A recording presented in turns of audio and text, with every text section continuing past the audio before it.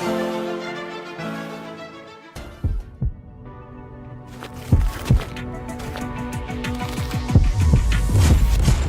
one.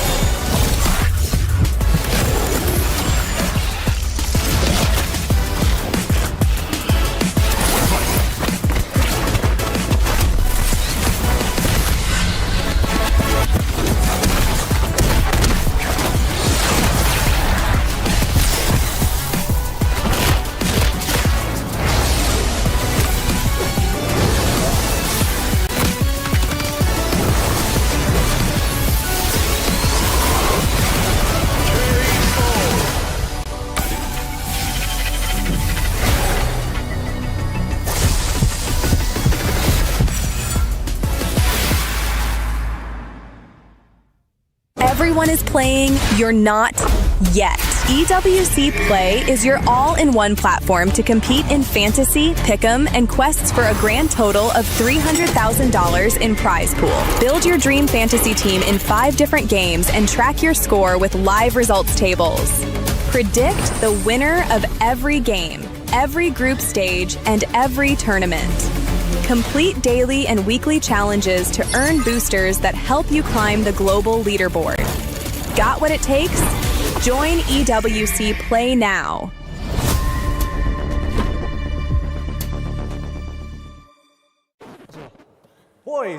Boys, relax. Let me do the introduction first. I didn't know, sorry. No worries, of course. Welcome, everybody. We are playing Don't Press the Bell, a simple game that we've already played so far. Today, we have ND7's very own Akashi facing off against the one, the only Lutfi coming in from Onyx. Boys, I will give the countdown. You've already decided who starts. Are you ready? 3, 2, 1, go!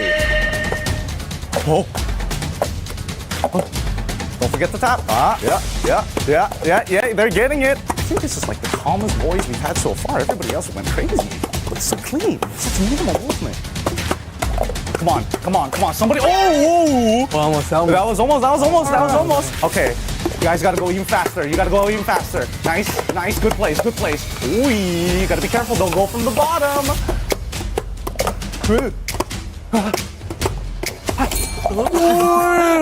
Oh no! I'm so sorry. That was a great game, but it came down to that DQ at the end. The bell accidentally rung. I'm so sorry, man. Well done. Thank you so much. And hey, that was us here in our Flex studio. Guys, remember, don't press that bell.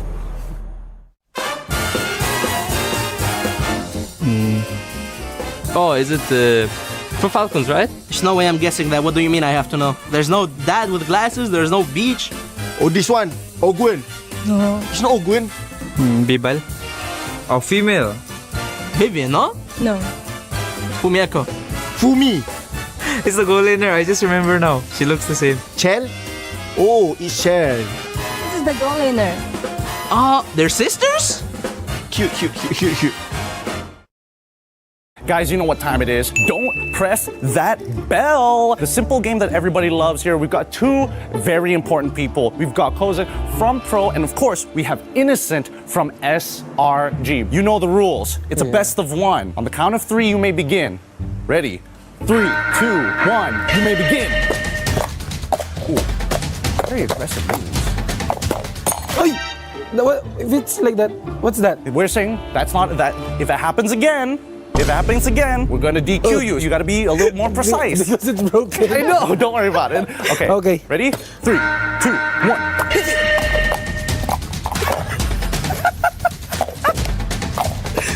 You're so scared. Why are you so scared of it? The hesitation. Don't hesitate. You can tap it. These guys are really... No, that was the cleanest.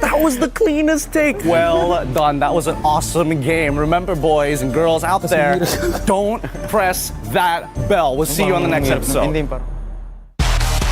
The Mid Season Cup at EWC makes its 3rd appearance, and for the first time in MLBB history, the prestigious stage arrives in Paris on European soil. Awaiting the 25 teams from 15 regional qualifiers is a monumental $3 million prize pool and crucial club championship points.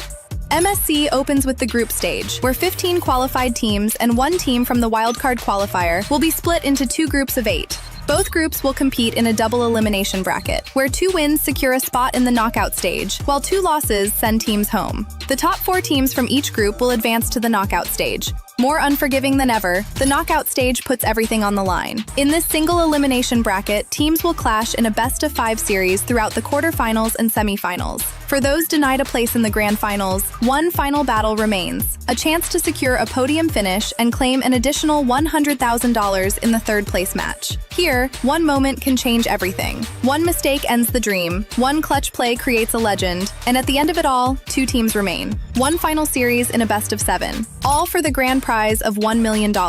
One chance to rise above the rest. Who will become legendary? Who will prove unstoppable? 2 champions, 1 game. This is MSC at EWC 2026.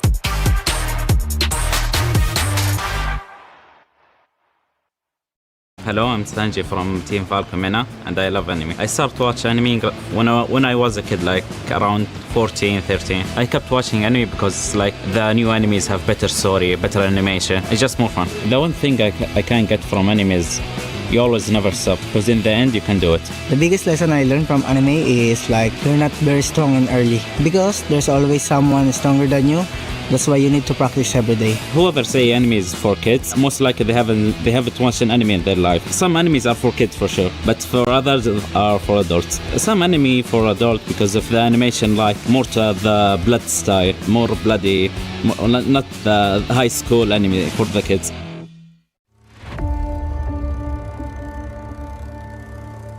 Bloodshed, tears, and glory. The Land of Dawn calls for contenders once again.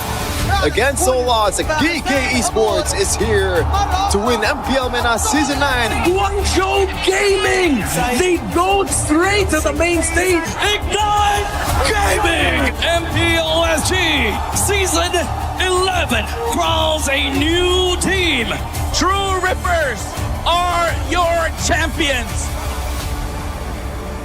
The place where a new chapter begins. The newcomers. MSC at the EWC, Paris. For many of us, this is our first. We may be the underdogs. We may have sacrificed everything to come this far. We'll prove why we belong here.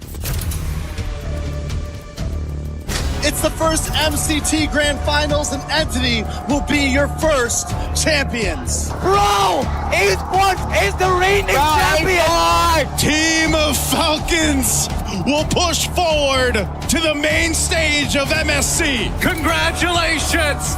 Vamos, as you punched your ticket to France for EWC! Breaking barriers, defying limits. The aggressors come with nothing to lose.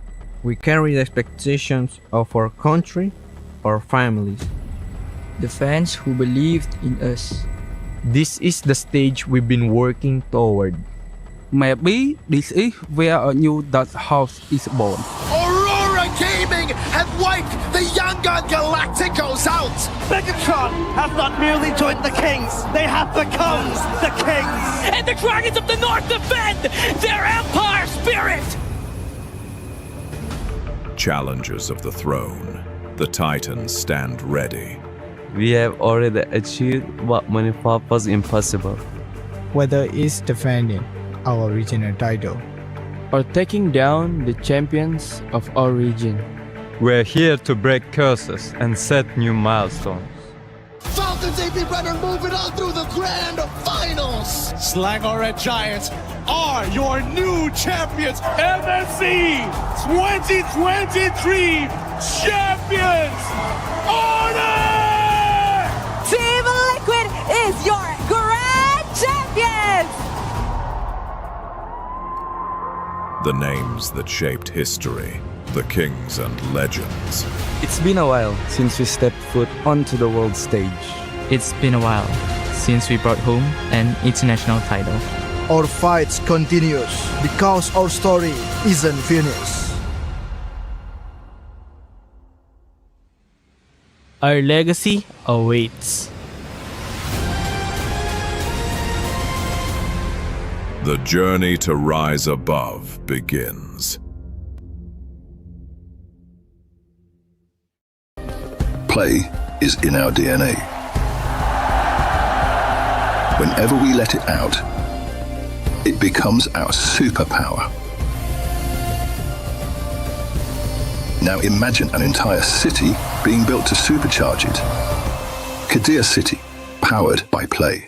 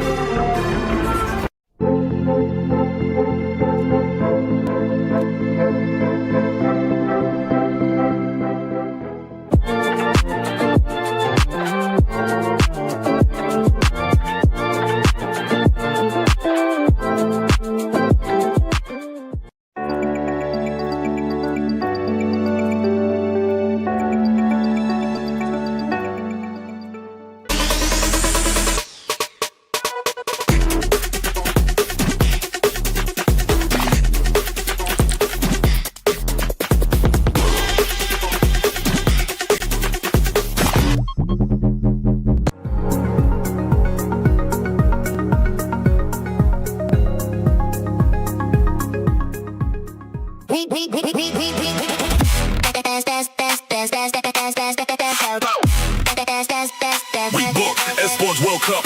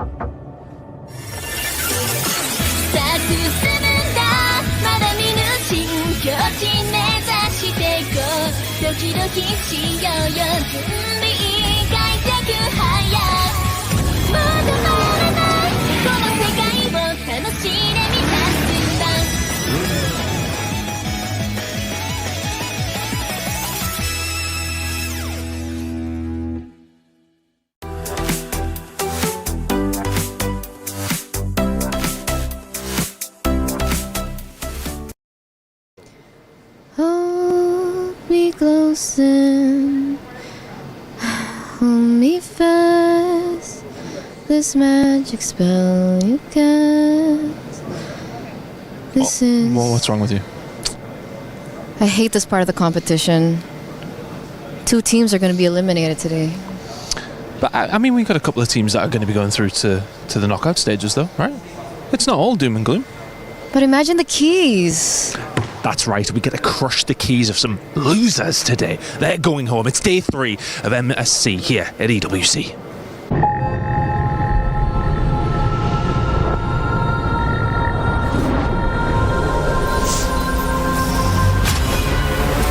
In the past, we were always in Asia. This year, we came to Paris. What stories are still left untold? Kami sudah membuktikannya, tapi ini baru permulaan. Tiada siapa akan ingat siapa nombor 2. We need the win. Bukan sekadar keinginan, tapi tekad. Hindi ang pag-abot sa tuktok ang pinakamahirap. Ang korona ang mahirap ipagtanggol. What happened last year became fuel for us this year. This time, we bring it to Paris and finish it. A new lineup, new chemistry, new fire. Once champions, not settling for podium finishes. World champions, defending MSC champions. As the final boss of MLBB, can anyone stop them? Names have been made, stars have risen, but now they need to show the world what it takes to rise above. This time, the world is bigger than ever. Like every year, new challengers step on to the world stage. Some carry the ambitions of 2 continents. Some fight for the pride of home turf. Some have never stopped chasing the throne. So who will finally rise to clinch the title? This is where unresolved stories find their ending. A new shot at glory. One more chance at redemption. We are back. Kali ini, sekali lagi, Bulan atau tidak? Pareho lang ang chance namin. No one is untouchable. Let's fight. Bukan ako kalau bisa. 2 champions, 1 game. Paris breaks through limitless possibilities. For an entire summer, the esports world is lit afire as we join ourselves in this competition of MSC in Paris, France. A new location with new challenges, new competitors, maybe some new stories, as yesterday's upsets are only the beginning of what MLBB may have to showcase in this 9-day event. What an exciting time to be here, and welcome back yet again for day 3. Yes, there are knockouts going to be happening here, but on the other side of that doom is a little bit of glory that you might be able to seize by advancing to those stages and having a chance to play for that trophy. Sitting up on top of the Lenovo Legion Gauntlet stage. Welcome back, everybody. My name is Rain Day. I'm joined by 2 amazing casters, analysts, do it all, man. Naisu, who's been, casting this entire time. Welcome on the stage, my friend. Thank and you. Of course, LaFell, who we've seen next to me alongside. Naisu, you were having a different perspective than us on the desk. You were casting those games. What was your takeaway, man, just after these 2 days of amazing action? Man, I don't know. I think the biggest part is just how surprising the meta is so far. That's probably the biggest thing. And let's talk about, too, I know we'll dive into this more, the upsets on upsets that were yesterday. Yeah, LaFell. It was a crazy day. Again, for an analyst to see something new is always refreshing, because my biggest worry, and I feel like I've told this Naisu time and time again, I'm worried when we get to the MSC, it's just going to be copy-pasting. It's like, what is the #1 strat? And we all are going to do the same thing. But clearly, that's not the case. We've seen teams excel better in the early game. Some teams, they want to scale up into the late game. And because of that, the meta changes, and I love that. It makes it so that my job is relevant. Because I gotta save everything. I get to see more of you all the time. Yeah. And one of the great things is we get to look back at what were those upsets yesterday. So our STC Rewind has us covered for all of that action. If you missed it, big names fell. Aurora with the 2-0 upset over Team Liquid PH. That was a big one, but we saw it across the board, LaFell. Looking at yesterday, it was just surprise after surprise. Yeah, Selangor Giants put up a good fight against Pro Esports. I gotta say, all 3 games, they were very, very strong. People have their own opinions on the win and loss, but I gotta say, that one was worth watching just as an MLBB fan. Oh, I love Gideon's reactions there, too, because, in the talent room, we were watching that. And yes, in some cases, it looked like, again, it might be a repeat of what happened in the history with these 2 teams facing off. But I got to say, man, that when we got to that 3rd game, that was probably one of the best plays so far that we've seen of MSC. And you're going to see a ton of reactions from everyone, because everyone online was sharing their reactions for this match alone. Dude, Keoli, man. He on both. I think this is the play. This is the one. Oh my goodness. That does not need to speed up. That needs a pause, a slow. It needs frame by frame. That's how insane Keoli was. Dude, even this one, I know they had that for SRG, the Malaysians out there, but then you have a big just kind of support for Team Liquid Philippines coming into this for MSC. And of course, Coach Midnight, you guys talked about it so much in the drafts. We got to he's a traitor. Yeah, dude. He's a traitor of the Philippines. He's a mastermind is what he is. Who would have thought Raphael in the mid lane? Who would have thought that upset against TL? Only Midnight, man. Only Midnight. But then, it's a good thing, not again, but it's more like Onyx bringing it back to be like, hey, you know what? We still got to control this. We still got to hold the throne. Onyx showed up against Entity 7. And, fun fact, they are not the champions in this group. And, hey, maybe that's why they've been looking so good, because, as we know, #2 is usually the hungriest.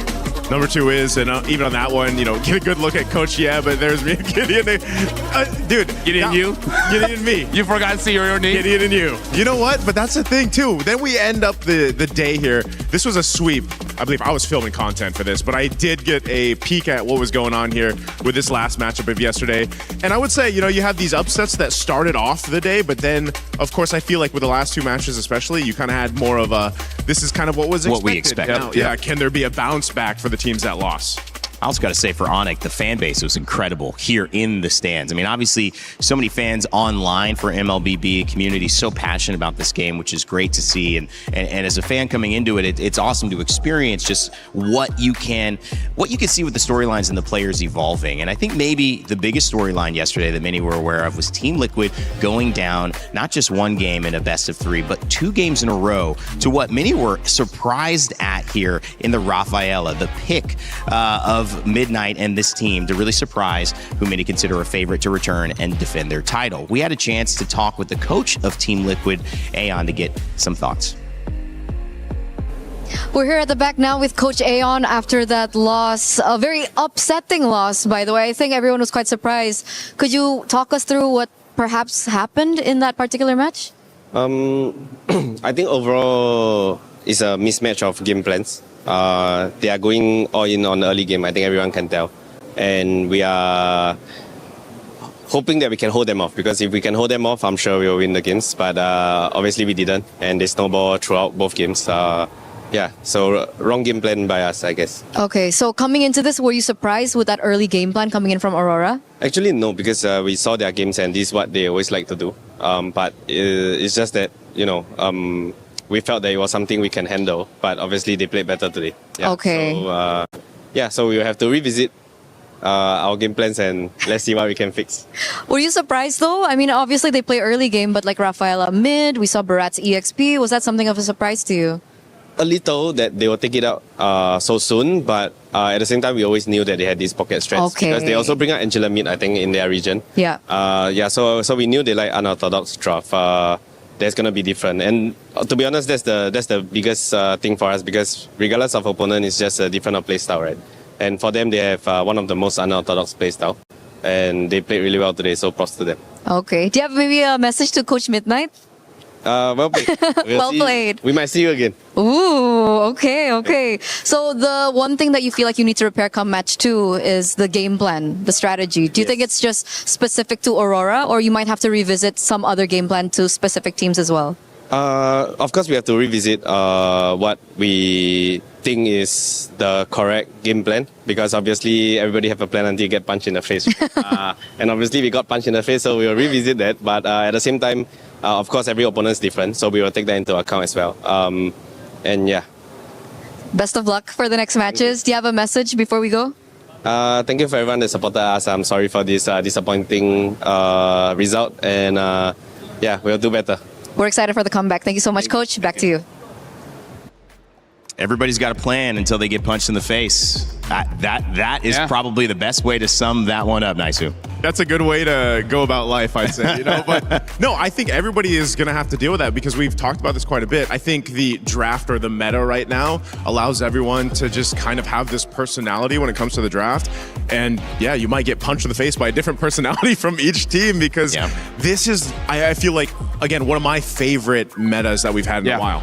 I would say one of the defining traits of this meta is the fact that it gives more advantages on many different states of the game, where before this, the biggest advantage is for that late game because of the def timers, but now they give a different advantage in the early game by enabling you to get more gold out of the jungle, right? And also denying a lot of gold from the jungler as well. So before this, if you win the early game, you can't really take advantage of that by expanding the gold lead, but now you can. So I feel like that really opens up quite a lot of strategy. And in hindsight, after seeing the first few days here, I believe like that was the right way to balance the game, making it so that if you want to play early game, you have something to fight for. Things we'll find out as we head into the action for today. Group A's bracket should be on your screen in just a moment, so we can show you what it looks like after visiting this group 2 days ago. We saw Group B yesterday. Now it's Group A. To remind you of the results, it was Vitality and Falcons PH that moved on alongside Vamos and Team Spirit.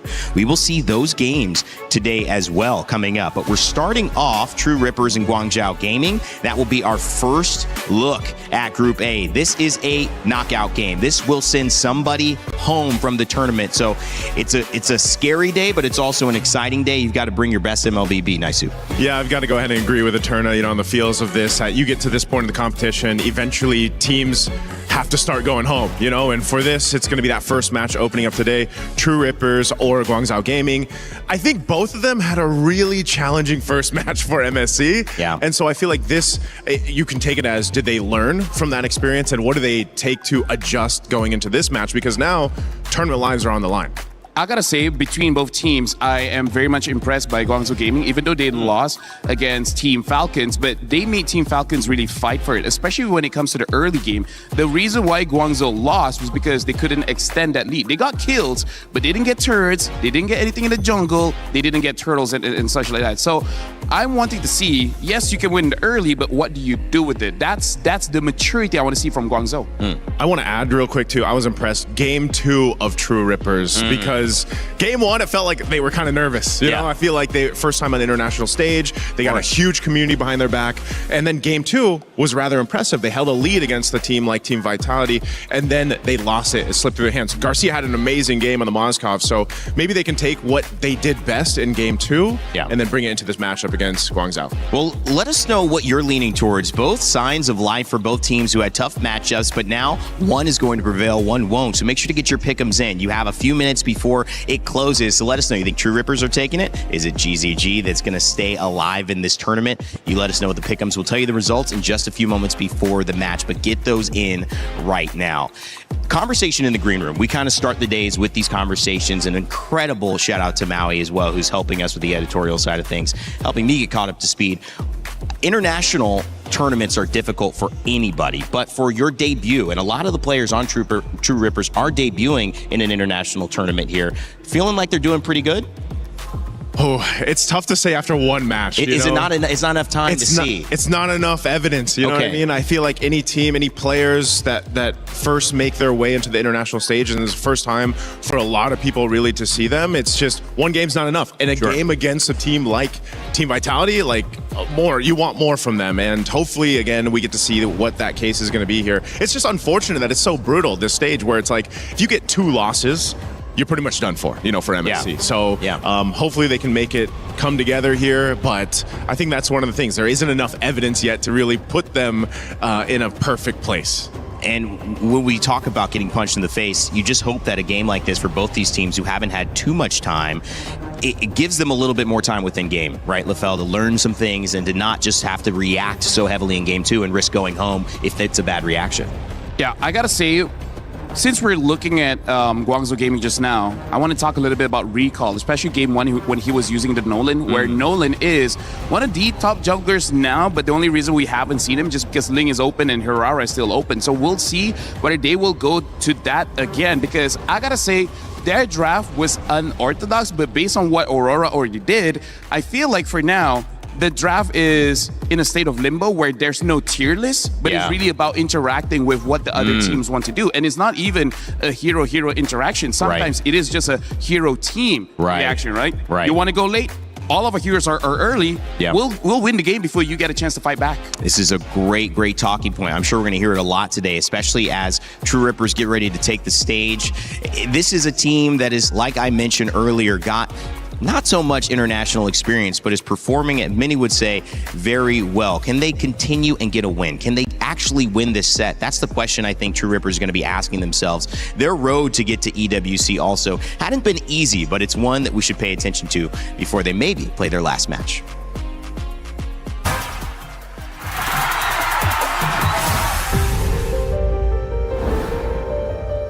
Hello everyone, Kimmy here from Team True Rippers. We are the winners of MLMS Season 1. We're the first team to represent India at MSC at EWC. History has been written, ladies and gentlemen. India's international journey has finally begun tonight. True Rippers are your champions. I guess it was the start of 2026 January. Everyone was so hyped, like they were saying, guys, we might get an international slot at the EWC. We need this. For me, like I was really hyped up. I was about to continue my studies, but after I got to hear that news, I thought of making a team. So then I texted some of my friends, some of my well-known guys, and then I asked him if there are any other orgs, like our organization that need a team or something. Then I started looking for players.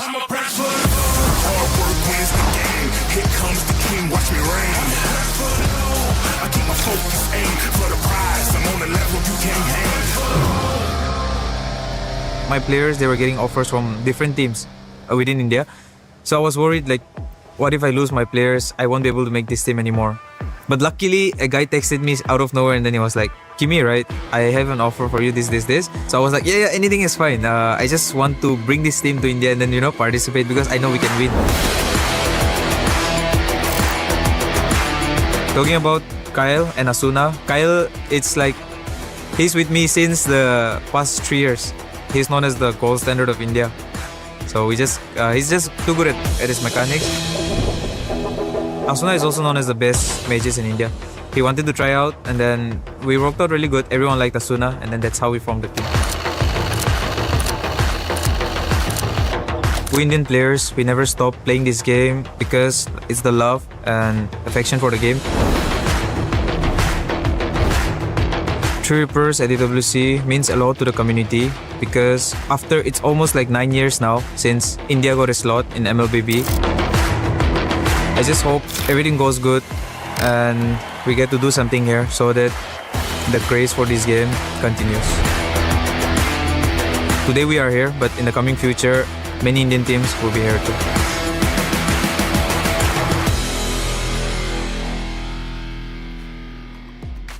The start of many more, says Rahancia, as he talks about representing India for the first time on an international stage.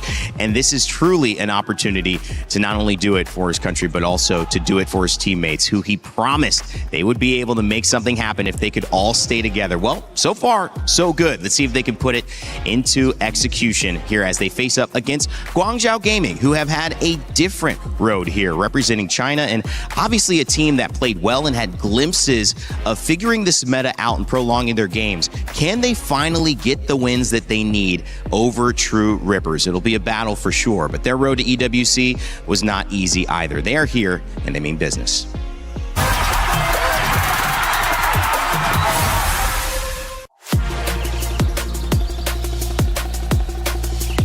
刚到 GZG 这个战队，我被他从中国的另一个战队买进来，然后刚来到 GZG 就打进了 M7 的外卡。但我想，其实 M7 我们可以走得更远的，但是我们倒在了外卡的决赛，输给了我们的对手蒙古。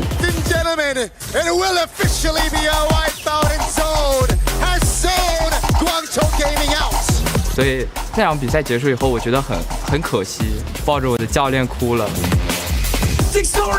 Stop him and the beast Raptors at the feet of Guangzhou Gaming。在 ACL 夺冠的时候，就我忍不住在赛后采访里哭了起来。我很想赢，每次赢了我都很开心。但以往经常了解我的观众知道，就是我哭经常都是输了才哭，但那一次是第一次赢了才哭。我觉得我们做得很好，就是这种情绪在我心里涌出来，就使我落泪了。我觉得这是给我们训练，就是我们在训练里付出的努力，我们比赛里。我观看了这次在巴黎开赛的 MWI 女队拿到了8强，其实我有一点难过吧，因为虽然他们拿到了很好的成绩，我本来是开心的，但是我难过的是中国赛区的男队一直都没有很好的成绩，反而是我们的女队先做到了，所以我觉得我们男队需要一点突破的力量。 我希望中国的粉丝能看到的是中国队伍热血的一幕。我觉得我们可以创造以往没能做到的目标，所以我想跟我的队友说，放轻松点打，对面很菜，随便赢了。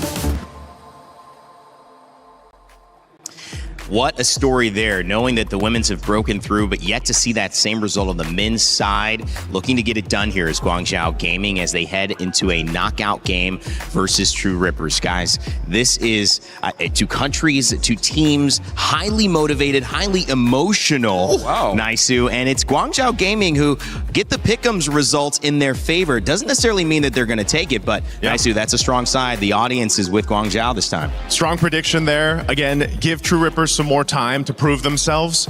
Both these teams have amazing stories, though, the way they made up here, you know, and I got a chance to even see part of the journey for Guangzhou Gaming through MCT East Asia to get to here, and so hopefully one of these teams can make that story come true after a game win, but unfortunately one has to go. I mean, like, we got to talk about mentality here, because I like looking at the Guangzhou video just now reminds me of W. We're like, we're strong, the other team is trash, right? So I really want to see them actually use that kind of energy here going up against True Rippers, because I legit feel like they have a very strong early game. It's just that you don't know how to maximize it. If they can maximize this one, then they can survive another day. Because I do want to see them succeed, because they've been here for a while. They haven't got that success just yet. The women's got there first, but hey, maybe they can get there further. And fighting for a region here, I mean, the pressure, it's pretty high for both of these teams as well. And you can see the emotion welling up.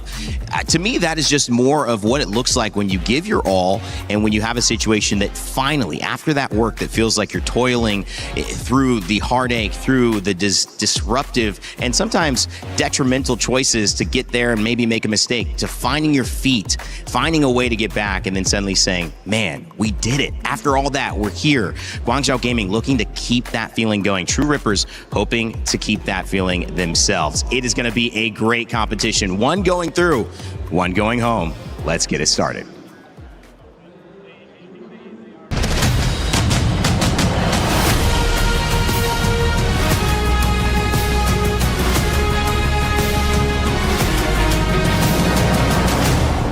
It's crazy how fast time flies, and today things heat up here, the elimination day of MSC. Yes, you are right, Milosh. Right now, we are actually by the Key Crushers, where today, two teams, Dreams, Hope, and Keys, get shattered. That's the beauty of it. Every single one of our 16 teams here at MSC at EWC 2026 have come in with a set of these keys. This is the heart of these keys, Rose. Yes. Now, these heart of keys is the main reason why they are still here and competing, because this is their ticket to potentially the grand finals. And there's only one that can remain like this, because at the end of our tournament, 10 days from now, they will look like this. Everybody, 15 out of 16 will be completely crushed in this way, and today will be the first day where we get to crush two of those sets of hopes and dreams here in our beautiful crusher. She's strong, she's bold, she's beautiful. She doesn't have a name, unfortunately, so we expect you to help us out with that. Okay, Milosh, now my question is, before we get into the game, we kind of need to get out of here, but how do we do that? Don't worry, I got you. Momo, door! Oh, Hey. there we go! Ladies and gentlemen, welcome back to the third day of MSC at EWC, where today we will be witnessing 4 best of 3s and 2 teams and their journey here. It's a lot on the line for our squads, because 2 of them, in our middle of the day, they'll be playing to qualify on and move on to the playoffs. 2 of them will be eliminated, however, as that attention will be on the lower bracket, which is exactly where our first game is going. You are right, and to kick off the first elimination of MSC 2026, ladies and gentlemen, join me in welcoming True Rippers! In their first international debut, True Rippers has to do whatever it takes to come out on top. Previously, they went up against Team Vitality, and oh boy, was game too close. But the question is being close enough to stay in the game? When there's a lot of pressure on the line, it can really get to you. Let's welcome their opponents, Guangzhou Gaming!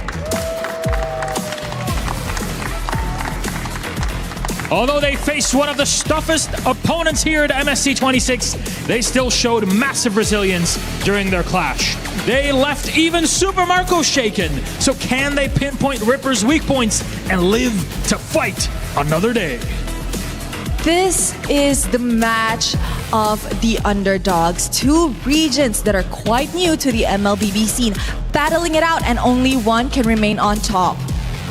All right, it's time to get the show started, please. Guangzhou Gaming, please, True Rippers. My friends, you may place your keys, and captains, remember to shake hands or fist bumps or even do a little fadeaway before you get over to your seat, because this one is about to heat up. There it is, respect between our 2 teams. Let's get our first elimination match on their way.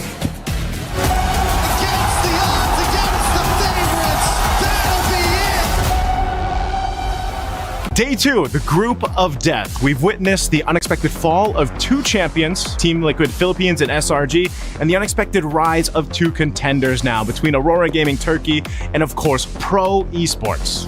Nobody can get away with the re-engagement.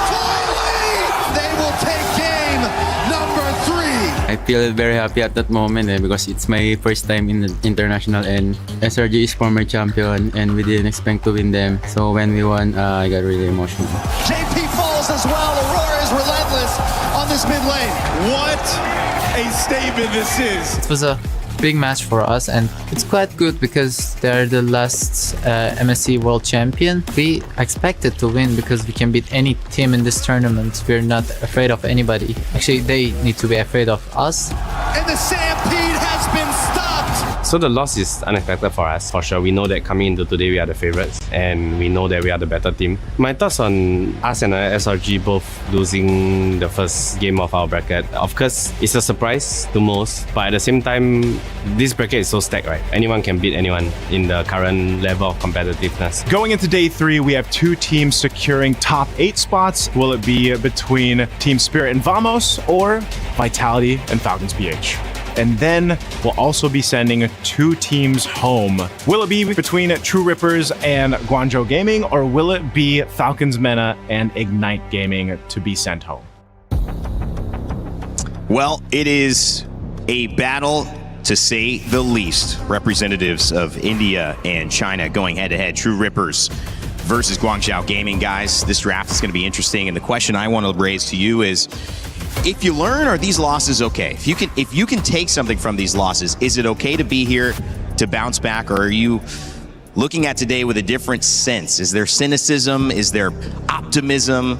What's the approach to this draft, and how are you looking at these 2 teams? Nice. You know, that's always something that we think about. Like, what do the coaches say to the players here? Let's say they had a devastating loss in whether it was the game or the series. How do you approach that? You know, how do you get your players to reset? And the champions, the multiple champions that have either won MSC or the World Championship, all have to go through that, right? You face losses. I mean, even last year's champions here at EWC faced a loss, a devastating loss. So the reset has to happen. And I think the best of the best reset quickly before they jump into the next game, and they just go in with a new mindset. Well, 2 champions, 1 game. Make sure to grab your My Champions pick and pick your dual champions and win 50,000 diamonds. Grab the QR code with your phone, tablet, whatever it is, right now on the screen, and 5 winners win 10,000 diamonds each. Remember, this is live until July 27th, so make sure to act fast. LaFell? Randy, I got to say, when it comes to elimination matches, it's a good test for the coach as well as the players on how they know each other as well as themselves, because some people perform well under pressure and some people don't. And because of that, the strategy as well as the way that you talk to each other is going to be very different, right? For example, if you don't do well under pressure, you got to get them comfortable. And for people that works very well under pressure, that's where you make them lock in. That's where you make them extra focus. And now going into Flying Clouds here, this is going to be very interesting, especially because I want to see if other teams did what Midnight did and actually bring Rafaela to Flying Clouds, maximizing her passive. When you respawn someone, they immediately get to battle. I don't think people will be able to practice Rafaela the same as Rosa did, but at the same time, how hard is Rafaela really? I mean, like, come on. Wasn't there some advice out there like, yeah, what would you say to the people that want to now play mid lane Rafaela? Just remember, you're not Aurora Gaming, you're not Rosa right now. Well, the draft begins here, and it is going to be a big one. We're trying to see if we can start expecting certain things, but expect the unexpected has kind of been the nomenclature for these last days at MLBB's MSC here in EWC 2026. We'll see if that continues today, guys. I like that they just took out the Harara, by the way. You know, True Rippers, they're not going to let that slip through. But so what we're thinking is, yeah, you might actually see the Ling be picked up maybe first to go in the hands of Guangzhou Gaming, if that seems to be the play, unless they ban it out, because that's been the trade. I feel like so far, just like we saw weeks, you know, the past couple weeks here, even back in Wildcard, LaFell, where that meta kind of settled into place over the course of days. Now you're in day 3. You know, you have to go ahead and just pick that plan, that game plan that you're really comfortable with, especially for these two that are facing off this elimination. And now True Rippers will also take out a big gold laner that's been popping up all the time, right? The Claude and the Hirara is dealt with, plus that Freya. What are we thinking here? The Ling first pick? No, it's the Atlas. Honestly, like I feel like the Ling first pick is okay if you ban out the Eudora, because I really feel like the Eudora is going to be quite a talking point because it's good basically in most drafts right now. And when it comes to the Ling, we've seen basically two heroes doing well, which is the Eudora as well as the Moskov. I don't know how other teams are going to do with that information, because Moskov is just one of those heroes where either you're good at it or you're not. Yeah, this is, there's the Ling. I was expecting it to come up at least on the swing. Yeah. And the Valentina. Oh, I thought it would pick up the Eudora for themselves. Eudora, to make sure that they don't get countered. That does mean the Moskov is going to go over on the side of Guangzhou Gaming. And we'll see what they pick up here. I really want to see a Eudora here, because then you basically have two counters for the Ling. And the Ling basically will be there she is. The main setter for True Reapers, right? He's going to be the position one. He's going to take all the farm and he's going to try to take over the game. Now Guangzhou, they actually have quite a lot of crowd control here. Nice from the Atlas as well as Eudora. And then Moskov, his crowd control is just to protect himself. But now True Reapers getting Belleric, which as of right now is an S-tier pick in Rome. I almost thought that True Rippers would want to secure themselves the Moskov, man. I mean, that was the best performance we got to see from Garcia.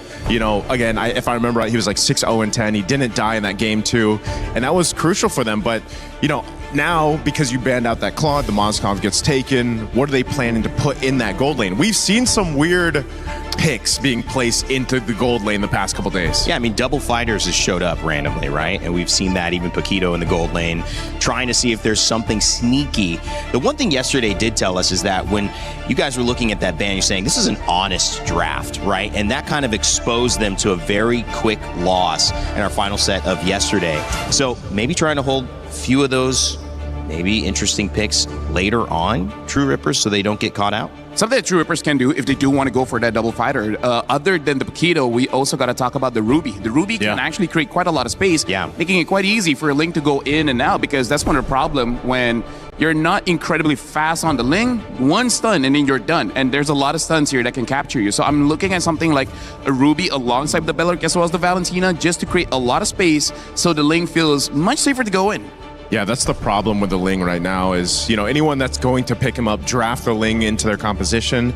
Not only is it such a micro scale, like scaling hero for people to showcase, but you need the team to support that. The same thing we've been saying about the Hirara pick, and your team really has to support you to be able to do that. Now, obviously, she's got a little more iframes to work with, a little more mobility, but Ling, same thing. You don't want to feel pressure in your jungle, your buffs being stolen. You need that space, because otherwise you just end up split pushing across the map when the rest of your team's trying to fight, and that's not where you want to be. So this Paquito coming up adds a little bit of a layer to the damage profile. This is most likely we're going to expect just go in the gold lane. It is still possible that it could EXP, flex. right? Could EXP. We saw this in the gold lane yesterday in the hands of Sigibum, if I remember correctly, maybe a couple more times. But, you know, that's the thing. You need to be able to go ahead and support this Ling's best time. Whoa, the Saber, though. Talk about another surprising pick. Hey, but it has been in my head, but I don't think anyone will be crazy enough to do it. But honestly, this is the kind of lineup that I think you would be crazy enough to do it, because going up against the Ling, Saber might not have enough damage early, but when you have a Eudora alongside you, you're going to have enough damage, because Saber has changed a bit. He's not full burst. He's about going in and out, in and out, in and out. And now, True Rippers finishing up with the Badang here, so quite interesting. Badang EXP or Belleric EXP, so not sure, Okay, not sure what's going to happen here, but I got to say, I'm liking what I'm seeing from Guangzhou Gaming.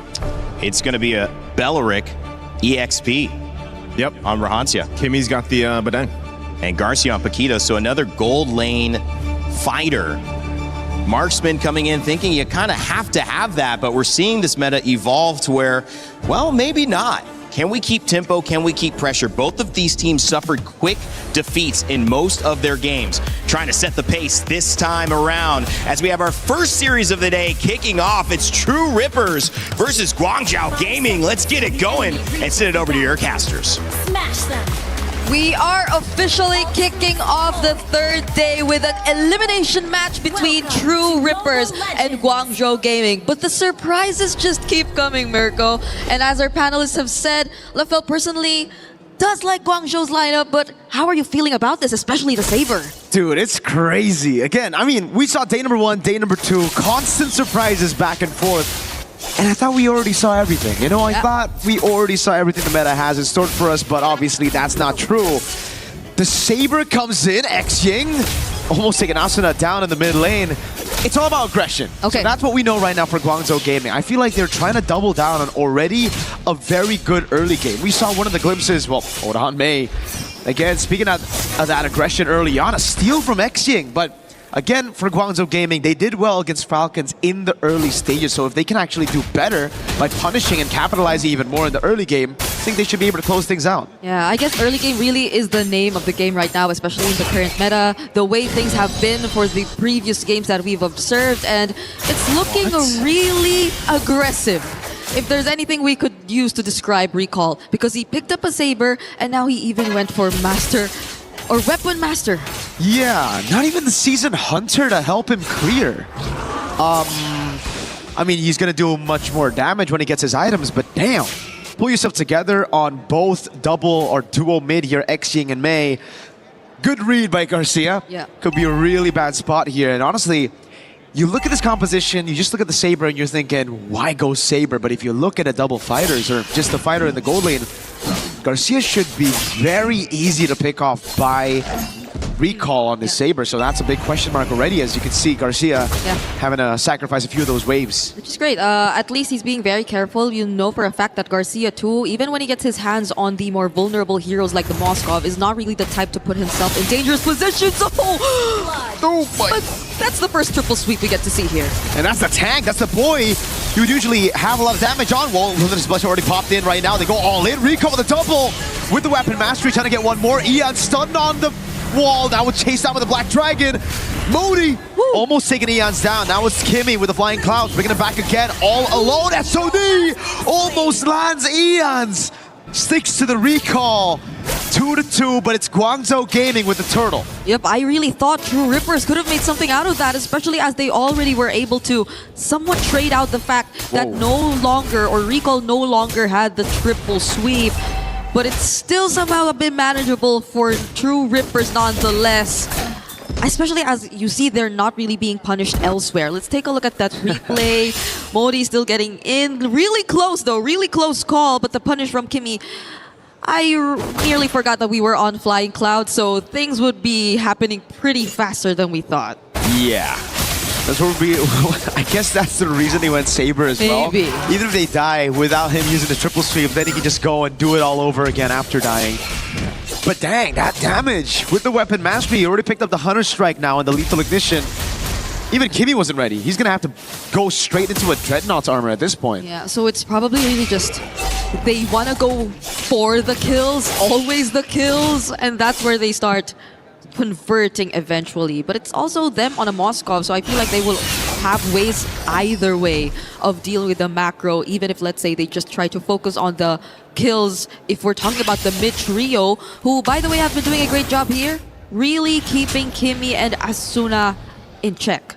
Folks, you gotta remember, this is an elimination match between Guangzhou Gaming and True Rippers. Loser goes home. They're gonna go straight to the airport, out of Paris, back to their hometown. So it is brutal. Yeah. The fact that Guangzhou Gaming decided to bring out the Saber in an elimination match shows you just how confident they are at, again, capitalizing on early game advantages. Yeah, and you see, oh, hold on, that's a flicker.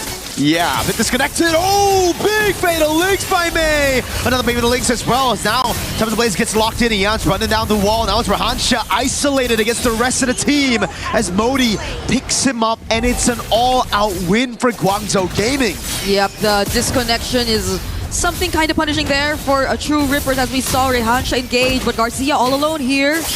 Okay, will at least be able to regain positioning, but Recall, will he contest? Oh, big ult already down. May comes in with the perfect match. Kimmy trying to stop it now as Modi pops in a furious dive and the red tree goes in. Garcia with the secure now as they go all out. Eon's picking up the kill, but gets caught in a triple sweep again as X-Ying takes him out of the fight. And again, it's a turtle to TRX, and Guangzhou Gaming with a trade as CY gets a tier 1 down below. Yep, that's all CY has been focusing on for now. And Garcia, the fact that he was really there, the participation he had in that team fight was really massive for True Rippers at least. Oh, was that the... Recall got it, right? Recall got it, yep. Okay, he did not even have to get up close. But at least for now, True Rippers, they're really trying to minimize this lead. The damage that you would assume would really be massive right now. It's not really happening just yet, but May is not going to go for the set. Asuna has the Fatal Links as well. That's been a way for TRX to actually respond to the Fatal Links from May, but the thing is, it's just Asuna, right? Everybody else who gets caught by the Fatal Links, they're locked down, so Asuna can purify and get his own Fatal Links, but there's just no damage coming through. Meanwhile, Guangzhou Gaming, on the other hand, they have the combos ready. And it's also that disconnect that TRX really got to fix. Rehansha, I feel like at this point, just wait for Asuna to get a set. Wait for the Fatal Links first, then Rehansha can go in with the Wrath of the Dryad, or just use it as a counter-engage tool. Which is...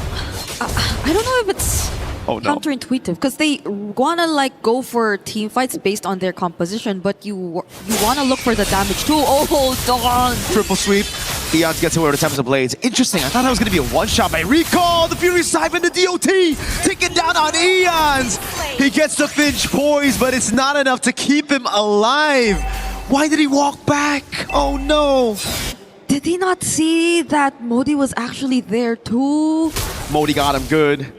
That was a surprise and very unfortunate for Eons right here, because we were talking about where the damage would come from True Rippers. May? Good peel by Kimmy, but now he's going to be the sacrificial lamb. Straight into Modi, back-to-back kills for Guangzhou Gaming's XP laner. Yep. So at this point, it's going to be really tough to just stop Guangzhou Gaming in terms of what they want to do now. They're just bursting this objective. Oh, Yansha! Oh, Xing's still the one who actually claims it now. The Fatal Links locks down Recall. He's going to get caught by the Tempest of Blades. It's a big shutdown for Eons as he picks up the Blades, but now it's going to be Xing with the help of CY. Perfect match coming down. Finch Poise gets him out. Modi getting a killing spree as he goes for a 1v3. Now against Garcia. Still able to survive as well. Guangzhou Gaming now. We're going to siege down a mid lane. A stun coming down on Kimmy and the Spear of Misery. Doesn't connect on the wall. Doesn't pin Kimmy. Just a tier 1 in mid. It feels so weird to think that the extended teamfights seem to be favoring Guangzhou a bit more, because you would assume that they're very ult-reliant heroes, but at the same time, they have a hero like the Moskov. They have someone to just put out these sustained sources of damage, whereas True Rippers, on the other hand, I feel like it's mostly sustained. We are looking for the ways in which they could really clap back. But Rehansha, again, another Wrath of Dryad already committed. Oh, Garcia in the back, already using the Flicker as well. May can go for the Fatal Links free. Recall coming in with the Shuriken, now the triple sweep on Kimmy. It's a fist crack coming down as Asuna is able to lock him down with the Fatal Links and a Terrify on Recall. It's Eons with the pick, CY with the damage. Now it's Modi. Black Dragon form flanking for the back as Rehansha is going to be isolated for the rest of the team. The Petrify lands for Modi, and he gets the Furious Dive to pick up a Mega. Garcia's all alone. Guangzhou Gaming going to go for the chase. A stun from Xing. Modi trying to cut him off. Garcia, can you get away? If he actually gets away from this, I don't know, but he won't. It's a killing spree for Xing, and these staggered teamfights are just not helping True Rippers at all. You don't really get to see them maximize the potential of their lineup. Even this moment you're seeing right now, it was the Fatal Links that Asuna got, which could have been the turning point. But the fact that they also had to take into consideration that GCG were just so good at kiting, and that there was also a follow-up Black Dragon form punishing Eons. It was just not looking good for True Rippers. They really have to solidify their coordination in this game.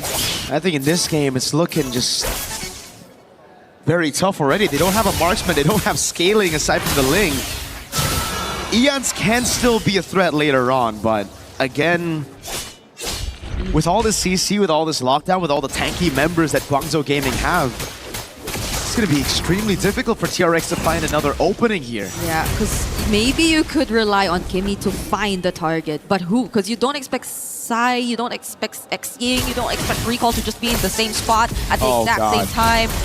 Oh, but they don't know Kim is here though. Oh, now he gets spotted. Now they know. My goodness, True Rippers, how are they going to play around this? Kimmy's trying to look for positioning again.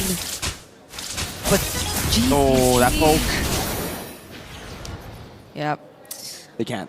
They can't. Look at the far lane up top as well. Ian shows himself this is a bad time. Guangzhou Gaming know that it's been a bit too quiet for Ian. He hasn't shown himself on the map.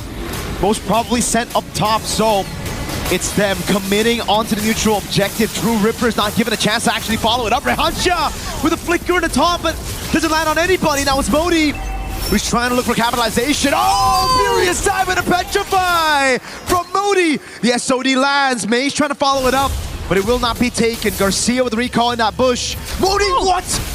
Reads out the position. Garcia's recall has been compromised. And now he's all alone, running again against Guangzhou Gaming. Oh, okay. This will take a bit of time for True Rippers actually get to track him down. It's only May assigned to do that.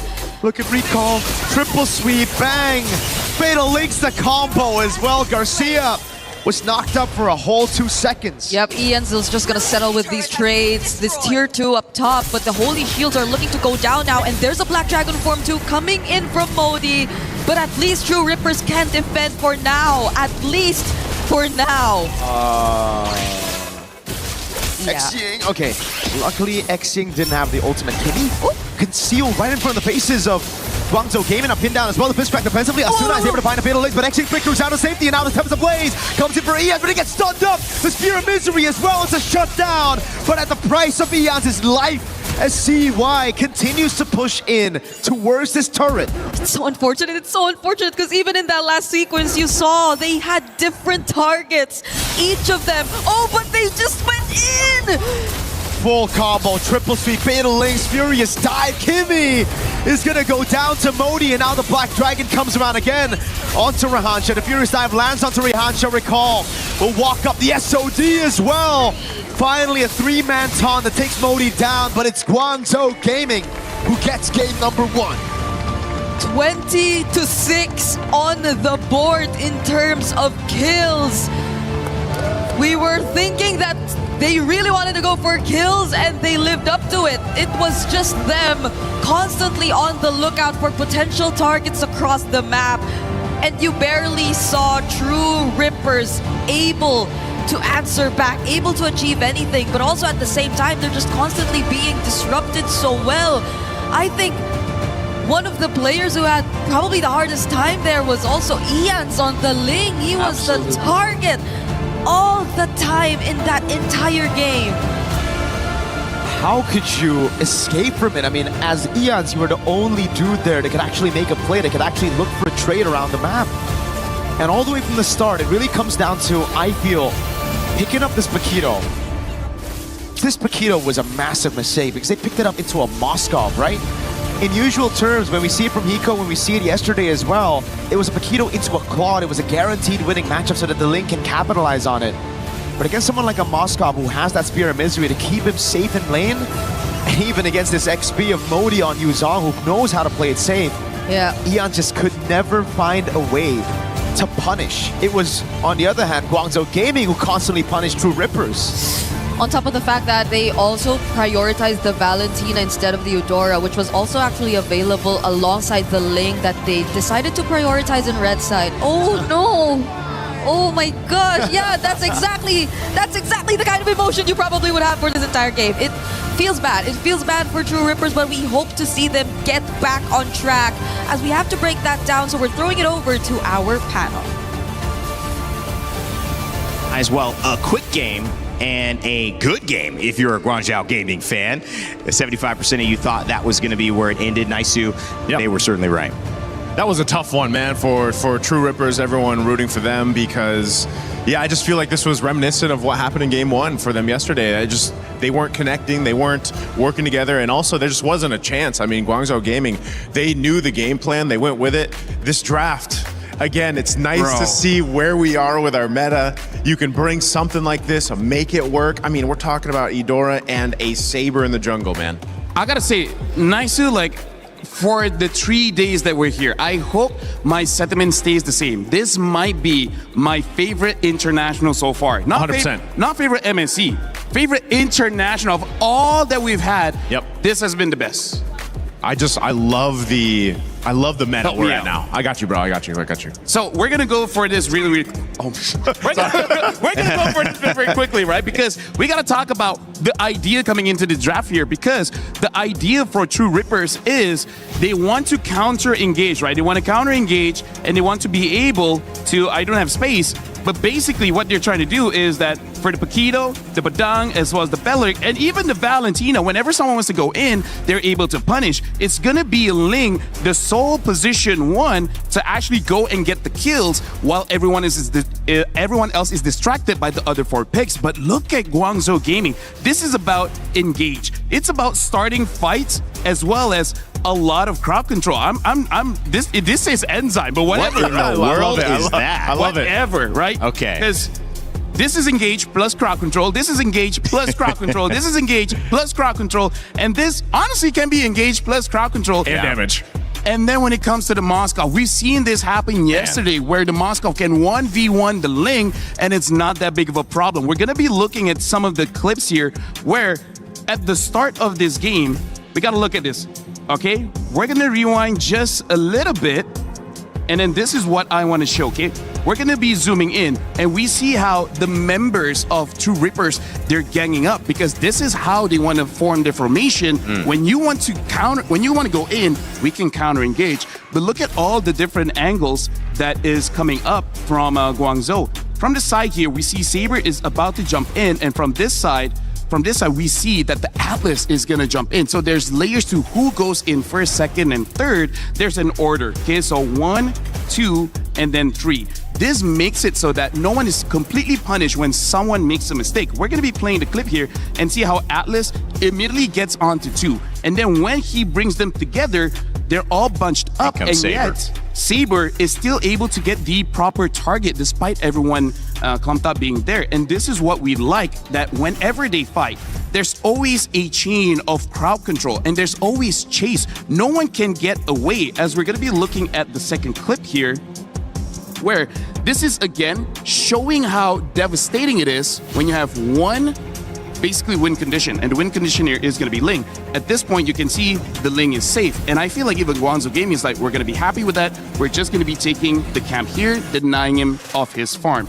But then, as the fight goes on, even Mirko was questioning why did he stay. And this is also another dangerous thing about the composition of Guangzhou. Even when you escape, you don't really escape. There's all types of DOT damage coming in from the Eudora, from the Yuzong, and honestly, even the Moscow can have some too. And then the last clip that we do want to show here, this shows the layers of crowd control that we've been setting up. And this is the number one thing why Guangzhou wins. When they want to fight, they can fight. They don't have to wait for the stars to align. They don't have to wait for Atlas to have a perfect engage. Anyone can start a fight. They on go. Yeah. They on go, yeah. We're just going to be finishing the clip, but essentially, why I love this draft, it's easy to execute. There's multiple ways for you to start a fight. More importantly, multiple ways to end the fight. Thank you very much, Naisu. That was awesome, LaFell. Thanks, Naisu, for that as well. We had a chance to catch up with Guangzhou Gaming's Coach Sunday before this match. So far, so good for Guangzhou Gaming. Can they keep it up? I am now with Coach Sunday from Guangzhou Gaming. 那我们现在呢是有来自于广州 Gaming 的这个教练 Sunday。 How are you feeling coming into this elimination match? 那么今天呢，在这次淘汰赛当中的这个比赛感觉如何？是指比赛里的表现吗？比赛。Do you mean how I feel during the match? Going into it, going into the match. 你进入到我们这个比赛，进入到这一个场次，感觉如何？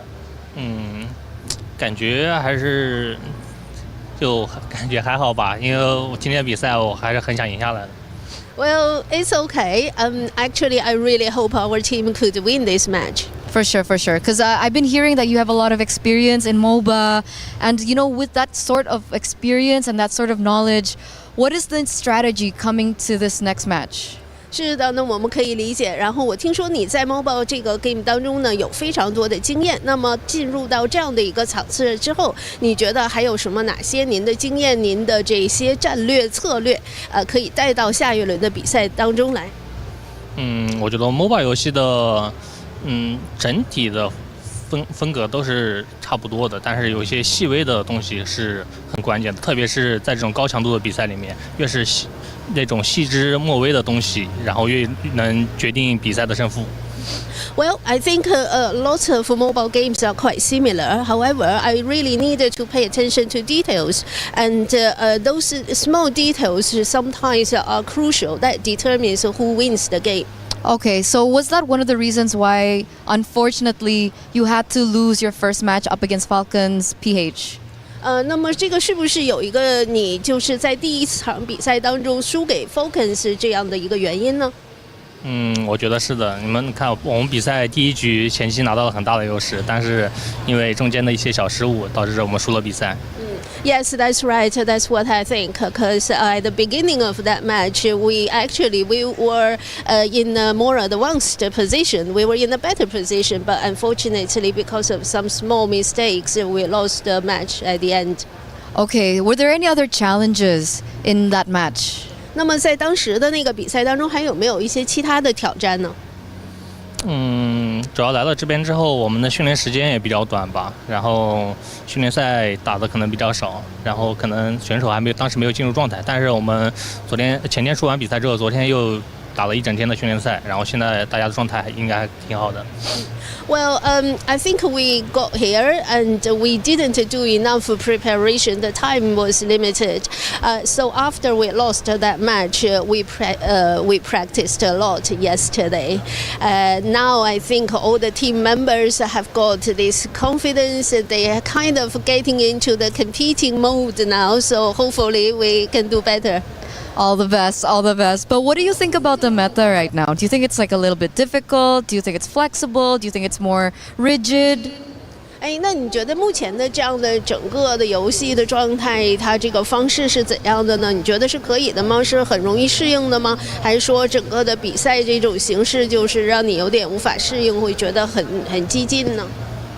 不会，我觉得我们可以适应这种问题，无论是我还是我们队伍。Yeah, I think it's fine and it's flexible and we just need to adapt to these methods. Okay, they just need to adapt to the meta. That's amazing things to know. And before I let you go into your next match, I do want to know, what do you say to the players before you get into this elimination match to motivate them? 那么呢，我们非常期待。那在我们正式进入下一场这个淘汰赛之前呢，你对你的团队有什么想说的吗？让给他们更多的这样的这个精神激励，让他们能够更好打好比赛。今天的比赛我们一定会赢啊！不光是今天，后天的比赛我们也一定会赢。Well, today's match we definitely will win. Not only today, for the match in the future, we will win too. Amen, amen, and very much good luck. Coach Sunday, thank you so much for this interview. Thank you for the translation, by the way, because we're going to throw it over back to them. All right, so Sunday talked a little bit about practice yesterday, and we said you don't lose, you learn, hopefully, and this is certainly translated what I would see Naisu in a very fast win, and also hopefully some learning. Have you noticed that Guangzhou Gaming's approach is something that they can take through the rest of this tournament? You know, I think they can take the approach from Coach Sunday. You know, basically, we're going to win this match, we're going to win all the other matches, and we're going to go from there. I think that's a great way to look at it, especially when you need to go ahead and bounce back, and your back's against the wall right now currently with your life on the line for this tournament. So, yeah, you go with that mindset, and maybe they replicate it and they get a sweep here against True Rippers. Sometimes when you stumble, too, you pay attention to walking. Walking, normally, you don't have to think about it. You just move your body. When you do stumble and you then correct yourself, you're much more concerned, LaFell, of the little things. Maybe that's going to help GZG. Oh, yeah, for sure. Looking at the little things makes you appreciate as well the timings when we're talking about in-game here, which, by the way, just to add on to that interview, I really feel like if anyone is interested to play Mobile Legends, this is probably the best time to play because this is such an open meta where if you're from other mobile games, whatever logic you have there, you can actually transfer it here because in just the 3 days, we've seen healers work, we've seen counter engage work, we've seen split push work, we've seen strong engage, strong dive work, we've seen siege work, basically all the draft philosophies, everything has been working so far. Only the scaling late game one hasn't done well, but I think that's more on Aurora showing how strong early game is. And maybe that's the biggest thing to look at if that continues, because teams trying to buy time, well, it's like that card is declined. Time is expensive, man. There's no time to buy, you know? And so at this point, we'll see if True Rippers changes things up. Certainly the first two bans are similar to the other bans they had, taking away the Freya and the Harara. I like this too. Ling's not going to come into contention, at least for this one. Banned out here. And also, again, if the priority is just going to be the Atlas, again, this is at least one way up to fix it. Take out the Eudora. Maybe this is the Atlas still for GCG, and then True Rippers, if they want to. Again, they can get two great picks to bounce back. I mean, if you look at what they had last time, yeah, there's the Atlas. They lacked a lot. Like, yeah, the concept of that draft lacked a lot. And I think, you know, so he starts here with these first two picks. Maybe, again, you pick up the Moskov early. I'm not sure if they want to go ahead and take that or not, but it's going to be a Valentina right now. And, you know, Valentina's been in an interesting position. You usually kind of have to do that when you see an Atlas across from you, simply for the Fatal Links. And as I expected, this time, they'll take that Moskov. Yeah, but here's the thing. I like the Valentina better now than before, because before they had an opportunity to pick up the Eudora. Eudora in this current meta is a great position 2 or position 3 because she has great disruption in her kit, and the best thing is that it's so easy to do. Even if you're distracted, somehow you make a cool play. Now opening up though, with that Moskov, I do want to see whether Guangzhou, they will change it up. I feel like they need to pick up the Nolan now, because if not, the Nolan will be banned out. Unless, again, they want to go for something like a Saber. But the thing is, going up against a Moskov is more comfortable dealing with that Saber as compared to something like a Nolan. Even though he gets pushed back, he can just jump back in. But now Guangzhou picking up that Zhu Xin, and it looks like they have this philosophy, we want a lot of crowd control. It's the same thing from last game, man. You know, I think they said the same thing last game. We want some crowd control, and now that's the same case here with these first two picks. Plus, they got themselves the Claude, which again was banned out in the previous game. So this is already, it looks good on both sides. Harley comes through though for True Rippers. Okay. This is one of those cases where, again, similar to the Ling and the Harara, you need to make sure that your Harley is able to go ahead and scale up. We've seen it before already in MSC, where if you get delayed hard enough, you can't really do too much. Zhu Xin banned most of the time. Finally let through here as well. I mean, wow, Saber banned. Although respect though. Yeah. Because the Harley's gonna have a hard time. He jumps in and then suddenly, oh no, Saber. Belleric too. What do you think about? I feel like True Rippers, right? What can they do? I mean, that was a better game. It wasn't a sub 10. It was around 13. What can they do here to change things up and tie this? Honestly, looking at their lineup right now, it looks more spread here because they have, I would say, still the position 1 being Moskov. Moskov is going to take most of the farm, but then they have Harley as an assassin. And also, I do have to say here, Rayman, all 3 heroes that True Rippers has, they work well individually, independently. So it almost looks like they're trying to make this team fight messy, and I think the idea is to avoid the Atlas, to avoid the Zhu Xin. Yeah, so like try to minimize the effect that they have with their AoE crowd control. This is interesting too, man. The Uranus comes up. Remember what Lutpi was able to do yesterday? Just basically, when you have that kind of lead, sit into the base. This is, again, if you're looking at the screen and maybe you haven't tuned in to some international MLBB in a while, you're probably looking at this being like, whoa, what is this meta? Look at these bans. When did we think we'd see these kind of bans, right? The Eudora, the Saber being banned out, a Ling on the other side. Like, there's just so much open right now for this draft. The Nolan does come through. There's the Yu Zhong. Might as well pick it up again, make use of that, just like we saw in the previous one. And a Guinevere is that last choice here for True Rippers. Wait, so the Guinevere is going to go roam. That's going to be very interesting here. I got to say, Rainman, Guangzhou, they have an easier to execute draft when it comes to True Rippers. Like I said, a lot of individual skills is there, but if they miss their abilities, that's GG. They will either look amazing, or like Guangzhou says, they'll look like trash. Well, it could be a fast game. It could be a good game. We'll find out what type of flavor True Rippers is able to bring. This draft certainly different than before, which if you're a True Rippers fan and rooting for India, you would hope, okay, maybe we have a chance. If not, Guangzhou Gaming will be moving on with a 2-0. True Rippers will end their MSC run here. We'll see if they can even it up as we throw it back to your casters to get Game 2 underway. True Rippers and their last chance at potentially being able to get a shot at protecting their key and not ending their tournament run right here, right now against Guangzhou Gaming. We're seeing a bit of a shift in terms of the draft, Mirko. It's not entirely... Oh, hold on. Okay. It's still the Yuzhong, though, in Modi's hands that you are going to see, and I feel like True Rippers are putting a lot of respect to it as seen in that first rotation. Hey, True Rippers. I think just going back to basics actually fits the bill a bit better, right? True Rippers against Vitality as well. They were able to almost get that game 2, a very close, nail-biting game 2 with a simple composition. So I like the fact that they're going back to basics. Garcia on the Moskov that almost got them the win against Vitality as well. This time, nothing too crazy. It's still Season Hunter for Recall. No more of that weapon mastery. But it's still Master Assassin for both the goal laners here. CY and Garcia, not the bargain hunters that we've been seeing a lot more from the attack speed goal laners. Yeah, it seems that there will be a lot more of the micro plays coming in for our goal laners here, and they will have definitely a very huge task to fulfill considering this game. I think would give a lot more room for them to operate around the map, but that was close. Rehansha, okay, at least he doesn't get caught there by Recall right before the objective, but they're on a much more balanced lineup right now as we've been talking about. Oh, Purify for Xing! Yep, he's gonna have to fall. Mei though, the Frozen. Eons gets away with a space escape down below. Kimi with a potential gank, but Modi reads it out. Great stuff from TRX in the mid lane as CY.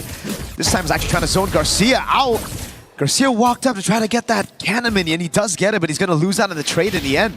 Okay, Guangzhou Gaming are yet to find a trade from what happened just now for Xing. They might do, but Asuna will be quick to react though. And it feels like True Rippers have really taken control over this, but see what? Capitalization for Eons across these winning lanes. Exactly what we wanted from True Rippers from game number 1 as Modi now walks up. Had that Lantern Flare already. Kimi is going to be locked down. The Black Dragon form comes around and just get away, but now it's going to be stolen away by the Valentina. Asuna on it as well. Rico going to be caught in, and Retry comes in, but it's not enough as Eons picks up the turtle, and Xing is forced back. Kimi will walk up again. Asuna with just a splash of damage. True Rippers with a 4-0 lead and a neutral objective. They've completely turned around the situation. We were not expecting this heading into game number 2 after what we witnessed in game number 1, but True Rippers have reset. They've completely changed their draft, and now they're showing us how it's done. Even that Black Dragon form stolen by Asuna was such a huge thing to consider in that previous team fight. Eons with another rotation down bot. Modi's just not having a good time now. No Black Dragon form under turret. They are trying to juggle the turret in again. Rehansha with Eons. Picking up a dive down below. A gank on Modi. 0, 2, and 0. Yeah. Hey. Eons wasn't able to do this in game number 1. You know that for a fact. On the Ling, he was just limited, but now there's no one stopping him. Recall gets away. That's a Purify out for Rehansha as Kimi gets away in time, but Rehansha now is going to be caught by Lance Runner again.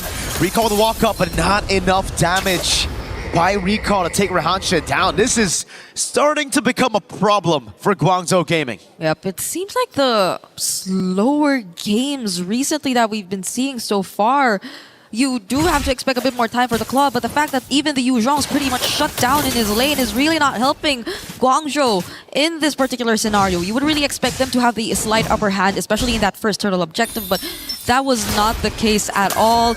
True Rippers, just because of what Eons has been able to accomplish on this Harley, has really set the pace for True Rippers in this early game. Now it feels like you could just expect a lot more annoying rotations with Rehansha too being a bit more free across the map. So Guangzhou, we really have to see them find that one play that could really set things or turn things around, because as we know, it's still a Nolan. You also still have multiple ways to set up with a Jusin Atlas, but at the same time, do you get ahead of Kimi? Because Kimi has been very proactive on the good if you're just the same, and you could just not position yourself well enough. Oh, doesn't land though.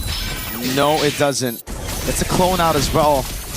Now the neutral objective. Black Dragon form already used up right now to go all in. Rehansha's there, but Recall finds a bit of legs! Locking all of them down by Mei! Guangzhou Gaming on the back foot the entire game, and they find one opening, and it turns everything around. Garcia is trying to find some compensation in the mid lane, but it's going to be shooed away by Xing and Mei. What a set by Mei. Don't tell me that's all they need to do, and now you feel like it's Guangzhou taking control. Because if you take a look at the replay, it was just a single Black Dragon form, the Petrify into the Fatal Links as well. It was just a perfectly layered setup shown to us by Guangzhou Gaming, catching almost every single member who didn't have the Purify either, so there was no way for them to get out of that. They were all crucial members, and you can see them celebrating, but that's a spatial migration. Wait, spatial migration on May? Modi gets away right now. Oh god, Rehansha walks up, and the SOD lands on Modi, but it's under the tier 1. Rehansha can be caught by the Lantern Flare.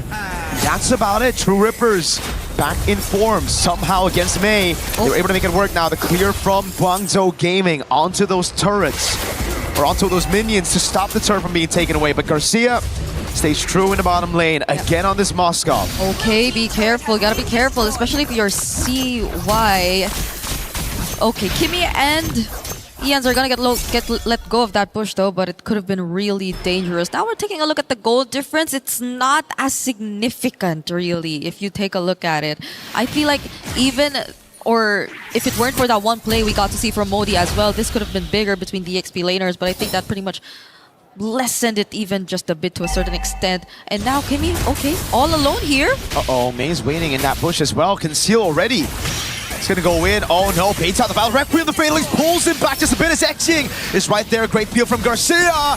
It's a Purify in, a Lantern from the Crimson Beacon, but it's only onto the Roamer. Now the Dragon comes around. Asuna was able to find that trade. Turret down below. The main target for Guangzhou Gaming, as in the mid lane, Recall is dealing with Rehansha. Turtle already started by Eons. Picked up already. True Rippers finding the better trade across the board. That took a bit longer than it should have. At least Guangzhou got a turret though, because if they did not, then I feel like True Rippers really got the better trade. It was a turtle that they were able to secure, no contest whatsoever on Eons, and they just took a 1-for-1 trade if ever that were to be the case. But right now, you're starting to feel how Garcia is becoming a lot more active across the map. He's also a level ahead of Sai, by the way, so I think it's been really great for True Rippers, at least for their laning phase so far. Now we take a look. Already has 2 out of 3 of the Trinity build. It's just slightly behind. But this is... Modi doesn't even have an item just yet. This is a Yu Zhong, who doesn't even have an item just yet. Yeah. It's actually all components. Went for the robe, the Fury Hammer. Now May's looking at Asuna. They gotta be careful. The only Purify they have is on their main frontliner, Rehansha. So that's the problem for True Rippers, right? They have to split up. They have to be very careful of this set from May. The one time May was able to find that set, it almost guaranteed them that full-on comeback. But luckily, True Rippers were able to find some good pickoffs here and there. Kimmy, at this point, I think spatial migration on May doesn't even sound too crazy. They might have to deal with him first. Yeah. We call it good poke on Kimmy, and it's all about mid control as Garcia plays that far lane. Which is great, because I think they're splitting up their positionings a bit more. We see Kimmy really putting himself and trying to scout wherever Guangzhou Gaming could potentially come from, but just the same, seems like there seems to be a bit more reaction coming from their side. Garcia has had no trouble opening up the map for True Rippers. They haven't been able to pay as much attention to their lanes, and that could be a potential problem for Guangzhou Gaming, especially now that we're looking at the first Lord spawning on the map. And it's the far lane which has been really dealt with so far by True Rippers. Just look at Garcia. They have no idea he's doing this, but you know that he just has a really good grasp of what his job is at this point. He's feeling it. He knows exactly where he needs to be. And Guangzhou Gaming, doesn't feel like they have a composition to burst this neutral objective down. Oh! May with the Fatal Links into Kimmy as well, but he's able to escape, and now it's all the resources burnt. The Dragon down, the Fatal Links as well. Garcia already dealing with a wave in about top lane. Rehansha knocked up. Oh, Fatal Links from Asuna! Takes them all into the Vile Requiem. Now it's Garcia in the midst of it all with the SOD, tearing them apart as Asuna picks up a double, and TRX take full control over the game. Was that actually worth it? They were only able to zone out Kimmy. Now they lose tier 1 in mid, but at least Guangzhou have secured the objective. But now it's at the expense of almost all their outer and inner turrets, and this is True Rippers, I feel, being much more happier with the exchange. They get so much more map control. they only lose an objective, and now they might also get recall.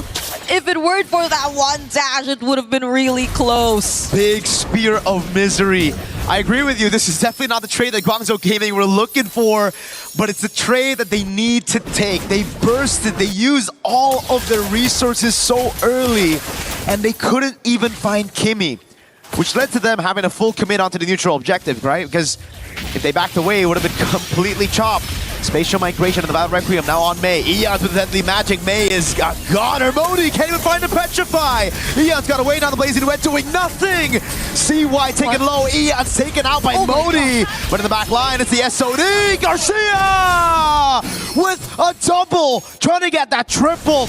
Great Lantern Flare to escape by Xing with the Crimson Beacon, but Modi here, it's just a delayed pickoff. He's going to try to buy as much time as he can with the passive procs, but it will be inevitable. Modi, good night. Asuna walks up. The Furious Dive again. Wait a second. Wait a second. Uh-oh, Asuna with the melee range again. Now it's 3 against Modi.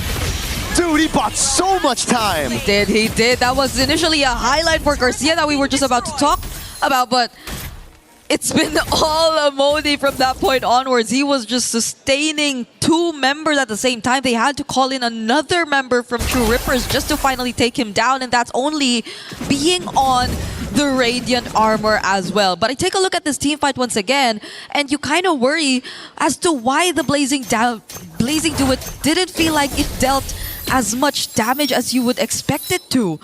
At this point, you would assume Sai already has the Trinity build in his hands. We can take a look at the items just to confirm whether or not that's actually true, but he already does.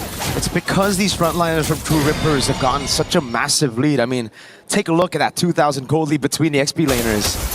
That Sai is gonna need the Malefic gun before he can actually deal damage, or before you can actually see it. Yeah. Like, look at this. He walks up, he's doing some damage actually, but Hansha doesn't have the consecration. That's the main reason for it. Already having to purify out, which means again, now it's all up to Mei, who has the Fatal Links. True Ripper still gotta be very careful. One set can literally set them back. Yeah. That's also the Justice also already picked up by Rehansha, and not to mention Garcia having the Wind of Nature. So I feel like he will be a much more difficult target to deal with for Guangzhou Gaming if ever they do want to find him in the team fight. There you go, that's the gun. Okay, finally does or should have a bit more damage. Let's see how Guangzhou eventually deal with this, because Garcia is on the opposite side of the map again. But as mentioned, has the Wind of Nature, so if he does show up in a more dangerous spot, then at least he has a way to survive a bit longer. But it's just Rehansha holding this down. Now there goes the Black Dragon form. Zoning in the back, Kimi Liquid opening again with the face migration. He finds it, but recalls, able to go for it. A retreat straight up onto the neutral objective. Nothing Eons could do to walk up. And Guangzhou Gaming stay afloat in this elimination match while being a game up in the match. Okay, that was a more step-by-step approach that they took, which is great for them, benefits them a lot, because they had a lineup who could really just be just as strategic when it comes to the objective takes. So you saw how they just slowly took control of the Lord Pit. There was a Black Dragon form to start things off that was not used as early, by the way. So it was just perfectly set up, and the SOD not landing too allowed for Guangzhou to just commit to the bit. They were not forced to think twice about the engage. Hold on! Fatal Links, but Rehansha has the Purify back up. The Deadly Magic comes around. Sai in the back line with the Blazing Duets shuts Asuna down. Mid lane out of the skirmish already. Lord still up and very healthy.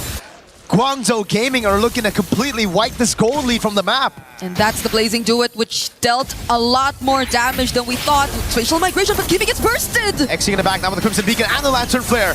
Garcia with the Wind of Nature, the Purify out, but Xing will still fall to the Deadly Magic. Just a matter of time. Modi almost trying to get that Furious Dive and the Petrify, but Ian's spaces out perfect, and now it's Rehansha who is holding the Lord, able to defend for now. The mid lane coming out as well. Modi gets taken out by the Carge of Ian's. They should have went back a bit more earlier, but no! With a shutdown, the Spear of Misery Sai shuts Garcia down with the BMI and the Blazing Duet straight to the face.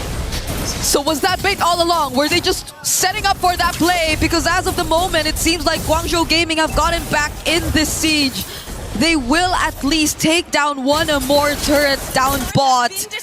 When in fact, you would think that True Rippers already could have just successfully defended it from that point onwards, but that was the play. This was Recall and Sai working together to make it look like it was still Guangzhou getting the better trade.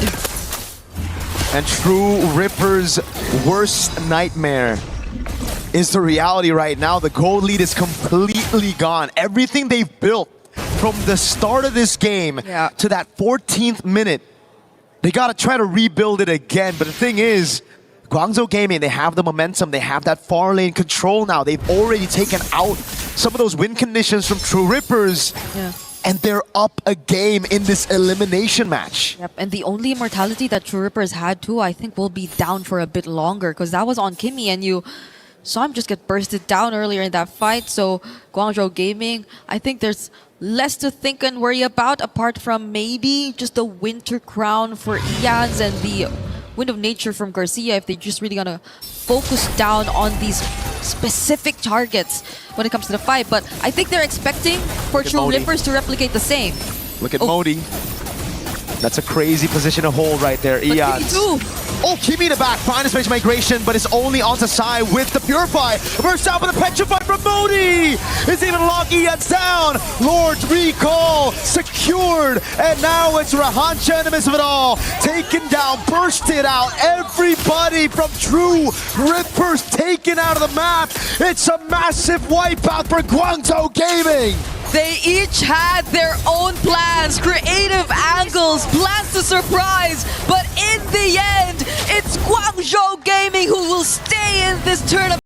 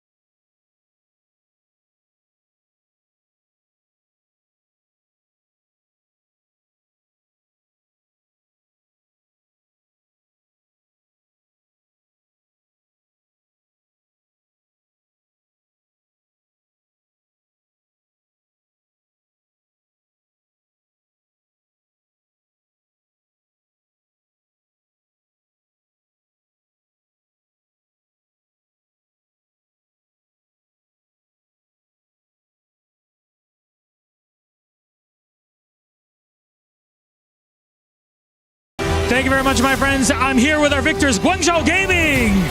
May is joining us here for a little chat. First, I have to ask you about the Saber pick, because that has not been in competitive play for like years at this point. What was the decision behind it? 那么女士们、先生们，欢迎来到看我们采访的我们广州的电竞团队。那今天我们首先采访的呢选手，首先想问你，为什么在这个比赛当中选择的是赛博剑圣这样的一个角色？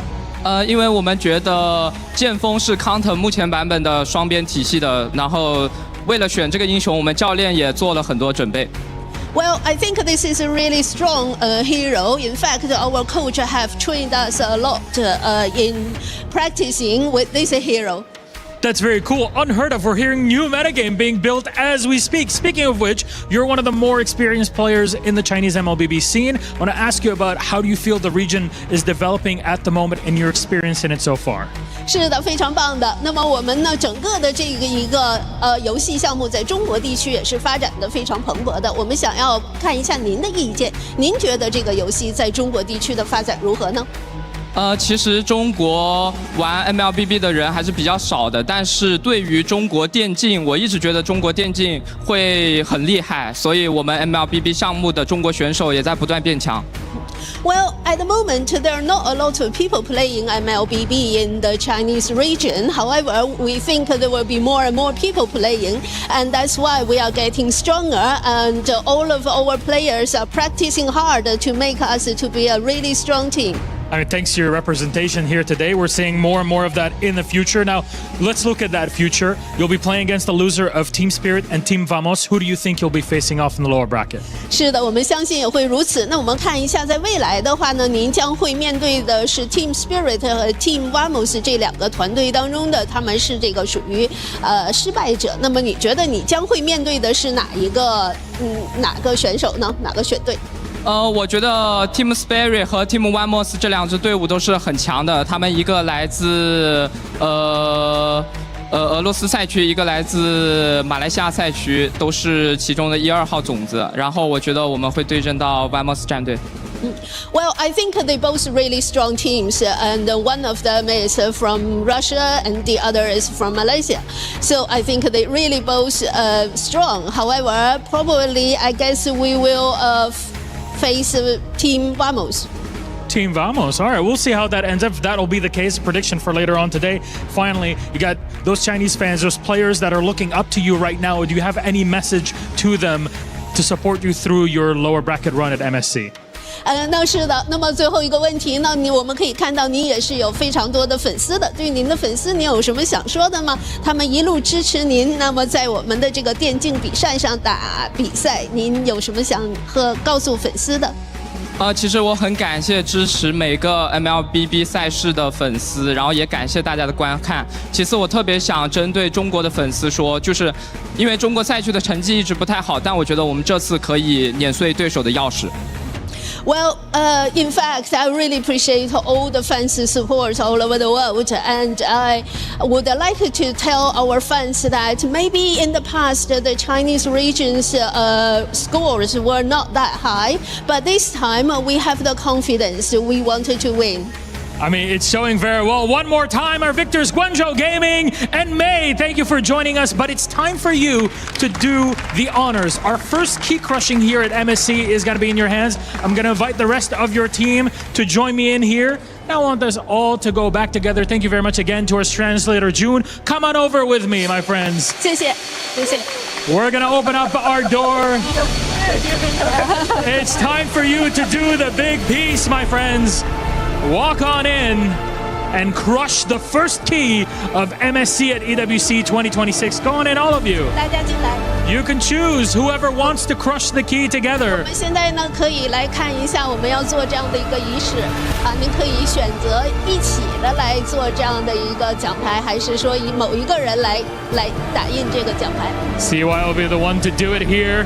That is the True Rippers key as they've been eliminated from MSC.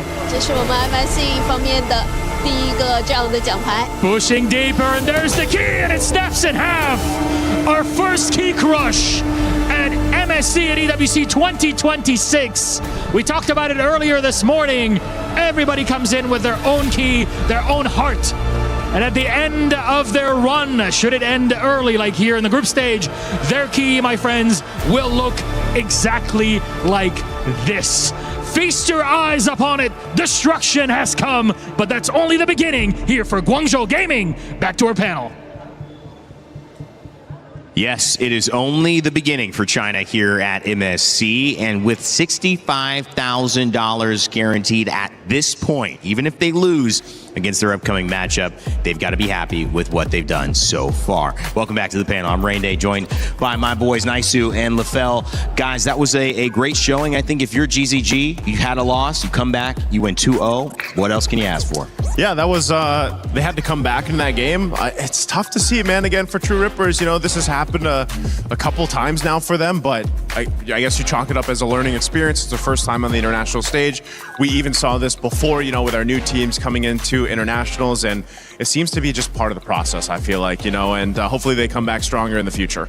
Yeah, there's nothing to take. I mean, to me, when I look at a team that comes here, their first time representing India at an international stage, you have to be proud. You know, you're representing so many people, you're representing so much accumulative effort, and to be able to be here, yes, you didn't win, but hopefully you're taking something back that improves the region, and next time when you show up, you have that to lean on. I mean, here's the thing. I think they can do it because we've seen solid micro coming in from the team. When it comes to the draft, it's pretty solid as well. The only reason why they weren't able to get the win there is just because Guangzhou Gaming saw they saw the mistake where True Rippers were trying to set up the map for the upcoming Lord. They were taking it slow, but there was no one surveilling the area, and because of that, Guangzhou was able to take the Lord right under their noses and then re-establish the map for themselves. And at that point, True Rippers weren't really sure how to adapt to that. So it really is just becoming a thing where coming into the internationals, quite a lot of culture shock will happen here just because the way people play are very different. Regions clash, but that's the beauty of an MSC. And a moment like this, you get to see the best of the best going toe-to-toe. GZG, TRX, it was a close game, and True Rippers actually led in terms of kills, Naisu. Yeah, they had a lead for a better part of the early game and into the mid game, but I think that was the pivotal part, the moment in the game where, you know, Lord was started up by Guangzhou Gaming, and I thought with the lead that they had, that True Rippers would be like, hey, okay, we're not just going to give this away. And I think they expected a Lord dance, like we like to call it, but GZG was like, no, we're just going to take this from you. And that was a big swing in favor of what started to turn the tide in that game too. And if I may, this is kind of a Rome diff, but not because of the players, but because of the hero, because Atlas basically does what Guinevere does, but much better. Part of it is because the cooldown on the spatial migration from the Gwyn starts off at 14 seconds. That's such a long time to wait for a set. That's kind of why we see Gwyn more popular in the jungle or the EXP, just because you get your levels faster, so your cooldowns actually get to a point where it's serviceable. And then we saw once Kimi jumps onto someone, if they have the Purify, it really doesn't matter compared to the Atlas coming in from Guangzhou Gaming. Even if they Purify, it really doesn't matter. There's multiple ways for them to go on the fight. So compared to both of them, True Rippers didn't have, I would say, a reliable way to start the fight compared to Guangzhou. I mean, Atlas was picked twice. They led it through twice. And the issue was the Valentina came up as a response to that. But when you look at Valentina responding to Atlas every time, you're also saying, then we're not going to take Eudora. Yeah, no Eudora. Part of the play there through the draft, but I think also another part of that play that really worked out well, and we kind of wanted to see this because before that game, I think it was picked up once, was the Nolan. You know, the Nolan, the burst damage packed into that hero is insane. You already saw it, how well that Recall waited for his moments. I mean, that's the big part of Nolan in general, but also a lot of assassin picks right now. Like, you really have to wait for your moment, and Recall did that for the most part of that, towards that mid to late game, where then he was just bursting people down with that Nolan combo we've seen so much of. Well, it's a great showcase from GZG, and today's schedule should continue to give us some great games at MSC. We've got True Rippers going down, our first team to exit this tournament, to Guangzhou Gaming. Like I said, they've upped their prize pool to $65,000 as a result of that, and another $65,000 on the line for our upper bracket in Group A. Our first match, Team Vamos versus Team Spirit, coming up next. These two teams, juggernauts in their own right, representing EECA and obviously, I believe, Malaysia. And that is a great showcase of two teams who have been playing well, who have nothing really to fear as well, Lefel, because even if they lose, they still have another chance. And here's the thing, I feel like for all of us here, this is the match that's very difficult to call because Team Spirit, we expected them to be strong, and they are. For Vamos, we weren't expecting this kind of play, and then suddenly they just showed up. So the factor here that's making it difficult for us to call is how strong Vamos really is. Because I feel like even going up against Team Falcons MENA, they didn't really show everything just yet. They showed they were strong, but they weren't pushed to their limit. So it really is going to be quite difficult to call between Spirit and Vamos. I like that even it was hard to call when they Milosh was asking, exactly who would you want to face up? Yeah, face up against. It's really difficult to call that because depending on who wins this and of course who loses and goes down to the lower bracket, that's a hard game to call because you also now in this one with Vamos and Team Spirit, you've got two promising young talents, young junglers looking to battle it out. And this is people have been asking for, obviously the meta has shifted now where assassins seem to be more of the move for a lot of teams, and these two junglers that we're going to see here in the next matchup are some of the best on these assassin type junglers. Yep, he's talking about Error 404 and Zauer Egoist, not just the young junglers, the third youngest and the youngest here in this tournament at MSC. An exciting matchup underway. And if you think you know who's going to win, make sure to get your pick'ems in. That's right, scan the QR code, take part. You will be a part of this broadcast. See if you can get your vote in right. For those who went 75% Guangzhou Gaming, you're already off to a great start today. So keep it up and make sure to get your pick'ems in. We'll show them once we get closer to the start of the match. We'll be right back in just a moment, but we want to remind you that Acecraft is a game, if you haven't played, there is a new way to play in We Fly Together. Some new co-op for those who want to get involved. Check it out.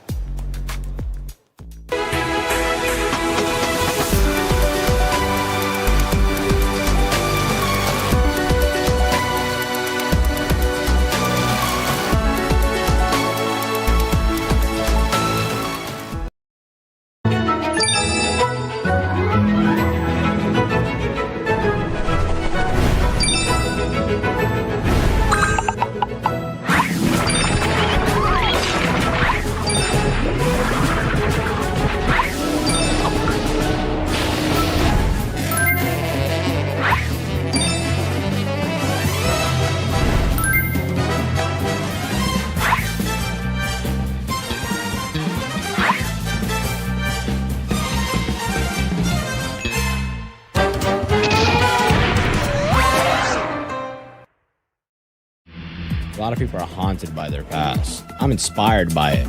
They're not just playing for themselves, they're really playing for their entire family. They have defeated their demons! They have crushed the curse! He thinks he can come in here and play my game. Let's go. He knows nothing. Let's go! Tyler Wine, you're done. Raw energy.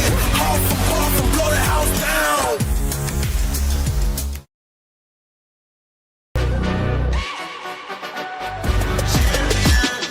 This ain't no regular thing. Came for the ring, you know what I mean. You see my name in the lights. Better get right, champion.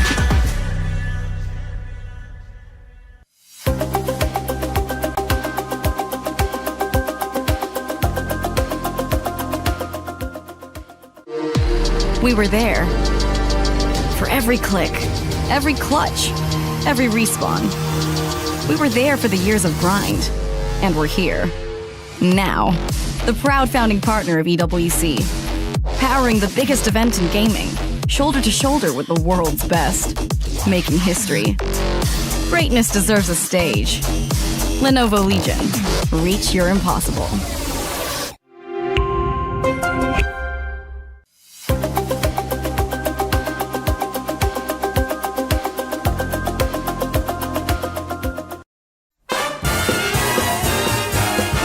Okay, man, right?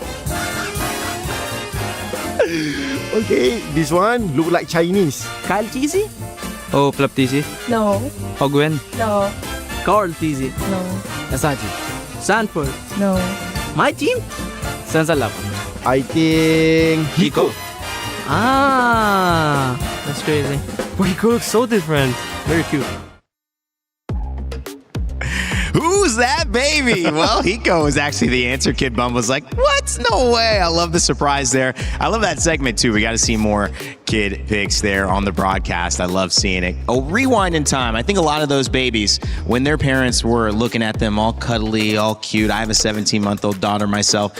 They probably didn't imagine them at MSC a few years later, which is pretty exciting. I'm scared of babies. Are you? You're scared of baby? I don't trust them. Something about them. Yeah. I don't know, man. Nefarious. Every time I look at it, I'm like, whoa, hold on. And I've seen enough Yeah. movies to confirm my suspicions. Boss About baby. what? Boss baby. Boss baby. I knew it. He knew it. Yeah. Rain Man knew it. The Rain Man. Come on, man. Don't get me wrong. It's Rain Day, man. Come on. Come on, man. Hey, come By the on. way, let me just say, I think they could have gotten Hiko if he was wearing glasses. Yeah, That's the big difference. You know, the baby wasn't wearing glasses. See, deceptive. It is, and you got to watch out for babies. That's the lesson here from LaFell as well. I know I got to watch out for my baby, otherwise I won't sleep. That's the one thing I need to watch out for. Oh yeah, for sure. So I'm so excited to introduce this matchup because when you look at these two teams, I mean these are juggernauts, and the juggernaut matchup is really between the youngsters here. 17 years old in Error 404. Zaur Egoist on the side of Team Spirit, 16 years old, the youngest player in this entire tournament. Two future superstars. I don't know, Naisu, two current superstars.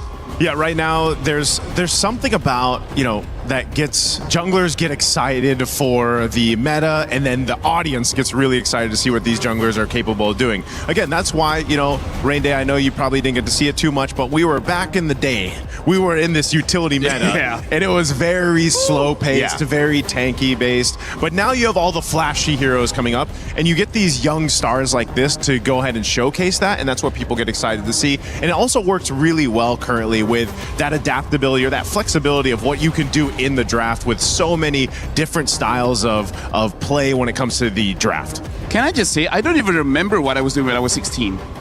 I don't remember 16. It was that long ago. 16 is literally, I'm literally double his age. Wow. You're double his age. Double his age. Wow. Has that brought you double the experience? Double the wisdom? Oh yeah, for sure. Actually, no, now I remember. I think at 16 is where I got my first friend. Wow. Because at 15, the first of many. Because at 15, how did it take so long, man? Because 15, then I learned how to talk. Oh, okay. Yeah, I had 14 years where I didn't know how to talk. Autism, That's quite delayed. Wow. That's quite delayed. There's a lot I'm learning here, and the storylines continue as we look at Team Vamos's roster and start to dissect their journey. Arrow 404, the jungler, of course, but Zipat, Klakun, Zekeef, Natko all have their own individual stories to make up a team that many consider to be potential champions at MSC. Can they prove them right? Can they prove the doubters wrong? We'll find out, because their journey, like many others here, really is wanting one to be ended with a championship.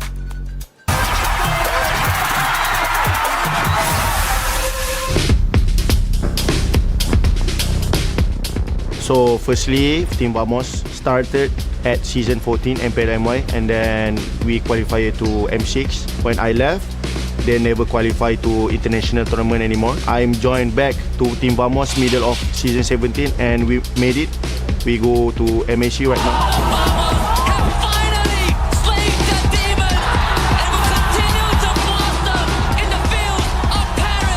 For Season 17, Team Vamos is a last minute roster, right? For me, I think going to EWC is a miracle lah. So when we qualify to MSC, I'm so happy and also proud lah for my team.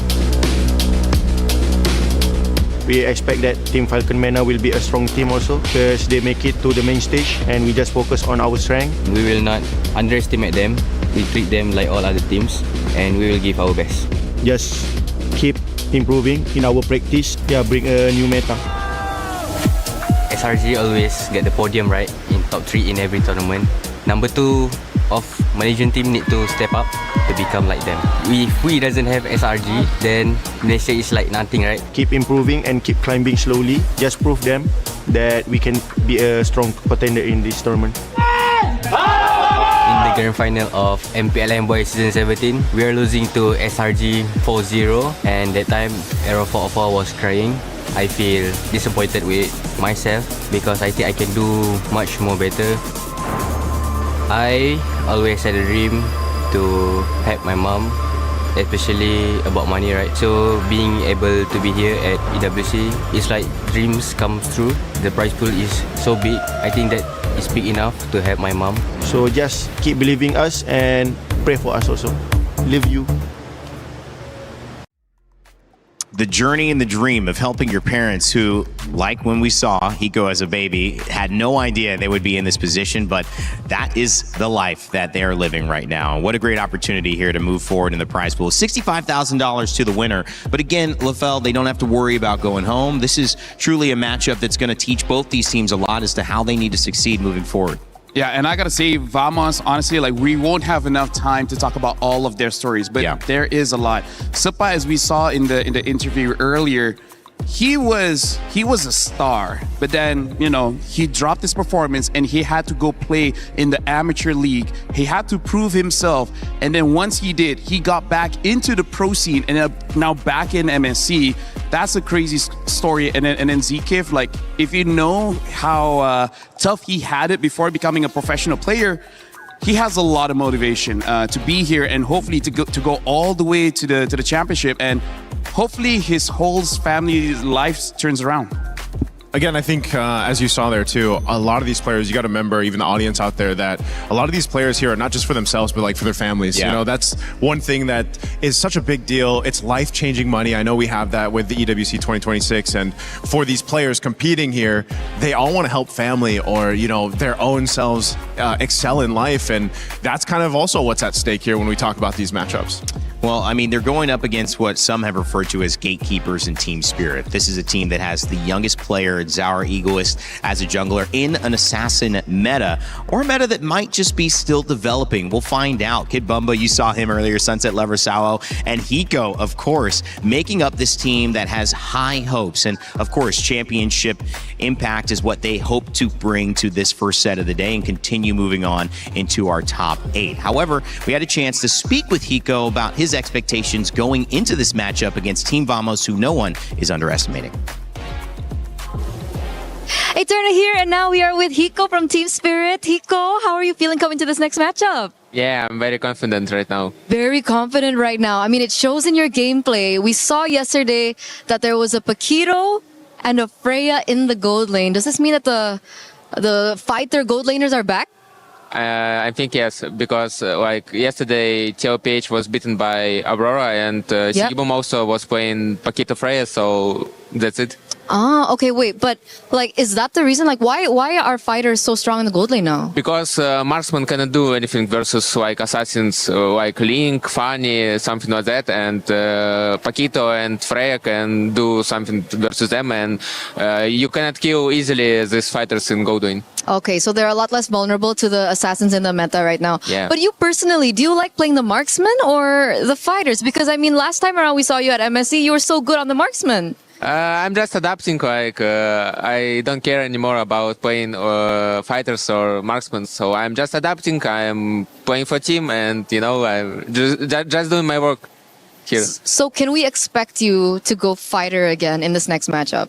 Maybe, but maybe we will see some marksmen, I don't know, so we will see in match. See in the match, because you're head-to-head against Natko, and I think Natko is also pretty good on the fighters in the gold lane. Yeah. What do you think about Natko?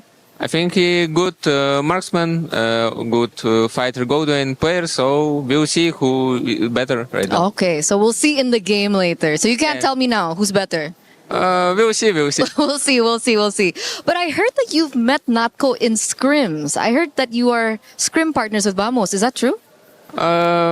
We scrimmed like 2 times maybe. Okay, 1 or 2 times. Does that mean you have more information on Vamos? Does that give you an advantage maybe in this matchup? We'll see. I don't know. Okay, he doesn't know. But you did boot camp in Malaysia. Yeah. How was that for you? What did you learn from there? We learn a lot. We adapt to Asian meta, like Asian playstyle, and we have some good information, and we have great preparation for this EWC, so we're very confident in this tournament. What do you think will be your main challenge against Vamos? To play discipline. To play discipline? Yeah. Okay, so you think that that's a problem for your team? No, but you know, team like Vamos, they like to fight, and in these fights you need to like stay calm and like maybe dodge some fights and just play your play style, not like enemy play style. Yeah. This will be a very interesting match. And coming into it, do you have a message to Vamos? Good luck and have fun and enjoy the game. Okay, thank you so much, Hiko. We'll see you later. And of course, back to you guys.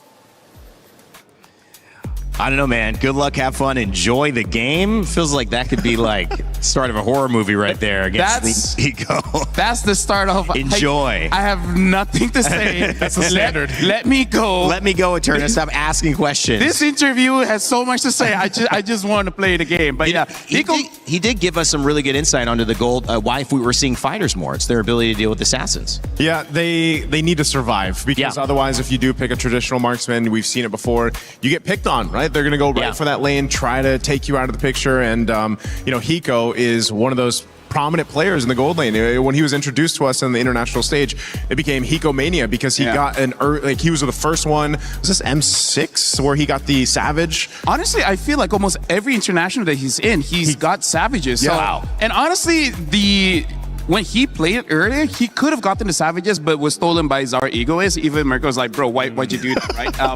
But he's Czar, Egoist. Czar. He's like, like, here's the thing. Egoist, you know? We even saw yesterday in the Onyx matchup against 57 how Doom was using the Claude.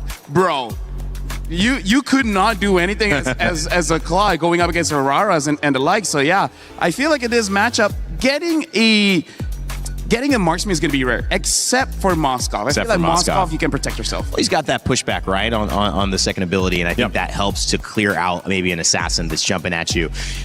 We asked you to get your pick'ems in. You got them in. 83% for Team Spirit. That is lopsided. Team Vamos, LaFell, are you surprised by this or pretty expected the way you think this matchup's going to go? Roughly expected just because, again, Vamos coming in, people are saying that in Malaysia, the only threat is Long Range Giants. Vamos is not a big deal, especially because maybe they thought, hey, you know what, maybe against Falcons, MENA, they had a bad day, so Vamos just took advantage of that. I mean, that's one of the things, Naisu, they said they need to improve on. Everyone thinks that it's SRG. They've won everything. Can they make that moment now? I think they have to. A lot of people just put SRG, like LaFell mentioned, as that big threat. Well, this is a chance, an opportunity for Team Vamos to take down who a lot of people put in the top 5, you know, power rankings of Team Spirit there. Yeah. They've been amazing. Well, we call them the gatekeepers for a reason. Such an incredible squad, but you cannot ever count out Error 404 and Team Vamos. They are on a mission to prove that they belong in the top conversation of teams here from Malaysia and at MSC. We'll find out in Game 1 of this series if it happens. Oh my, match 1. We already sent one team home by getting their keys crushed. Milosh, what's up in match 2? Honestly, this one now, at least we're going to take a break from key crushing, but we're going to let our crusher, Gertrude, whatever we want to call it at the end of the day, just to rest for a bit until game number 4, because 2 and 3 are all about the upper bracket. Whoever wins the next 2 matches is able to advance in the upper bracket and secure a spot in the knockout stage. That would be huge for any team here at MSC 26. I agree, and as we enter the second match of the day, we are battling for the first knockout stages tickets. To my Malaysians in the venue, it's time to Hala Vamos!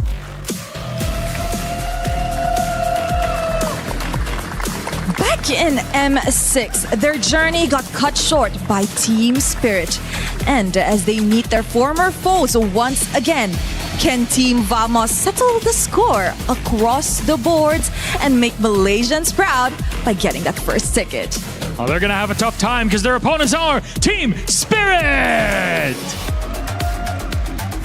The Prodigies showed off his skills on day 1 of groups, clearing Ignite Gaming as planned for and even expected. Today, the opportunity to advance to knockouts arises.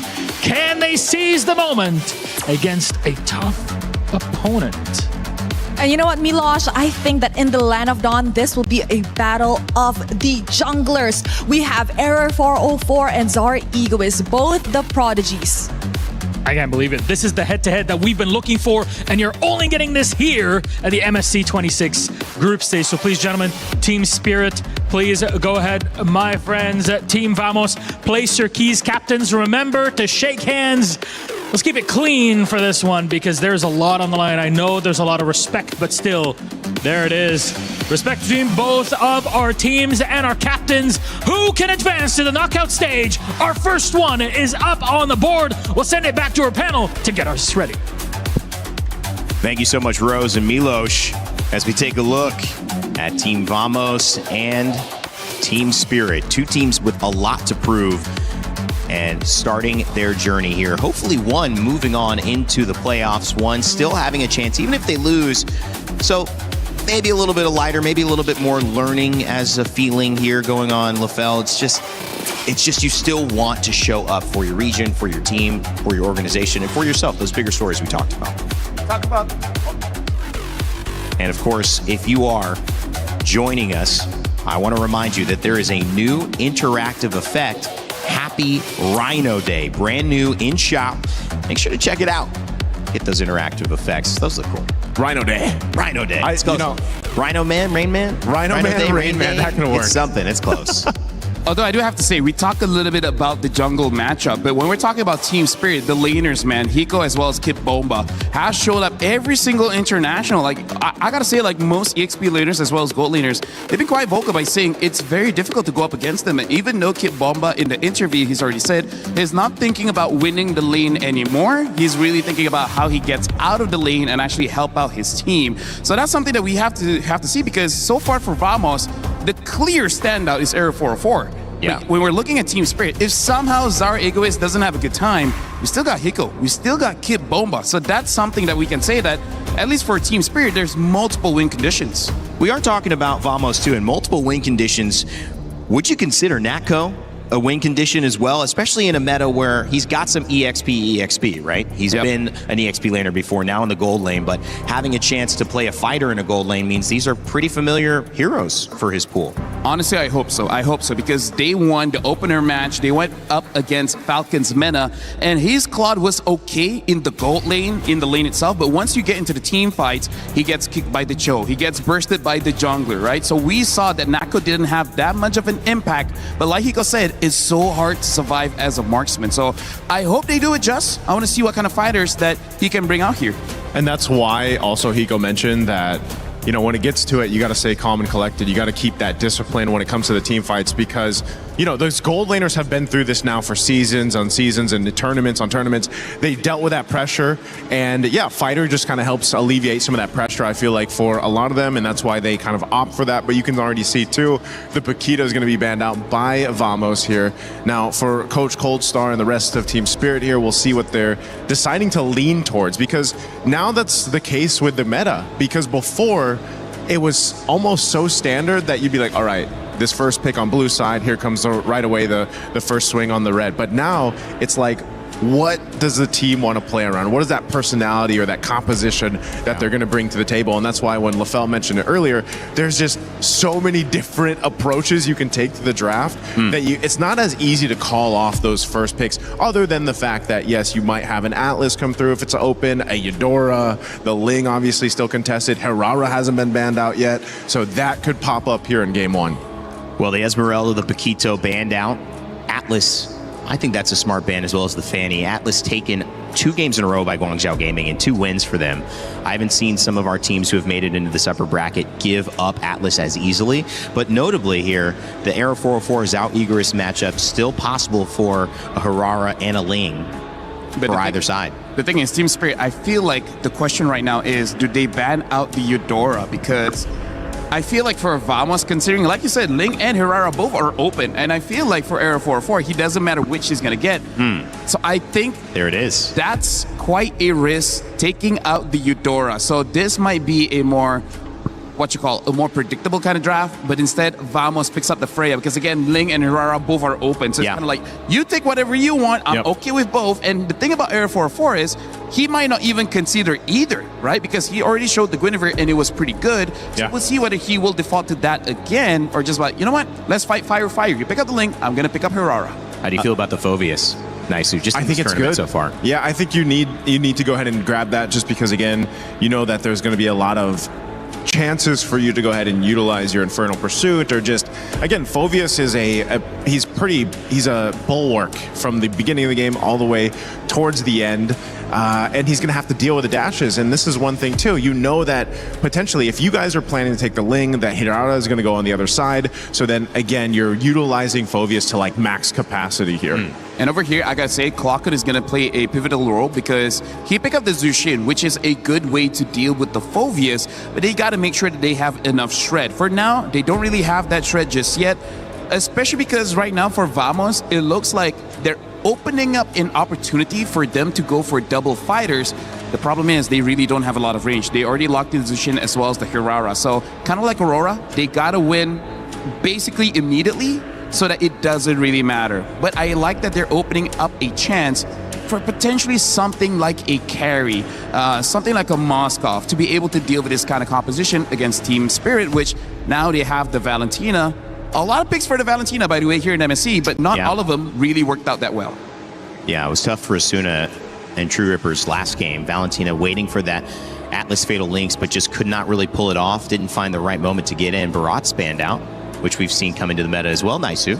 Yeah, it's been interesting to see Barat's growing in the XP lane. You know, it's just, we're so used to before seeing him in the jungle, and then it was actually Kid Bomba that brought him first to the XP lane, and you know, they're going to be the one to go ahead and ban that out just because, again, they already have their XP laner locked in.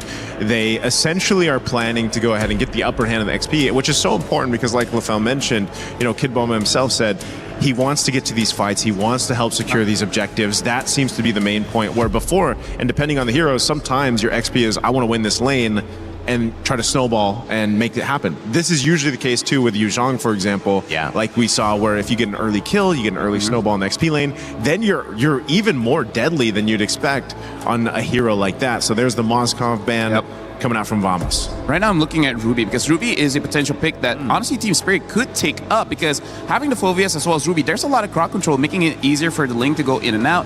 But Vamos are already banning out the Moskov, because looking at the trend here in Naisu, honestly there is a chance for both teams to have marksmen in this game.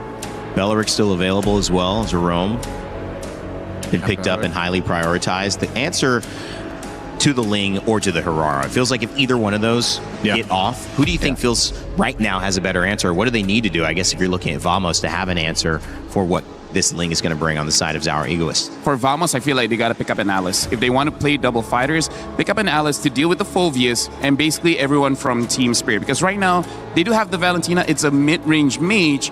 He should have a lot of impact there. They're most likely, I'm expecting Team Spirit to go ahead and take the Belric here.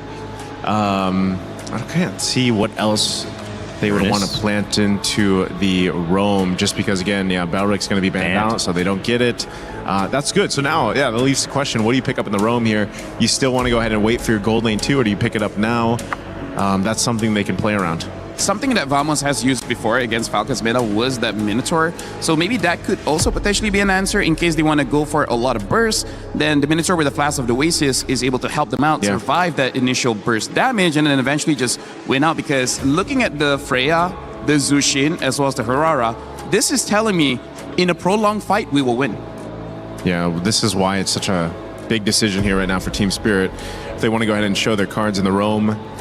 The shields that are going to come through too, that'll help extend the fight if you're Team Vamos, but it's also just the amount of... They take it away. They take it away. This is a really good call here, Lefel, too, that you get that. Because think about it, the Minotaur with the Jushin that paired up, that amount of crowd control that comes with that is a whole lot to try to burst through, especially if you're a Ling and you're trying to, find that right window of opportunity to jump in, Tempest Blades, get the damage off. So really good to lock that in. And we wait to see what Hiko's going to end up playing in that gold lane. And so now these last two picks for Team Vamos. I feel like Alice would be a pretty good answer going up against Team Spirit for now. And then in terms of the Rome pick, I think HO could still be serviceable. It is difficult because there is a Phoveus, but they need someone to slow the engage coming in, because the Zushin can pull the Minotaur in. If you want to...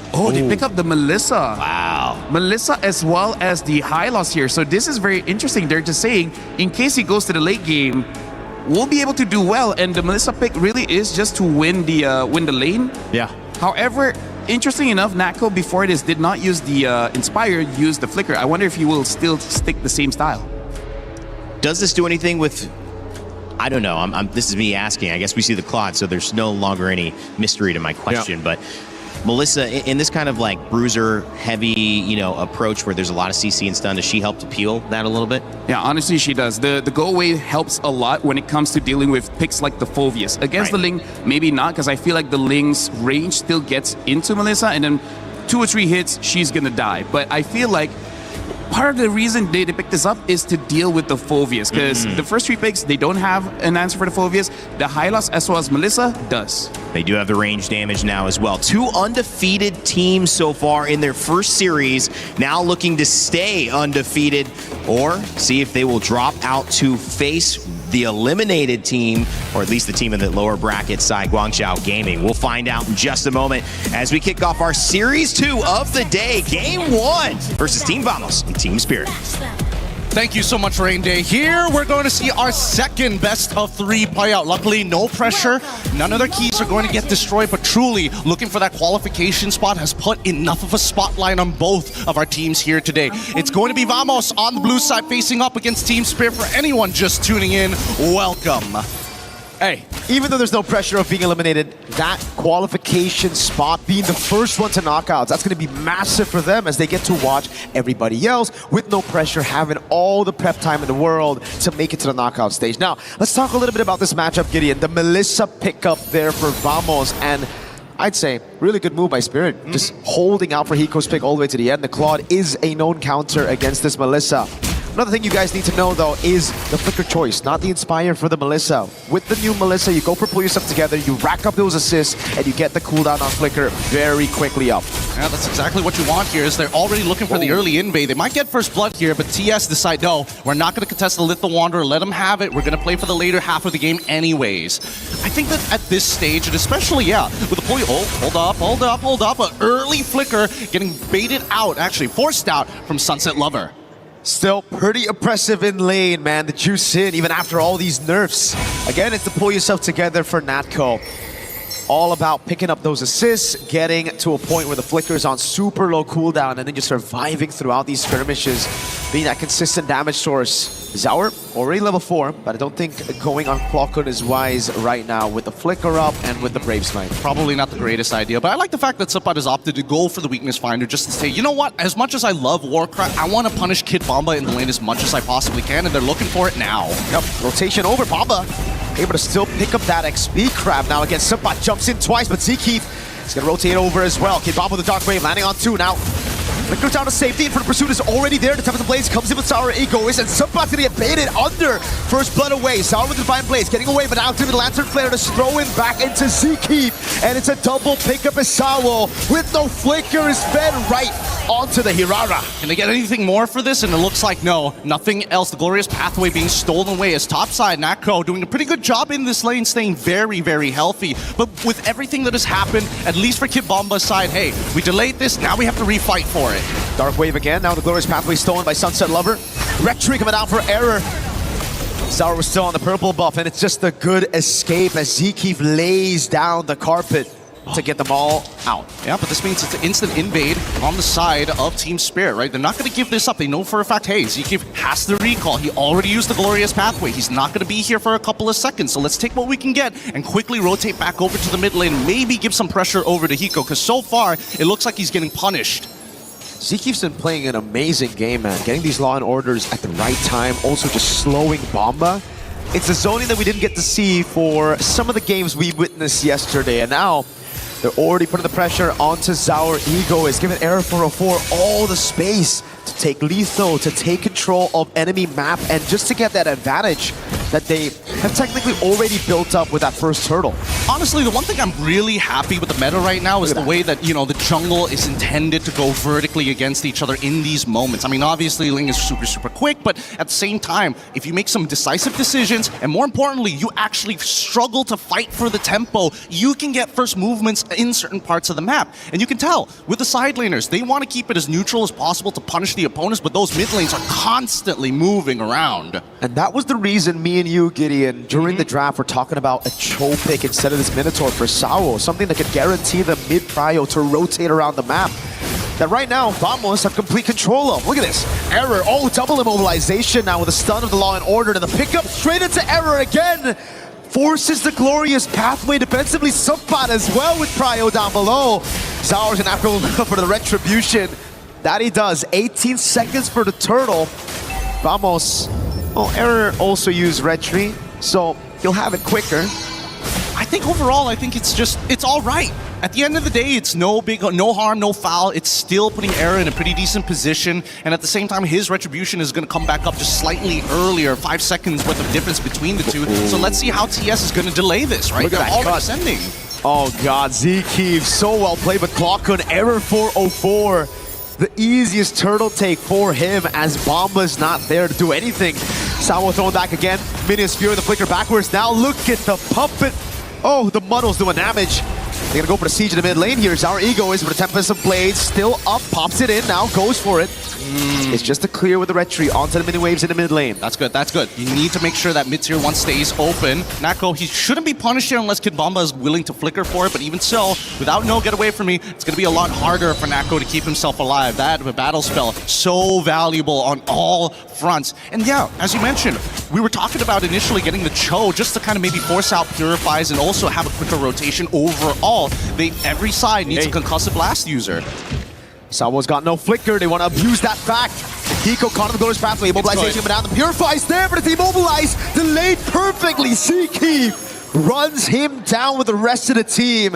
That's yet another pickoff for Vamos. This is great. This is great for Vamos, and better yet, you can just tell. It's all not only is it about tempo, but just remembering how long does it take for the Minotaur to get the ult back up. So again, when you are on CD, your opposing team are looking to punish. And so far, Vamos has gotten a little bit more value all across the board in comparison to TS, but it's only a 1.3k. Not the biggest lead in the world for Vamos. We need to see the conversions after Natco gets unlocked. And instantly after that statement, they find the conversion on the turret up top. Now it's going to give him so much more room to bully and deny farm from Zauer Egoist. Again, you can see Error. He's trying to force his way into enemy jungle, constantly trying to put that pressure while stealing these camps. Oh, it's about that mid control. Now the dive. Bomba with the Dark Wave. Those muddles doing a lot of damage. Lantern Flare throws him back straight on. Sao has him in his fury. Won't go for it. Hiko doing some damage right now. Sapat's able to pick up the turret down below. And look at the muddles. Poking Spirit down. All of them clumping together under this tier 1. Error is going to get another free turtle. Luckily, it's Flying Cloud, so unfortunately, despite, forcing the recalls early on, Vamos, they're not done just yet. They want this mid-tier 1. Bomba can't do anything. He's going to have to flicker out. Minions Fury knocking him up, but Nako was able to flicker out of safety. Oh my god. Sao with yet another knockup. Now a flicker out for Sao, but Clockun is a bit too aggressive. Did not want to use the Crimson Beacon, nor the flicker. Yep, got punished for it hard, and now they lose tier 1 up top side as well, just because they were so adamant on trying to break this mid-tier 1. Overall, it's not the worst thing in the world, but you can see that at least for Team Spirit, they're not completely out of this just yet. It's a matter of time before they can start clumping up and fighting front to back, which, to be fair, is in Vamos' favor, assuming that Nako has that battle spell up, because he's going to get dove on pretty quickly by Zara Egoist, and that's going to cost him resources. Sao knows there's no flicker on Nako, but he has to disengage now. Bomba, no flicker. He's going to be caught all alone, immobilized and isolated. Error 404 picks up his first Sky Piercer stack. Wants a bit more, just a bit of poke onto Sunset Lover.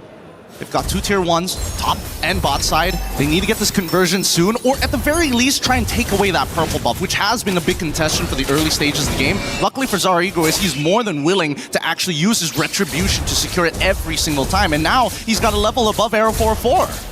It's so difficult for Hiko to walk up right now. In a 1v1, he should do well against the Melissa, but with Zkeev on the high lows, it's almost never 1v1. Sunset caught in the bad spot. The Dark Wave lands. Error is caught now with the peel for the rest of the team as Error is able to escape as the Tempest of Blades comes in from Zauer. Bomba's going to be caught by Glorious Pathway and the Lantern Flare as well. Valkyrie Descent coming down as well. Bomba's able to flicker out to safety, but it's going to be the Inferno Pursuit that saves him for a bit. Sapana and Turret taken down as well as Hiko now puts the pressure with the Blazing Duet on Error 404, but he gets away in time still. It's the burn return to that glowing wand of Sunset Lover that takes him down. Good punish, good punish. It should have been a 1-for-1 there. Bit of an overextension so far, but it's not over because so far Nako has been playing one hell of a game. Even when the frontliners start to peel backwards, they don't necessarily escape the danger. And with the get away from me, that's a clear sign we can't go any further than this line. Zaur is still a level ahead. It's 3 turtles to Vamos with so much pressure from Vamos. Yet Zaur finds himself in the lead right now. Purple buff not available for him. Retribution CT steals it away somehow. Bomb is gonna have to run away with no flicker. He pops in the dark wave and goes in for a desperate move, but Seakeep picks up the Lord and a killing spree. Oh my goodness, that has got to be so upsetting. I mean, I can only imagine, like, especially if you're in Zaur Egoist' position. Oh my god. Yeah, like, he comes back. I've tried my hardest to try and save it, and I think he might have retreated too early. Let's see it right here. Oh, he did! Like, it was right on the border. He retreated right as he got... Oh god. I hate the fact that this visual indicator, that line is too thick.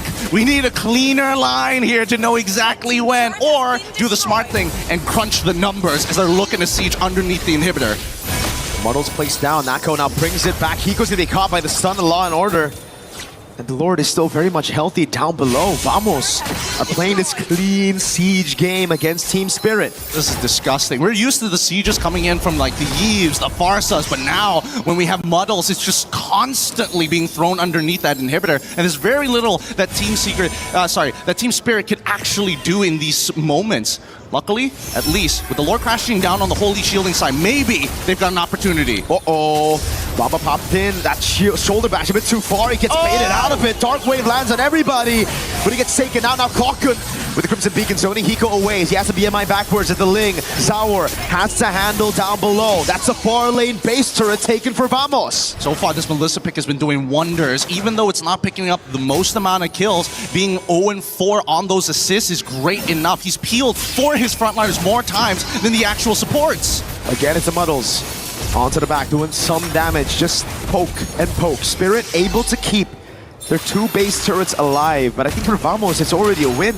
They wanted the far lane, they wanted that control. They didn't want Zaur to be able to dictate the pace of that far lane, and now he shouldn't be able to. All right, I think we need a quick item look here. We see the hand cams, everybody, top tier mechanics here. Trying to make sure that they're keeping up fast, but we need to see what they currently have. 3 items already done here for this Melissa, looking for a winsome nature just to keep themselves alive against someone like the Claw, who, unfortunately for Hiko, hasn't completed the Trinity himself. From everybody else, I'm most worried about anybody who wants to go up forward, people like Kid Bomba, because the Ice Queen's wand is completed for Clawkun, so running away is even harder. The biggest problem I see right now is the fact that they just don't have enough damage, right? Like, this composition really relies on both Zaur and Hiko to be ahead. Zaur's doing a pretty good job at keeping things level despite the 3 turtles that Vamos have taken, but Hiko on the other side, because they've been trying to give all the farm to Zaur, Hiko has suffered. He's only now finished up the Swift Trinity. And you can see it's almost a 1-item difference here. Natko gonna pick up the Win of Nature very soon. Yeah, I mean, as much as Clawkun has already, given his life in weird times, he's still a full item up in comparison to Sunset Lover. I mean, yes, the Lightning Truncheon is always going to be good for that extra bit of damage, but there's so much to stand on Subbot. Unless he gets it on Natko, I don't see it happening. Zaur's gonna try to go for the steal right now, but he's only able to get the Finch Boys. Kid Bomba flickers out, but there's no one there to help him out. That's been the Lancer Flare to bring him back. Suppot right there as well. Glorious Pathway in a massive dark wave, but it won't be enough as Natko cuts him down. And that's enough gold just for the kill on Bomba to get him a Win of Nature. They've got the kill angle here. Natko has already completed the Winds of Nature. If Hiko even fully stacked with the Art of Thievery, with the fully stacked golden... wait, hold on. What do they have? They're just trying to muscle their way in. Oh, Error almost bursting Hiko down. Zaur up top to buy some time against Sunset Lover, forced to flicker out of Sunset. Able to bait for Zaur. He goes in for the 1v1 against Error, but the Lord is right there as Clocker is able to pick up Zaur. That's 1v1. Zaur picking up the kill onto Error. Now goes for the Blaze as well. The Blaze comes around for Hiko, but he's able to BMI out of the Law and Order. Now it's Bomba. Respawns back. Zaur gets caught by the Muddles. Bomba has a jump in front of pursuit onto Natko. The Win of Nature saving him right now as Bomba's gonna have to jump one more time. Clocker's right there. Bomba with the jump again. Now it's Hiko with the rest of the world. Natko kiting back. Hiko with the BMI. Vamos on the base. It will just be game 1 to Team Vamos. so close to the wipeout, but what an absolute destruction of the base there. Again, I thought at some point Vamos was going to start backing up, but sheer confidence saying, hey, no, I've got the damage, I've got the items, we just have to play this perfectly and peel backwards and we can win the game. There were so many fights happening everywhere on the map in that final siege, Gideon.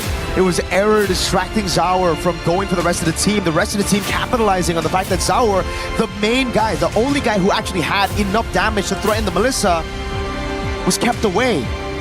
I think I'm thinking back on what Hiko said. We gotta play discipline. We gotta play discipline. But then when you look at these highlights, what has that discipline gotten them into, right? In these moments, I think it came down to that draft. Unfortunately, that Minotaur pick may not necessarily be that great. It's great in team fights, don't get me wrong, and it's one of Sawa's best picks overall in internationals based on the statistics. But when it comes down to running away, he can't help you. He's there for the engage, and that's about it. It just felt like they didn't have enough damage all throughout the game here, and this big red tree whiff is something that they're definitely gonna have to fix for game number 2. These things cannot happen. Get our reactions there. That's the red tree. I think it was the red tree. It was Zeke stealing it away. It's one of those moments that you expect junglers to be always on the dot on when there is no retribution user on the opposite side. But there's a lot to talk about. But we're going to save those points for Rain Day and the boys up on the stage. Let's throw it over to the studio. Thank you, Gideon and Mirko. Great cast there on game 1 as Vamos takes the win over Team Spirit. As we welcome you back to the panel, my name is Rain Day, and I'm joined by Lafell and Naisu. And guys, that was a game that gave us some fireworks for sure. Many people thinking Team Spirit were going to come out strong, but it was Vamos with that draft that really set things up. Melissa maybe rounding out a team that just Spirit had a hard time dealing with. I like how the Melissa is just this weird pick right now that gets brought up, but then when you see it in action, especially against a team composition like this from Team Spirit, it works so well. There's a whole lot of choke points that they try to go into, and with the Glorious Pathway and the Go Away working synergistically together, there wasn't much room for Team Spirit to actually follow Kid Bomba into a fight, and like the boys on the cast mentioned, there's just so much delay happening here with your main damage dealers on that composition that it slipped out of their hands quickly. And I know the draft was a big talking point. It was in the green room for a moment. Vamos seemingly like they won that. They certainly won the game. Lafell, what were your thoughts taking a look at it a little bit more in depth before we head into game 2? I mean, like, first of all, Vamos winning is already, like, quite the surprise, but it's about how they won, because Vamos was known as a team that's like a hurricane, right? They just come in with a lot of chaos, and yet over here, there's a lot of control, and that's where we're going to be seeing in the draft here, where, interestingly enough, we got to talk about this Melissa pick, because usually when we're looking at the gold lane, it's usually position 1, but this is not a position 1 gold lane. It's almost like either 2 or 3 or 4, because this is the closest that we can get to a support marksman that we can really see, because not only is her job to protect, which is already pretty weird, but also to siege, because that's the thing that is lacking from Vamos, which is they don't have range, right? So that Melissa helps out a lot, where the rest of them, they just want to be there to protect. And then when we look at Team Spirit, this is the unfortunate thing, because the one that was heavily countered was both the Minotaur as well as the Phoveus. And funny enough, they're countered by the same pick, which is the Zushin. And this is one of those picks that, like you, Raindy, has said, Zushin has been banned out quite a lot. The moment that she's not banned out, we see the value here, because the Minotaur is good at engaging, but he likes to engage when he wants to engage, not when he's forced in that bad situation. And now we're going to be looking at some of the clips. Oh, hold on, one more other thing is that he has low HP. He has low HP, making it so that if he gets caught, he's dying. That's why the Minotaur didn't look good in the early stages of the game. And this is where I really want to look at the pick here for Nako, using this Melissa, where we're going to be seeing an engage coming in from Team Spirit. And then look at what happened here, right? Huge. As we look closer, we can see that the Melissa using the go away, making it so that whoever tries to get in close, she'll be able to push people away. In fact, let's actually zoom in and see that for Team Vamos, once they see the ult going, everyone tries to go away. We even see Clockwood making his way towards the go away. We see the Arrow 404 run towards the go away, making it a perfect defense, right? This makes it so that for Team Spirit, they want to do something. They just can't. They were stopped short. And then we're going to be looking at the second clip here. And this is, I would say, an important thing to look at as well. Look at the positioning of Team Vamos, but more importantly, look at Kit Bomba. Kit Bomba will always be the sole target as we see him hovering around, trying to find some form of space, and yet Vamos just quickly engage. Look at ZK being the primary one, even though Kit Bomba flickered. Usually after a flicker, you'd be safe, but look at the relentless pursuit. He was singled out, and the reason why this is so annoying for Team Spirit is, where's the front line, right? Once your wall is out of the picture, no one is there to protect you. When there's no protection, none of your damage dealers really can move forward. So right now, honestly, what Vamos did well is eliminate the Minotaur and eliminate the Phobius. When there's no protection, everyone's dying. And it's one thing to have a good idea in a draft. It's one thing to execute it. And they clearly saw those moments where they could take advantage of Kid Bomba and find a kill and then open up the rest of the game, finish off that Lord. It was a dominant performance from Vamos. It was a great draft. It was a great game. And one of the reasons why was that Melissa that went on to Natco at the end. We had a chance to actually catch up with the gold laner before this match. We're now here with Natco from Team Vamos. Hello. Natco, Yeah. how are you? Apa kabar? I'm very excited lah. Very excited. Why are you so excited? Because after we win this match, we're going to playoff. So Okay, you're going to the knockout stages. What does it mean to you that you get to go to knockouts? that's our goal. Yeah, that's our goal. Okay, so that's your goal right now. But on the way there, you're gonna have to go through a very strong team, Team Spirit. Yeah. And I heard that you guys have scrimmed together a few times. Is that A few true? times, yeah. So is that something that you can, use in this next match? It could be, yeah. So, Okay. Let's see. Is there any insider info that we should know about Team Spirit? They're very strong at, I don't know, maybe at team fight. Yeah, they're very strong at team fight. Team fights. How do the scrims usually go? Do you usually win? Do you lose? Sometimes we win, sometimes we lose. Ah, okay. So 50-50. 50-50. 50-50. In this next match, how do you think the game's gonna go? What next match? Against Team Spirit. Against Team Spirit. I think we can maybe win it. But maybe it's close win. So that's going to be an exciting match, isn't it? Especially that you're going head-to-head in the gold lane against Hiko. Hiko. Is that? What do you think about Hiko? Hiko, I think he's a great player also because he can use fighters, he can use marksmen, so it's going to be a good fight lah.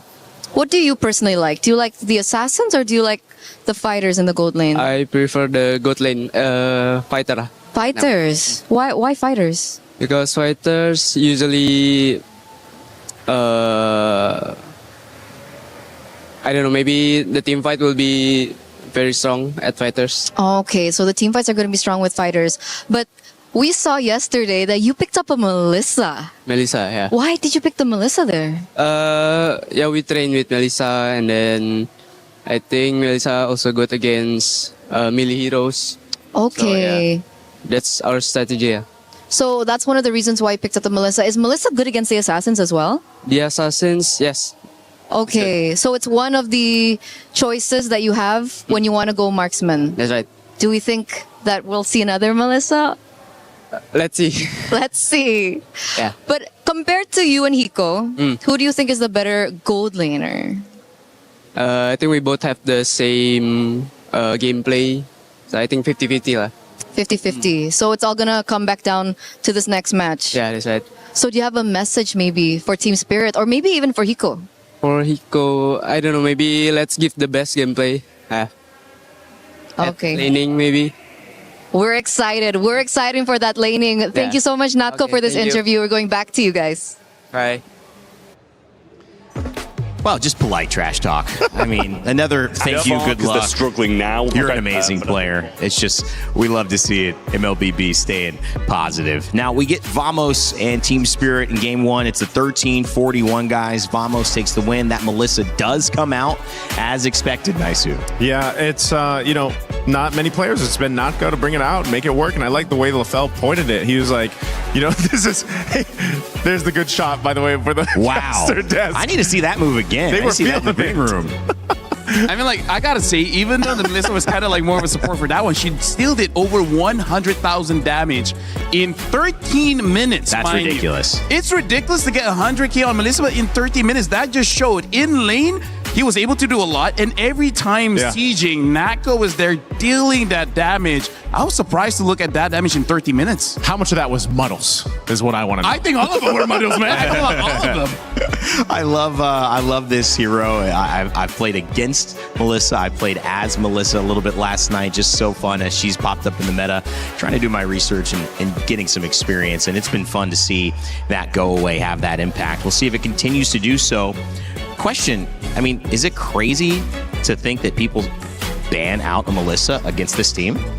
Oh, that's a good question, because it seems like there's really good bans that you'd rather take care of than a Melissa. I think you just need to look at it as, what do we want to pick to play against that Melissa? To not get trapped. Yeah, to not get trapped. Because they already saw the Jushin picked up earlier on in the first phase. I feel like one thing that Team Spirit has to look out for is not walk into a trap, because they already saw the Zushin and they know the heroes that they have can be countered by that one pick. So I feel like that was one of those ego checks to say, like, yeah, we know you got this hero, but it has been nerfed quite a few times. We feel like we can play around it. Clearly not. So I feel like for Kit Bomba being like one of the pillars for Team Spirit, don't let him pick up his hero first to potentially get countered, especially a pick like Phoveus. Phoveus is like S tier, but the moment you have 1 or 2 counters, he is like B tier, maybe B. He drops down. Probably garbage, you know? Like, there's nothing that he could. I had that experience multiple times. I'm like, you know what? First pick, I'm picking up Phoveus. I have 3 counters. You know what? Have fun 4v5, guys. Yeah. I'm not doing anything. Well, that's important. I mean, it was really like this great setup where they had the Zushin finally let through. They allowed it to go. They banned the Fanny. They banned the Atlas. And then they were kind of teasing that, well, when we pick up the Freya, you're probably going to go Phoveus because he's still open. But then with the Melissa as the final pick, it sets them up. And this is a good response, I think, if you're looking at Spirit, but also as Vamos, because they take the Freya away, which they played. As well as the Paquitos. It looks like Coach Valdo is here. Is just saying, like, as long as we don't go give them crazy fighters, they're still human. We can fight them. If they get a Paquito, they get the Freya, then that's going to be an absolute nightmare going up against Team Spirit. Oh, look at this, Hiko. Both Team Spirit and Aurora bootcamp in Malaysia, and because he drafted fighter gold lane so far, I do have to say, when it comes to boot camping in Malaysia, it's not really going up against Malaysia teams. It's more about the accessibility. You know, there's a lot of good places where you can have the majority access for the Southeast Asia region, making it quite easy to find scrims, you know, easy to get food, transportation, and all those kind of things. I think Kid Bomba's mentioned that in an interview where they asked them, where's your favorite place to boot camp? And he mentioned it was Malaysia. First, a lot of people speak English, so it's very That's true, too. That's easy. And he mentioned the food as well. Yeah. Love the food. Always got to look at the food. I mean, if you're going to be there for a while, you got to think, guys, what are we eating after and before these scrims? Maybe even during these scrims. I don't know. A little snack here and there. Kind of hard to do on a mobile game. Kid Bomba picking up the Atlas. Obviously, this Atlas going roam, but the fact that Atlas is available, it seems like it's a setup that they wanted to have in terms of an upper hand that was not in the pool last time. Harar and Valentina as a response. I'm really feeling like this Eudora ban is helping out Aero 404 quite a bit, because that's kind of what he wants. And now Team Spirit, they're taking some notes, and they're oh my god, this draft is going fast. And now Bellaric gets picked up, and comparing the Bellaric to the Minotaur, even if Bellaric gets picked up, he ramps up very fast in terms of getting his HP. So going up against Zushin, he doesn't mind that much getting picked up. I do have to say, I also would not mind getting picked up by Zushin. I also would not mind that. I know a few people who wouldn't mind that, you know. But it does make sense, because if you actually do get picked up and thrown, then you just Wrath the Dryad, and your team actually has a moment to actually follow up through it, you know. A free flicker. Free flicker. So the Harar Ling, we'll see that matchup. Zushin changes sides, and the Atlas available. We'll see the Harith ban.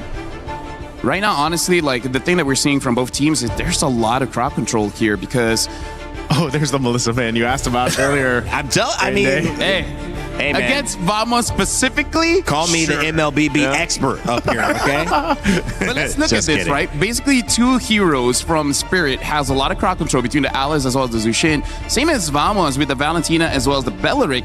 Valentina sure has to get a Terrify off first for that to really happen, but Valentina can steal away the Fatal Link. So I feel like for the first 3 picks, it is quite even in the sense of how much crowd control both teams have right now. So this is going to be quite the question because neither have shown any fighters or marksmen. They're still opening up the draft big enough to really consider, do we want to go fighters? Do we want to go marksmen? Right now is the battle between Coalstar and Valdo to see like who's going to show their hand first. And that's going to be an important red 4 pick to not immediately show which direction they're going.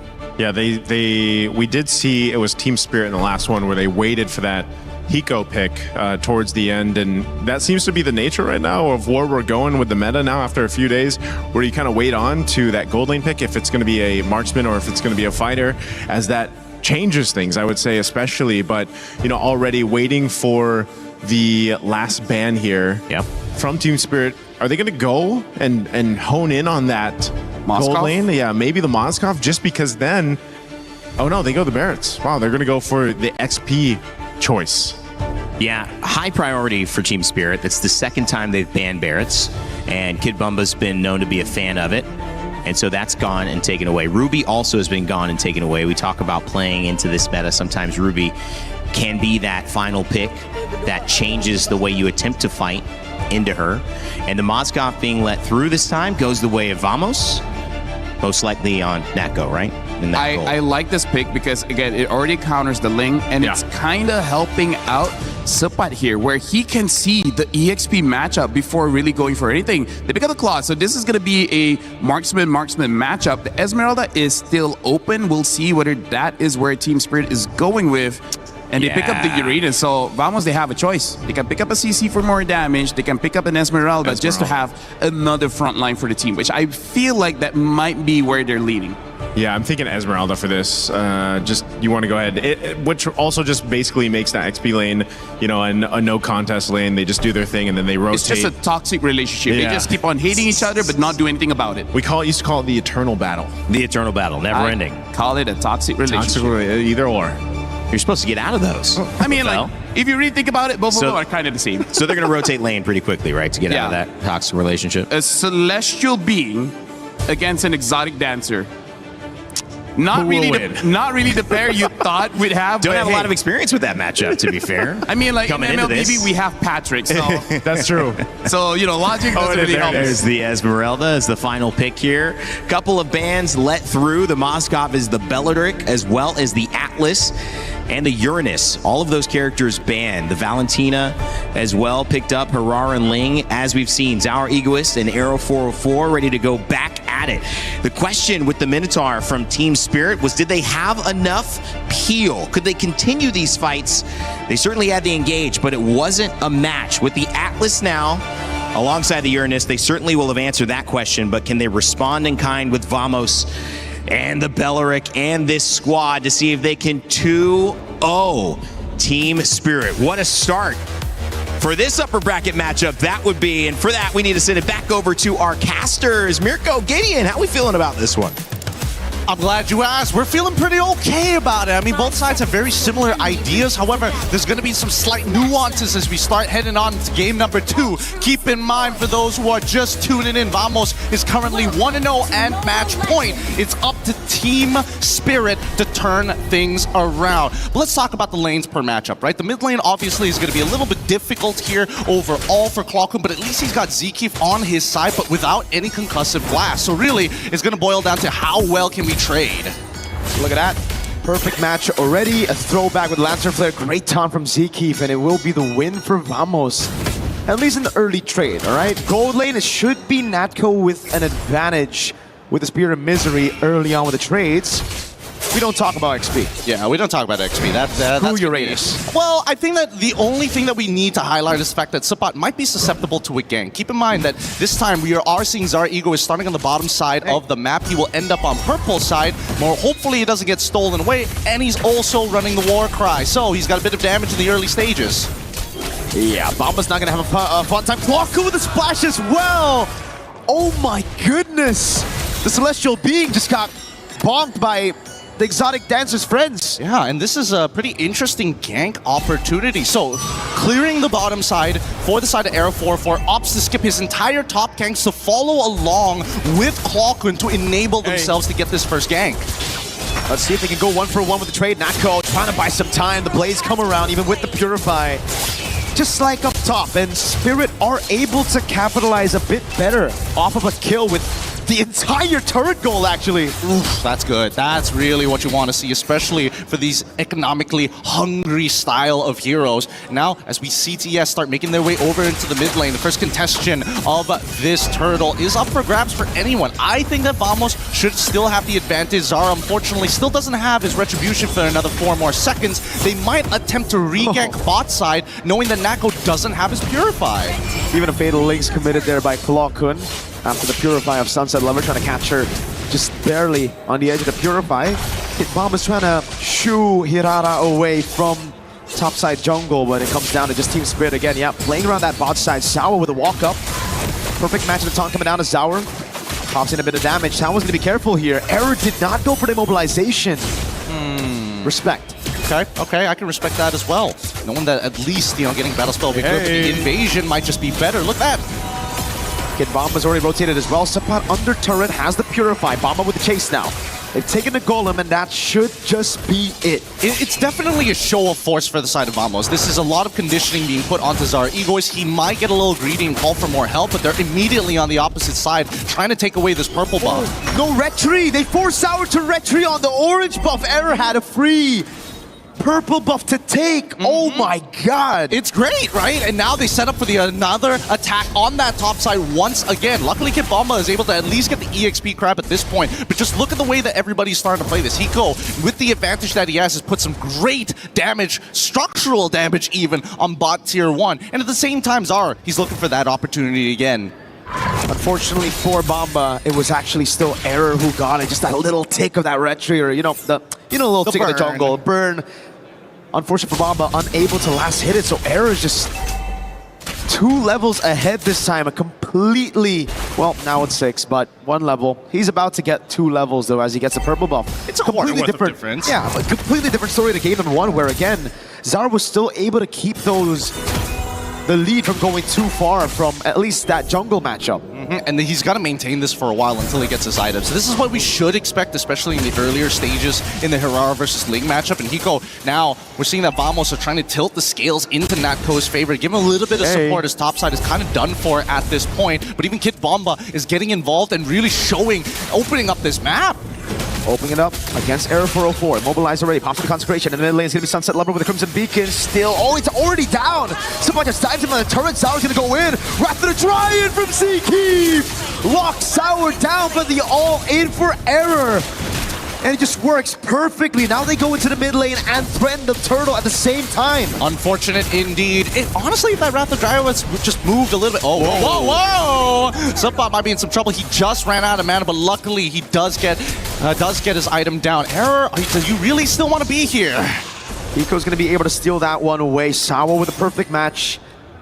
Gets Error out as well. Team Spirit keeping the gold lead at bay. But Vamos have been outplaying them in a lot of these skirmishes. It's really interesting to see because, again, a lot of commitment has been given down to this bottom side. Like, even both Kid Bomba and Sapat have been leaving this lane and honestly wasted 2 waves neutrally blowing up in each other's face. That doesn't matter. They've missed out on that little bit of gold, and I think they can be a little more efficient of it. The only problem is that now you're missing that bottom tier 1. You have to deal with Hiko already unlocked from the lane. Double waving now has to be the only way to kind of keep Natko up financially against Hiko. Now they go back to the same plan. Give Zaur one of the side lanes, and Hiko's gonna have to share with the rest of the team right now. Zaur. I would love to see the items right now to see if Natko is ahead or if Hiko's actually doing better. Fatal Ace with the Blazing Duet coming down now onto Clockun. Hiko's gonna stay on him, but he's so tanky after stealing the Fatal Ace himself. The SOD lands Natko! With the rotation, the AoE mobilization from Error as well. Vamos are just punishing Spirit. A surprising amount of damage. Zipper, pull up the items. We gotta know, where are they currently at in their power spikes? Suppot doesn't have to worry about Zara until he's got about 2 items down. Until we see that Hosclaw and Berserker's Fury, it's gonna be really difficult to win out on the majority of these 1v1s. But let's check out that replay just one more time, because Ziki completely making sure that Kid Bomba and Sunset Lover were not able to capitalize on a pretty precarious situation from Vamos. Worst yet, the SOD connecting to give that extra bit of damage that they needed, luckily piercing through multiple targets. You can see that frustration, man, from Kid Bomba. I'd be mad too. Oh, dude, they spent everything on Clock. Suppot just taking Sour to half HP. He might actually solo kill him. Sour with Retribution on the orange buff. Error assassinates Sunset Lover in mid. Now it's all in by Sour with the Wrath of the Dryad. Keeps him at bay. Clock! Tempest of Blade Steel gets him away. Error with a Maniac! Oh my god! He pulls it off. I can't believe it. Clockhood, I didn't even think of that angle, but on the fly takes the Tempest of Blades to buy himself the time. And better yet, dashing between 2 walls to create an awkward interception angle for Team Spirit. Some great creativity here, great mechanical prowess, but Team Spirit, they need to scale, and they need to scale now, because Vamos, they're taking away every single neutral objective. Luckily this time round, all right, you can have this one purple buff, but let's watch that one more time. It's Zeke again with a perfectly timed Wrath of the Dryad. It looked so good for Sawo, but Zeke's just been better than him across the 2 games so far. It's just him outplaying him, and you can see it, man. From the whole team, they're fired up. They were able to capitalize on that so beautifully well. Now it's another attempt from Natko. Someone's gonna jump in as well. Natko, oh, Natko away! Stakes the SOD, outplays our Egoist! And now it's Clock with a Beta Lynx. Can he use it? Does he even need to? Boom! Bang with his own ultimate. Clock can take Sawo out.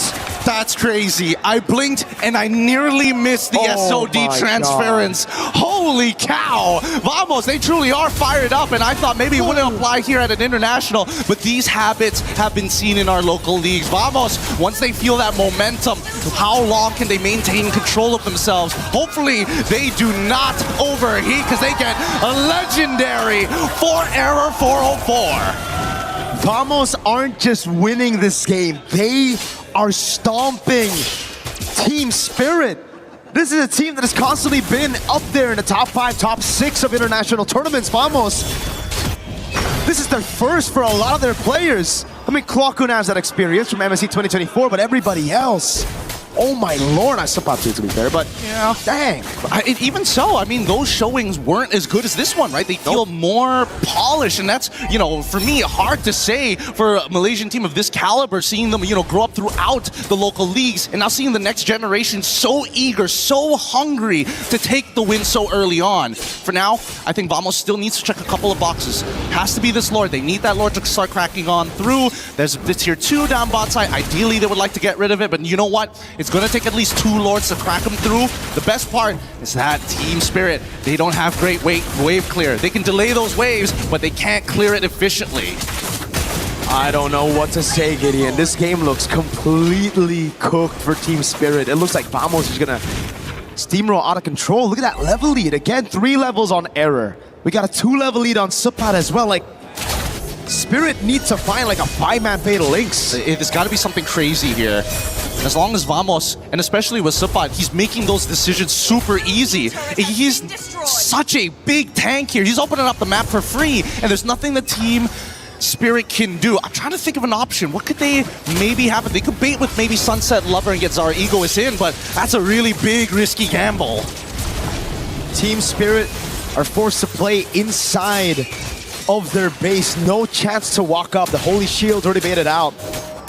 Vamos gonna play the clean game. They're gonna freeze up. Maybe. Oh, Natko. Okay. All for a Holy Shield in. Okay. You know what? Hey, here's another freebie. Here's another one. Here's a door gift for you, sir. You know what? My bad. You know, our bad, right? Like, we should have known. It's Vamos. Like, they're great. They're amazing. It's just, they're Vamos. Hey, that's our time. It's the classic. It's the classic. They gotta at least get one of it in the game at some point. You know, they didn't do it in the previous one. This time around, they're like, okay, we put our stamp, our seal of approval, and now we're back. However, 6.3K lead is still so big. I don't know how they're going to close the distance here, especially if we don't see a steal from Zara Eagle. Oh, God. Oh, whoa. Let's come. Oh, my God. Oh, my God. Error just going to go for a legendary. SOD. Here are the SOD lands as well. Sawa's going to try to escape right now, but he gets caught in immobilization. 2-time for the 2-time. And the fatal links from Clockhood. Dear God, Air 4-4. He is just rocking it right now. He is such a devastating force. 9-0-2. Zkeef has also been just the absolute backbone for Air 4-4, just the springboard off of. And I can only imagine the frustration from Team Spirit with not a lot of options left. And even for Hiko, he's level 13, but now with the conceal coming out from the side of Vamos, let's see how they try to close this game out. Bottom lane, Vamos trying to clear out the waves. He's actually able to do it. Zkeef all alone. Are we not going to break this turret here? I mean, Azar, he's thinking about it. He's thinking about the chase, but it might not be a good idea. Okay. They only lose Zkeef. So far, Vamos have only lost players with no bounty, right? So, there you go. If Error dies, then we have a problem. Cut to Nako. I'm 0-3-7, guys. I have nothing. Oh, Winions! Nice. I can't believe it. I can't believe it. We're really, this is, oh, whoa. Supan, let's chill for a second here. He gets away. Doesn't even need to burn a Purify up top. It will be Spirit with a trade. They'll finally be able to crack another structure. This is tough. If you're in Spirit's shoes, where do you go to? Obviously, you got to deal with that bottom wave every single time, and only Zara has like a decent amount of damage other than Hiko to kind of like cut through. Whoa. Go with the damage again. Oh, wait, Error! Oh, in the midst of it all, gets shut down by Spirit. Sour finds it. That's a Wrath of the Dry that lands on 2, but they've lost their main member. Now it's up to Natko to try to carry this fight. Hiko getting caught in Spirit Misery now as TS just pull it back, and that's what we were talking about. I can't believe it just happened. Yep, and now Zara is equal level to Air 4-4. Obviously, the economic lead is still there, but this is good enough. The Retribution are of same value. 10 more seconds until he has it. Zara's on it. Last time Zkeef was able to steal it away. Can he do it again? Zara just waiting this time around. Retri is good. Team Spirit. Oh, Zara wants more. Baits out the Crimson Beacon. And it's back to Spirit building it up again. Oh man, Vamos. Unfortunately, may have overheated on that moment, that one moment that they needed to take this Lord and really just play with that bottom wave hard shoving. Guardian Helm being purchased by Sawo. He understands that he's getting chunked out way too often and he can't afford to keep recalling 13 minutes into this game. It just takes too long and costs too many resources. At the same time, let's pull up the item list. I want to see where the tanks are currently at, especially for Kid Bomba, right? Because if Subbot was already this far ahead and able to tank multiple people, I would assume that Kid Bomba is finally catching up at this stage, but he's been sticking with the rest of the team. There's no retreat. Everybody's here though. Okay. I thought Vamos were going to be able to catch our egos, but he has the Finch poise, goes back to the purple buff, takes it as well. And Team Spirit will be building the slow push in the bottom lane. Zkeef gets chunked to half HP. Sunset Lover looking for the angle again, sees Error, forcing him back. Sour back up top as Error is visible on the map. This is a ridiculous amount of just raw respect, not only for Vamos, but even for the side of Team Spirit. They recognize each other as true competitors here, and I think Vamos, after that one mistake, had to look... Oh, whoa. Fatal links onto Sawo. Hey, Sawo as well. Takes a turret shot, survives with 1 HP. And the Lord will be able to charge in the bottom lane. That's the first tier 2 for Spirit against Vamos this game. Yep, and with the delayed waves on that top side, they finally break the mid-tier 1 here. Vamos is trying to make sure they don't get much value. They gotta be real careful. Purify out already. Boom. That sets up for Sawo later on with the Purify on down. Did he see him? Wait, they don't know. Purple buff taken by Error. But now he's going to be caught in a bad spot. He's going to get all in. Oh my goodness! No! Even with the Wrath of the Triad, Error falls again, and Sour is looking for the angle for the assassination. The Blazing Duet onto Zkeef. The taunt, Sour picks up a double. Now when it comes to Blaze, goes in, bang, bang, bang, but he doesn't find that final blade. He gets speared to the face by Natko. They're still trying to hold strong here, but if this inhibitor falls, there's going to be some problems. Hiko, got to be careful with the penetration. Ow! Pushing damage, but the nature baiting him in as Hiko jumps into the BMI again. Natko responds over with the nature as well. Sapat now pops in the Falling Star Moon. They tries to go for the chase on Kid Bomba as it's tier 2 up top balls. I don't think they can keep on chasing this. They don't have enough damage to actually take out the frontliners, and Sunset Lover is a little too far. They can't do this. No. Without Natco, there's no point for the chase, but they're guaranteeing at least the rest of the members aren't dealing with that top side. And now, 16 seconds left on the clock before that Lord spawns. And unfortunately, Hiko, he might be a little late to the fight. Vamos will take first position. And now it's back to the building game. Vamos. A 2,000 gold lead. This game's getting sweaty. It wasn't supposed to be. But now here we are, right? It's just the raw resilience coming out from EECA. They're not backing down. They ain't giving up. But now Vamos has to play macro. Uh-oh, Sapat doesn't have to purify for another 2 seconds. Wrath of the Dryad saves him for a bit. Now it's Step High in Blaze, but Error 404 is able to secure the Lord. That's Sapat out. Sawo with the Fatal Links on Seakeep. That's an immortality down, and the 2 frontliners of Vamos taken out of the skirmish. Oh, the timing couldn't be worse. The Lord just spawns as soon as he goes down. Great play overall as they take their time. They need to make sure that this Lord counts, but I think that even Vamos understands the team fight has now come to a point where now even Sawo is pretty difficult to kill. It's not like they were trying to stack up a high level of Sky Piercers as well for the side of Air 4-4, so there's no guarantees at this stage. Look at Natco though. Up top he goes, trying to go for this clear on the base turret. Nah. This Lord will be just more gold into the pockets of Team Spirit, unfortunately, for Vamos. Could have been worse, could have been Team Spirit with the Lord. Agreed. But now we look at the items, right? Just one more time here. Maximum build already gone for Clawhood. 1 item missing here for the side of Sunset Lover, but he's almost there. But the Wishing Lantern, very useful against the frontliners from the side of Team Spirit, especially when you're trying to deal with this Atlas overall. But until we start seeing some more magic resist, it's going to be tough. All right. So now with the full items on Hiko, it's all about those item swaps now for Hiko up against Natco. Wind of Nature, Rose Gold, the Immortality, it's all about that. And it comes down to really just the frontliners. Can they bait out these skirmishes? Can they bait out these resources? Because at this point, it kind of becomes a battle of Sawo versus Klokun and Ziki, right? It's all about those setting tools and how they utilize it. Exactly. And technically, you would imagine that there would be more of an advantage for Ziki and Klokun because that's 2 completely separate engage tools that do exactly the same thing. And yet Sawo has been finding some premium picks overall. Hey. Might get another one. Oh, Fatal Links catches Zorigo, is Klokun! The battle of the sets, it's Klokun that wins it out.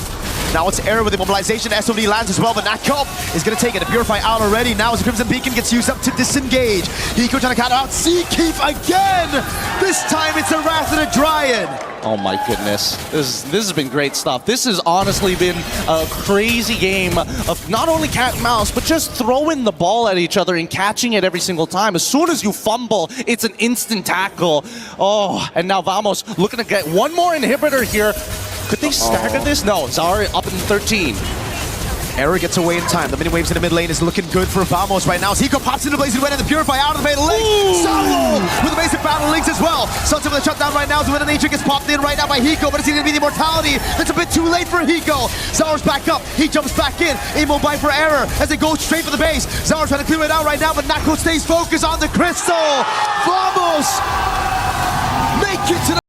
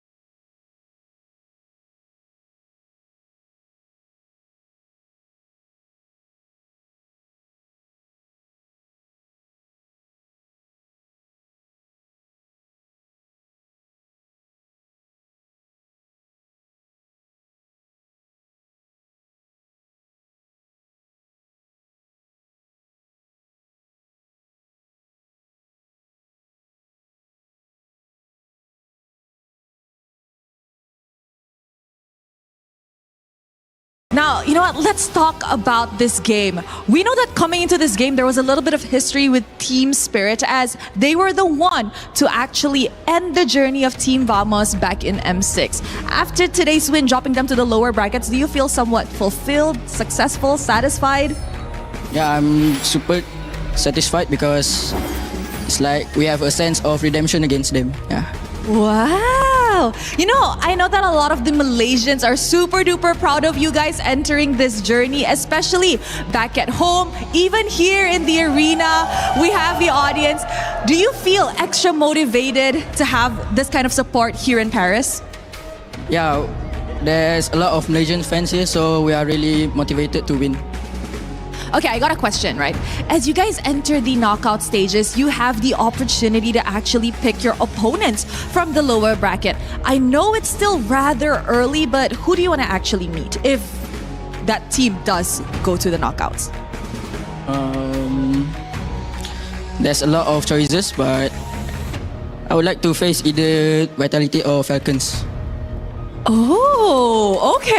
You are right though, because after this match, Vitality and Falcons will be going up against each other, so one will have to fall. Is there any reasons as to why you want to meet either Vitality or Falcons?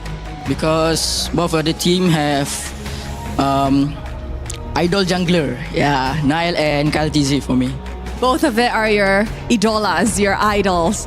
Okay, you know what, Era 404?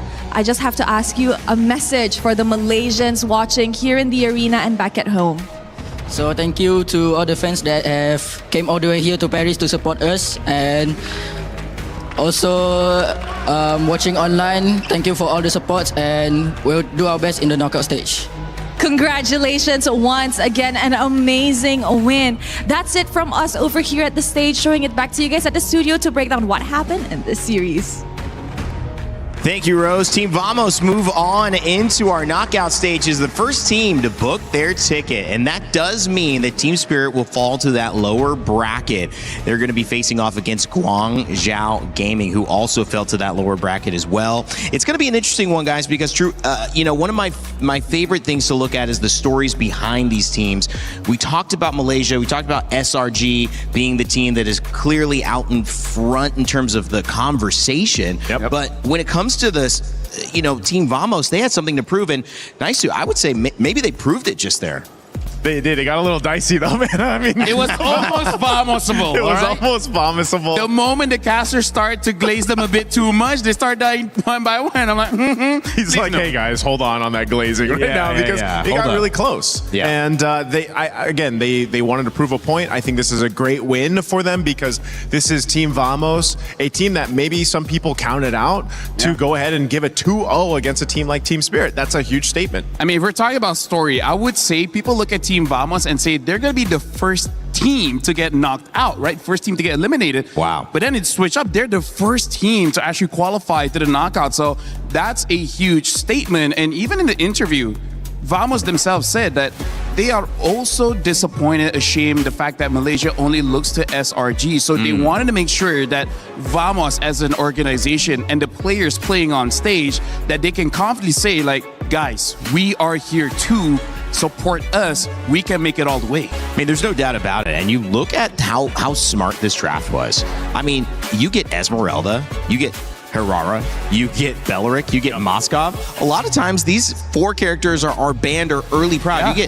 You had a really good setup in both drafts, Naisu. Yeah, I love this because you have key picks here for the heroes, but there was some hero plays, I would say, for this one. Because as it was starting to slip out of the hands of Vamos, some key plays, those in for Clockhoon, especially to go ahead and get that lockdown on Zar Egoist, was massive because, it was Team Spirit knocking on the doors again of the base of Team Vamos, but a couple plays brought it back in their favor, and then they capitalized on that. And I would say that's one of the key features of extremely good players, because it's one thing to do your job well. It's another to have that clutch gene. And Clockhoon definitely showed that one by picking up the Fatal Links. And the moment they got Zara Egoist, I feel like the call was, they won't have enough damage. There's no burst. Natko, you hit your SOD, jump in, everyone goes in, ends the game. Like, Clockhoon, that was his MVP moment. Did we have any information gathered around this Harara Ling matchup? Two junglers at the top of their game. Arrow 404 was a masterclass in whatever he did. But how do we feel about Harara Ling? You prioritizing one or the other now, or still in the same spot? I think we've seen a lot of more cool plays or cooler things happen with the Hirara just because of the nature of her kit. You know, especially when players decide to go and pick up a Sky Piercer. I mean, whether they have a Sky Piercer or not, the things you can do with the Hirara are.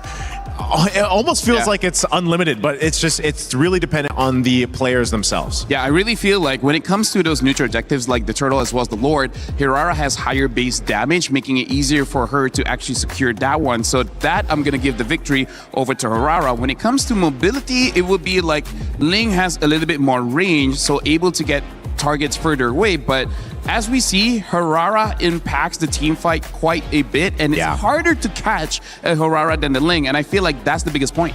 Yeah, she's blending in really well to these team fight compositions, and it was amazing to see kind of all of these storylines start to bubble up here. Again, I had mentioned earlier that it was $65,000 on the line. That's actually only for Team Spirit, who's going to go and play that matchup and still have a chance to stay alive. They'll have earned that, but $100,000, I believe, gained for getting into the knockout stages. Team Vamo's got to be happy about that. They got to be happy. More than MPL. In terms of what they got in MPL, Yeah, technically. That's why it's such a big deal. You know, we heard it in the interview for these players. They want to help their families, and that's how you do it. Now that's a turner. I gotta say that wasn't really an upset because we did say both teams are like. It's hard to call for both of them, but the fact that Vamos won 2-0, and I would say especially in game number 1, I think that's going to create a lot of conversation moving up into MSC because Team Liquid lost, SRG lost, and now Vamos is showing up. Yeah. And honestly, this MSC is turning to become a very interesting international. I'm glad I didn't predict, by the way. You could have gotten in trouble. You could have gotten in trouble there as well. Obviously, just expectations, just keeping things fun. Well, we got more expectations coming up. Let's take a look at today's schedule because, of course, we just saw Team Vamos and Team Spirit. We also had a chance to see Guangzhou Gaming take the win. They stay alive. True Ripper's our first team to go home. We will be sending another team home, but not yet. Team Falcons MENA Ignite Gaming is that one, and we'll have to wait to the end of the day to see more drama. Team Vitality and Team Falcons PH coming up next, though. Guys, that's going to be a banger as well. I'm not calling that one. Yep, we're not. Good thing you're not even touching that. No. Not with a 30-foot pole. I mean, here's the thing. Like, I've been known for a caster curse, so I feel like if I say the team is going to win, there's going to be a lot of DMs. They're coming for you. So, you know what? Mouth zipped. Hey, locked. We're not here, at least. Oh, yeah, we're not. We're not going to be here. We're going to have lunch. Yep. And enjoy the game. Two different guys. Okay. All right. I was going to say, I think if Mirko was up here, he would say one team over the other. No, he also has a caster curse. He will also be afraid. He's also got a caster. I think almost most casters have some sort of... No, you have that year 1, year 2 naiveness where you're like, I'm okay, I'm okay. But then after year 2, you're like, never again. I will never make a prediction. I am scared. Right. I have fear. Okay. All right. Hesitant to make the predictions. That's okay. We don't worry about those predictions when you're playing MLBB. You just go out there and have fun. The good news about it, if you've been checking into some ranked games like I have over these last couple of days, you'll notice in the shop there's a brand new collaboration with one of the oldest and most classic games of all time. That's, of course, Street Fighter and MLBB. Check it out. Human body was built to move. Not trapped at a desk in one singular posture for 12 hours a day. It's time your chair evolved. This is Secret Lab Titan Evo. Ergonomically engineered for you, gamers, hybrid workers, artists, backing your every move.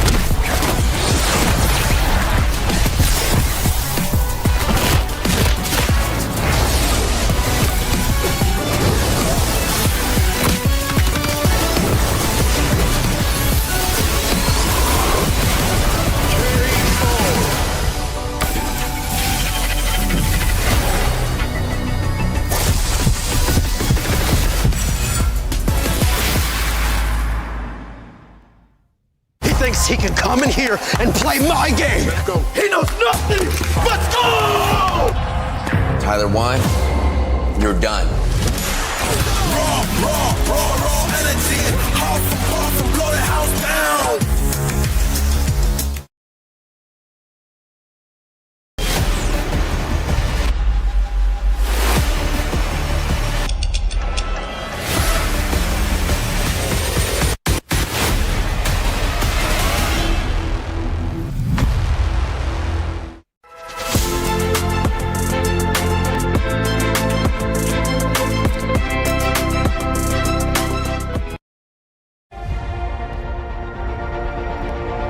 We did it.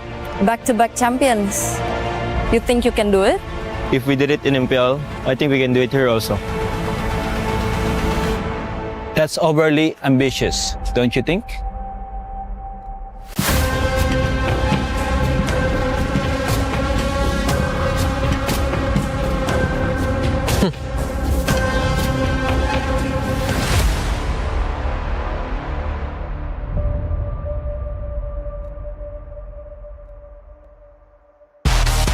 The Mid Season Cup at EWC makes its third appearance, and for the first time in MLBB history, the prestigious stage arrives in Paris on European soil.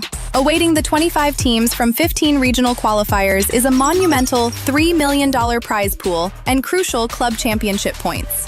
MSC opens with the group stage, where 15 qualified teams and one team from the wildcard qualifier will be split into 2 groups of 8. Both groups will compete in a double elimination bracket, where 2 wins secure a spot in the knockout stage, while 2 losses send teams home. The top 4 teams from each group will advance to the knockout stage. More unforgiving than ever, the knockout stage puts everything on the line. In this single elimination bracket, teams will clash in a best-of-5 series throughout the quarterfinals and semifinals. For those denied a place in the grand finals, one final battle remains, a chance to secure a podium finish and claim an additional $100,000 in the third-place match. Here, one moment can change everything. One mistake ends the dream, one clutch play creates a legend, and at the end of it all, 2 teams remain. One final series in a best-of-7, all for the grand prize of $1 million.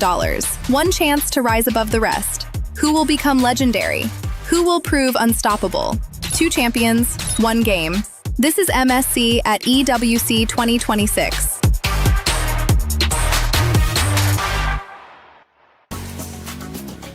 Welcome back to MSC at EWC 2026. We're here in France having a great time as 2 matches have just gotten underway. As we begin Series 3, more upper bracket, $100,000 for that top 8 spot at least guaranteed.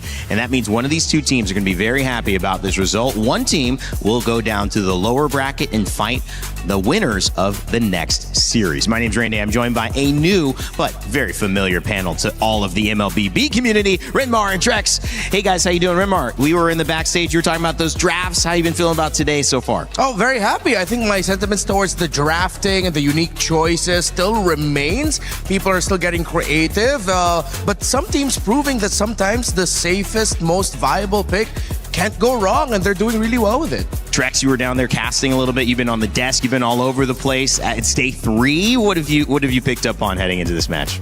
I think today things are starting to get regulated a little bit. Things are starting to calm down a little bit. Not as crazy in terms of draft as what we saw the past few days.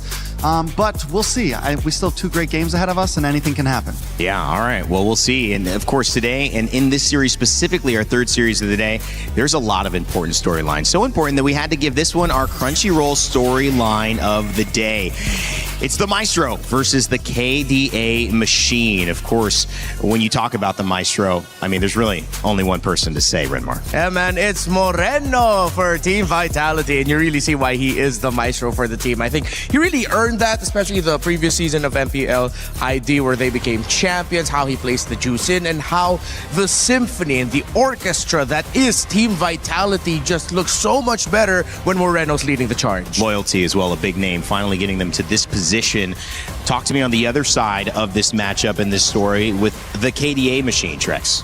I mean, he's got the name for a reason, and this is going to be a big match for Vitality, and there's a reason why this is the match of the day in a sense, the anime battle, what we've all been waiting to watch, and it's even bigger because it's a deciding match, right? Yeah. One of these teams will move forward, and one of these teams are going to have to fight for life in the lower bracket after today. It's going to be a big run and an important run as well. Every moment here can decide your fate. One draft, one pick, one setup for a Lord fight that goes awry or goes your way could be the difference between $100,000 and maybe even $1 million if you can make it all the way up.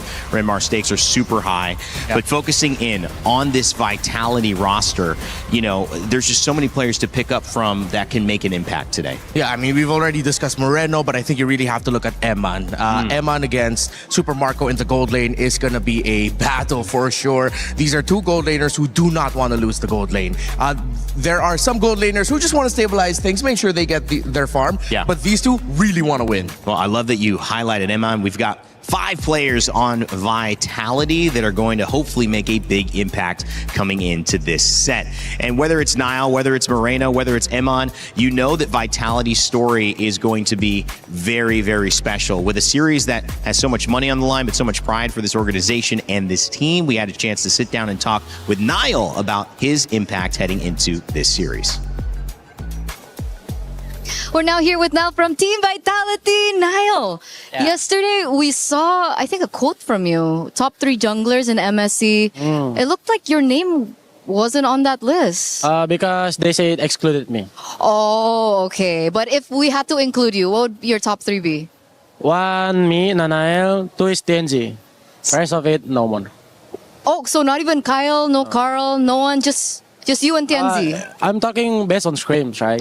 Based on scrim, for me, only TNG is matching my scrims level. You know, like not tournament level, like scrims level. Oh, okay. So, wait, you called yourself Nanael. So do we call you Nanael too? Up to you Or guys. Niall? Up to you guys. Which one do you like more?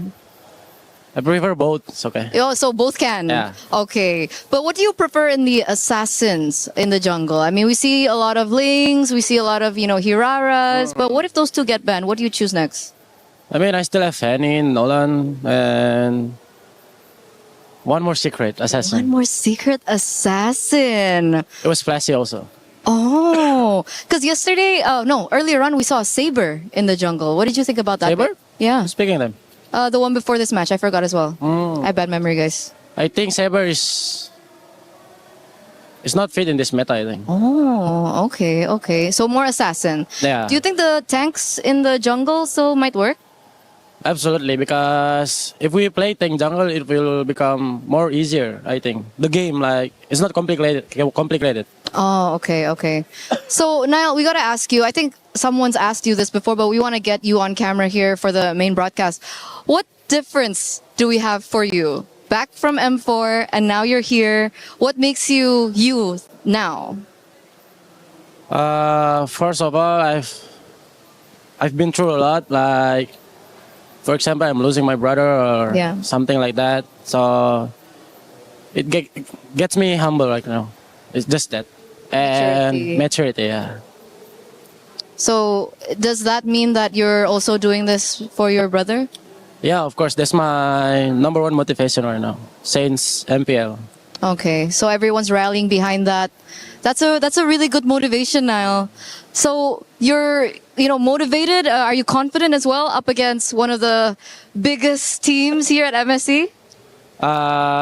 For us, whoever the enemy is, we are so confident against everything, and we prepare the same thing for everyone. Like no special. Okay, that's what we like to hear. By the way, you keep coughing. Are you okay? I'm good, but it's just cough, because of that thing, maybe. Oh, okay. Yeah. Best of luck. Get well soon as well Thank for you. your next match. Hope I get to see you after. And there you have it. That's Niall. Back to you guys. We won't talk about what that thing might be. However, I will say that it is an amazing journey to witness Niall just being open about his brother and the maturity needed to go through this process now after M4 being here at MSC. Wishing them all the best, and honestly, what a journey that's just a human experience, and sending lots of love his way. Of course, when it comes to the game, there's another element to start picking up on, and the teammates and how they fit with Niall. He said that it would fit with Tank Jungle. And also, as you see here, Eman says he misses competing against Super Marco on stage, expecting that it might be one of the hardest matchups that he's going to face, and maybe even hard to beat. So that's going to be on display. You mentioned that as well, Renmar. Yep. Just that matchup, something you're keeping a close eye on. Oh yeah, I hope it's going to be exciting. I hope they both don't realize, like, hey, this guy also wants to fight. Let's just play it safely. I don't want to see that. I don't want to see safe. I want to see them burning their flickers early on, being aggressive, getting that win in lane. Going for the kill. Trex, the pacing of a game like this, when you're in the upper bracket, do you feel that the approach is, let's take some risks, we can lose, we could even lose twice and still have a chance to stay in this? Or do you go with a little bit more cautionary? I think, as what we're seeing today is some of the teams that survived yesterday, some of the teams that won. It's less about where they're at in the bracket and more just about the teams themselves. I think we're going to see a slower pace game, possibly. It's what we've been seeing earlier. Yeah, it is. And that's kind of where we're getting to that true play style of what's going to win you games. And knowing Falcons and the way they like to play, even Super Marco, for example, sometimes it takes him a little bit of time. He wants to farm up until he's got those items he needs in. And then it's bulletproof Marco time, right? Then it's, I'm going to come in, power up Marco. Yeah, exactly. So I love it. I love to see it, and we're going to see how that matchup goes as well. Keep your eye on that. Also, we talked about the KDA machine in Haji, who is here for Team Falcons PH. There are stories along all of these members' journeys, but we had a chance to speak with Ogwin heading into this one. It's Eterna here with Ogwin. Ogwin, what's going on? You okay? Everything fine? Yeah, all good, all good. All good? Any nerves coming through? I mean, you have so much experience. I mean, do you still feel nerves at this point? I don't think so. Just the interview. Just the interview. What is up with players on interviews? Why are you so scared of the camera? I guess the surprise questions. Oh, the surprise questions. Don't worry. All the questions are nice today. Just for today. But Ogwin, moving on. There are a lot of, sentiments out there, maybe mostly from like the community and maybe some casters from different regions, that it looks like the meta is shaped in a way that it may favor ID teams over the Philippines. Do you agree with this? I think I agree because the ID teams are really good in their mechanics, especially in this meta right now. All of the assassins are buff, so it's really hard. It's really hard to play utility jungles right now. So do you think that may be the reason why TLPH lost yesterday? What did you think about that match? Were you surprised? Were you shocked? I think it's a 50-50 match because we screamed in Turkey. They're really good as well. So I think it's all just in the meta in the favor of Turkey, and they have like a poison picks. So they really got TLPH. Okay, so it's about the picks. So that was Coach Midnight. You know Coach Midnight? Yeah. You have something to say to Coach Midnight? Midnight, no, Midnight. But speaking of the meta, the roamers are shaping up to be quite interesting. What do you like the meta? What do you think about the meta for the roamers? For the roamers, I think it's quite simple. You just need to soak damage and that's it. Especially when you play Beleric and Atlas. Okay. So a lot of crowd control. So I think it's really good for the roamers right now. So crowd control and soak damage. Does your staple Minotaur fit in this? I think Minotaur is also in a pocket picks, and it works really well against some champs like Beleric and Atlas. Yeah. Okay. So we're gonna, keep an eye on those picks. But do you think the supports have a place in this meta right now, or just more so like the chunky boys in the roaming? I think there's a place in utility roamers, especially when you have utility jungle. But there's Hirara in Ling, so it's really a hard time to pick it up right now. Okay. You need to be careful before picking those. So there's a lot of considerations that needs to come into play. And obviously you're up against Vitality next. Do you have maybe a message for them before you get in? Good luck and have fun, and we will try our best to not lose. Try their best not to lose. I like that's confidence, right? Is that confidence? I'm not sure. Well, we're gonna throw it over back to you. Thank you so much, Ogun. Trying their best to not lose. It's not soccer, it's not football, so I think a draw isn't available here, guys. I think that means win? Yeah. Okay. Yeah. If you look at it a certain way, it means, Okay. they're going to try to win. Yeah, well, we'll see it. I mean, Trex, there were kind of two different thoughts on that meta as well. A little bit where tank assassins could work, we heard from Niall, but also like he's saying, no way, that's not going to work on this side with Ogwin. I mean, we have not seen tank assassins here so far. I mean, the tank junglers. Yeah, to the tank junglers. The tank junglers. Tank junglers. Sorry, yep. I think, again, I said it yesterday, I've been saying it for the past 2 days, the meta is still unraveling. We still got a lot of layers to go. We saw yesterday, we saw the Rafaela work, which me and Renmar were theory crafting that on day one, and the possibility of that coming in. Day two, it comes in, it works. There is still a lot to see, I think, from MSC. So we'll see how it goes. I don't want to make any hard calls yet, but I do think Utility Jungler could possibly make a comeback, especially with something like a Wrath behind it. Yeah, and real quick, Niall even teased the assassin we haven't seen yet that's equally flashy. I'm trying to go through the list in my head. I wonder who it is. Poison picks, he called. Midnight Hat. I mean, do they have a poison pick, an assassin we haven't seen? Let's see, man. The org and the boys playing there, they have the identity and the DNA for it, so for sure. I also like the call about the Minotaur. We saw that a little bit earlier in the set prior to us. Didn't end up working out, but we did see the impact of the Belleric and the Atlas. You got to look at these two teams and say that there is so much on the line and so many stories. We set it up, and it was obviously somebody who was trying to make this happen in Team Vitality, their mid lane matchup, and of course seeing if Haji or Moreno can get the better end of it. We're about to kick it off onto our stage to begin this Series 3, which might just provide a champion. Who knows? We'll see how the gameplay goes. Yes, my friends, this third series has a lot on the line for it. Two teams that you would not be surprised to see in our grand final. But first, Rose, my dear, you look like a very proud mom in our post-game interview.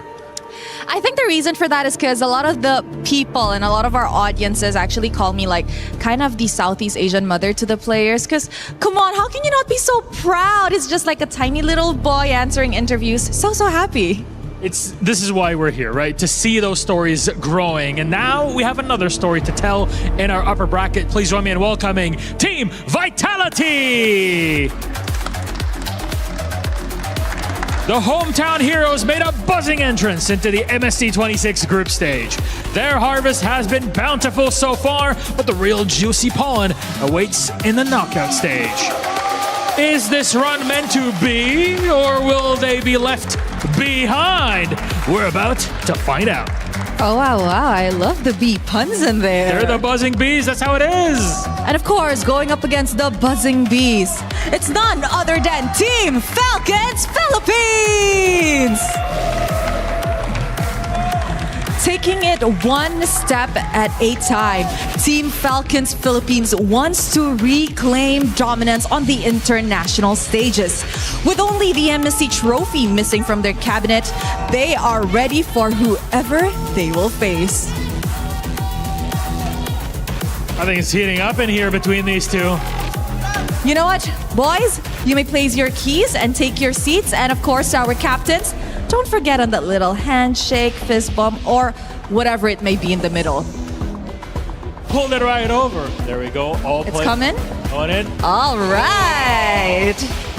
They are good friends, but you know, in the land of Dawn, everybody's the enemy. Thank you very much, Milosh. You know what? I think it's time to hit this to the desk. Let's go, guys. Thank you so much, Rose and Milosh. It's Team Vitality versus Team Falcons PH. It's time to see if this team has what they think, the mechanical prowess of Indonesian teams versus the classic stature of Philippine squads here at Team Falcons.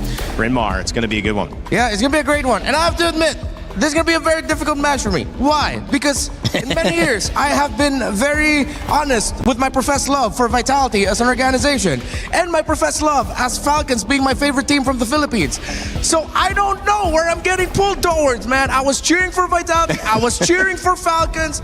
This feels like the MWI Grand Finals all over again for me, bro. That was me yesterday with Aurora versus TLPH. All right. Yeah. Just to remind you guys before we jump into this one, my champions, 2 champions, 1 pick. You can grab your My Champions pick and pick your dual champions and win 50,000 diamonds. Make sure to scan that QR code with your tablet or your phone and get going because the event lasts until July 27th and it is currently live. I'm trying to think now. I wonder how crazy we're going to get with the trade and the roam, or are we just going to have to double down on the fact that it's just going to be Atlas and Belleric? Well, we have had a few games where we've seen the Atlas banned out. Yeah. Which means Belleric most likely gets banned out as well unless it's red side looking for the Belleric pick. Yeah. My question is, when do we start seeing the Ling and the Harara on the ban list, and is that something that's going to happen? I feel like they've both been so powerful, so game-deciding, that at some point they may enter into the list. Almost even more important than the Freya. Yeah. Because Freya's been slowly leaking in as well. Yeah. I posted something this morning about how crazy the trade is for EXP. You have Freya, Phovius, Esmeralda, Paquito, Barretts.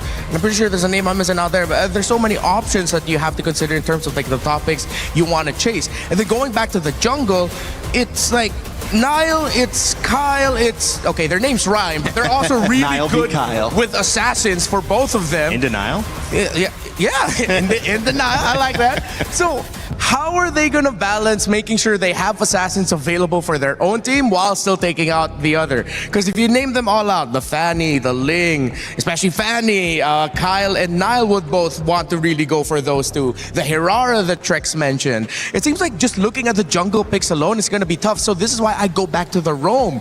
Will we see an earlier prioritization for something like the Cho? Will Hilda somehow make a comeback as a means to invade the jungle a little bit more? That's where my brain's going through. Notably, we didn't see Cho at all in that first series. Yep. And what has been missing in the first 2 days is him as a pick. Atlas was heavily prioritized, either banned or immediately first picked, which opened up the Belleric. He was banned alongside the Belleric, like you said, Trex, earlier on as well. What has been happening, though, more so today, has been Eudora getting banned instead of getting prialed on that first 2.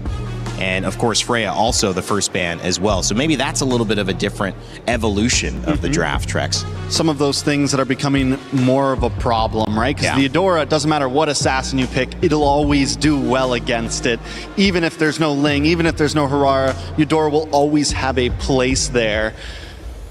Outside of that, we talked about the Cho a little bit. You know, I think Cho got a little exposed the other day. The Ruby was just a beautiful answer to it. And the Ruby's not something that's going to get banned out in first phase, meaning it always has a quick response. And normally if you're going to lock in the Cho, you might just lock it in that first phase, which means unless you're a last pick red side, that P3, most likely, I don't think we're going to see the Cho anytime soon. Yeah, we saw it go well for Keyboy, but it also went badly yesterday. Very up and down. Yeah, it's up and down. It's either going to work or it's going to ruin your draft. Yeah, that's why you really have to prepare for it, I think. If any of these two would want to pick up something like the Cho. But then if you're Falcons, you're also looking at someone like Finn and acknowledging that he is one of the best Atlases in the world. He tore through MPL ID with that pick. And then now, so far, he's done a great job here at MSC EWC with the Atlas. So I think it's in consideration for taking it away from him, or you open the Valentina so that Vitality picks up the Atlas, then you pick up the Valentina for Haji.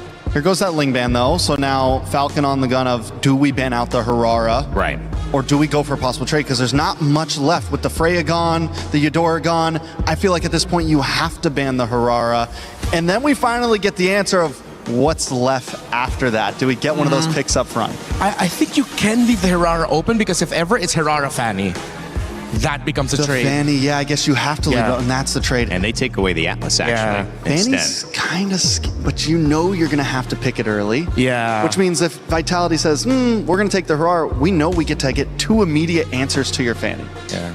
Well, they've got a chance to grab the Fanny here. We'll see how much they prioritize it on the Team Vitality. We know that Harara's also available, so if Nile feels confident in that matchup either way, they don't have to force their assassin pick here, their jungle pick here.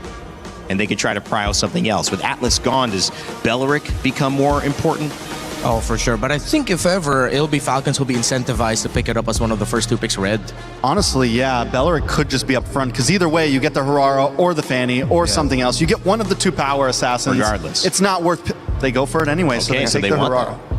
Okay, so they get Harara, then in terms of the theories that we've been making, then it's probably going to be like a Belleric plus a Fanny early on now. Well, you take Fanny 3rd pick. Right? Yeah, you don't need it now, right? So Belleric and... Belleric +1.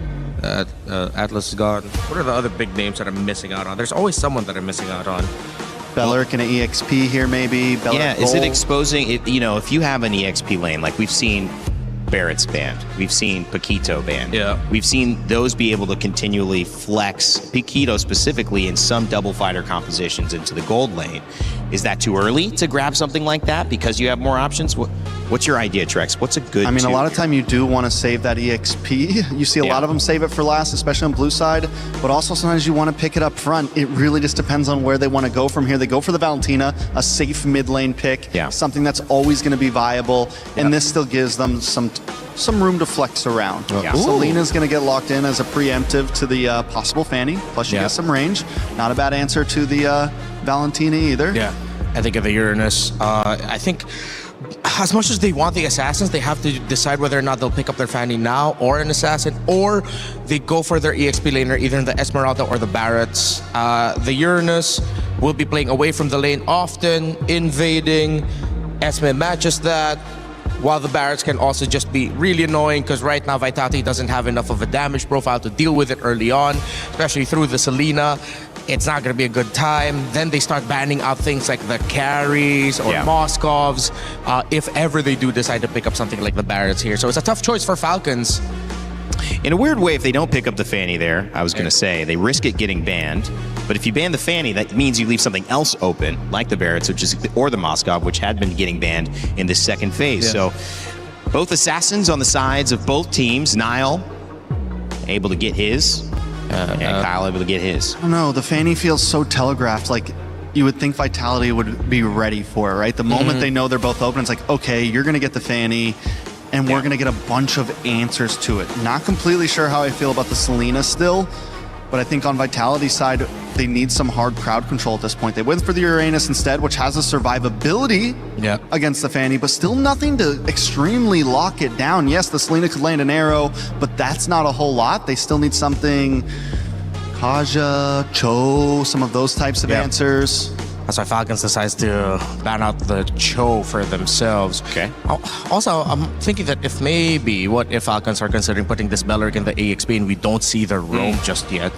But with the Valentina, I think Belleric and Valentina already is a pretty good Roman duo that will provide difficulty for the Selena. So I think for EXP, if they're not going to go damage, then they go tanky. So as expected, Vitality will ban out the Esme. I think it'll be also very safe for them to ban out the Barretts. And then in terms of the really tanky EXP laners, the lineup is too mobile to pick up a glue. They might have to fall back into something like a Terizla, which is really slow.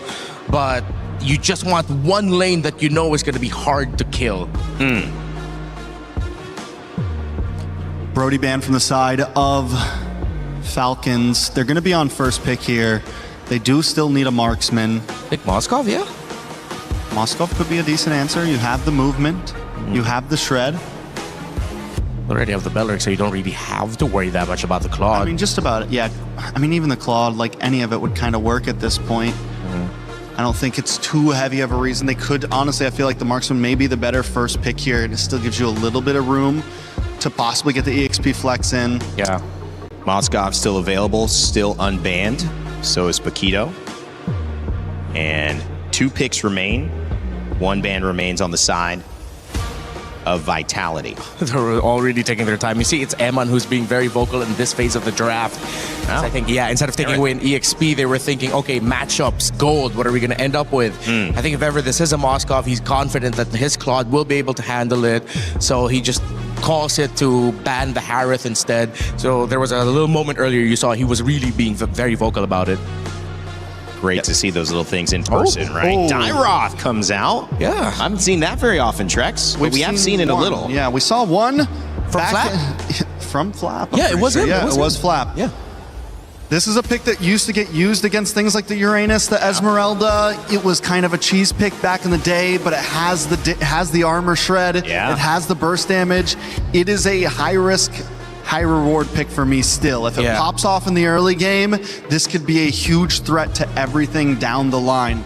If he takes 2 or 3 deaths early on, it's a wrap. He'll be useless the whole game pretty much. Yeah. Okay, so they'll pick up the Badang here, and they'll go for the Melissa. I wonder if Falcons will lean back to a very old combo with the Deeroth, which was the Irithel, because the mobility would help from getting away from the getting linked by the doll of the Melissa. I mean, most likely they're still going to end up with either, I don't know, maybe like still a Moskov, but no, they still go Claude, and they played with like one of the safest gold laners.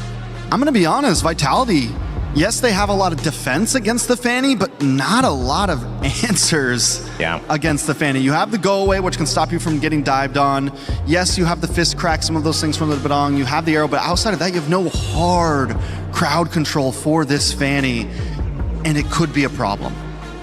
Well, the lineups are locked. Coach Moody and Coach K-Dot getting their teams, Falcons, PH, and Vitality, ready to go. And this one, well, looks like fireworks are set to go off here at MSC EWC 2026. Our third series of the day is about to begin, and this is going to be a banger. Team Vitality and Team Falcons, PH. Let's send it over to your casters to begin game 1. It's Brigitte and Gideon. Thanks, Rain Day. This is an exciting day to be alive. We get to watch some of the best regions play it out here on our third series of the day of MSC. And for starters, we're already getting the classic Selena from the Maestro himself, but I don't think Haji is going to fall too far behind. Yep, the mid lane matchup is something we're all watching out for, but just the same, I am so excited to see Kyle back on a Fanny all over again. He made a name for himself because of these kinds of heroes, and now Vitality will have to deal with this. And again, Trex did point out most of their crowd control and potential lockdowns are just going to be on Finn. Yeah, it really is going to be. And I think the important thing right now is whether or not those arrows not only are going to hit, but how you set them up. Because I think that Finn has such a difficult job, right? Not only is he looking for these big engages, he has to play off of the information from Nile and Shogun. But the hard part is catching this Fanny half the time. Yeah, because like you're torn between catching the Fanny or also going for a backline play, because we see Badangs do that oftentimes, but that's more so when you get to the late game.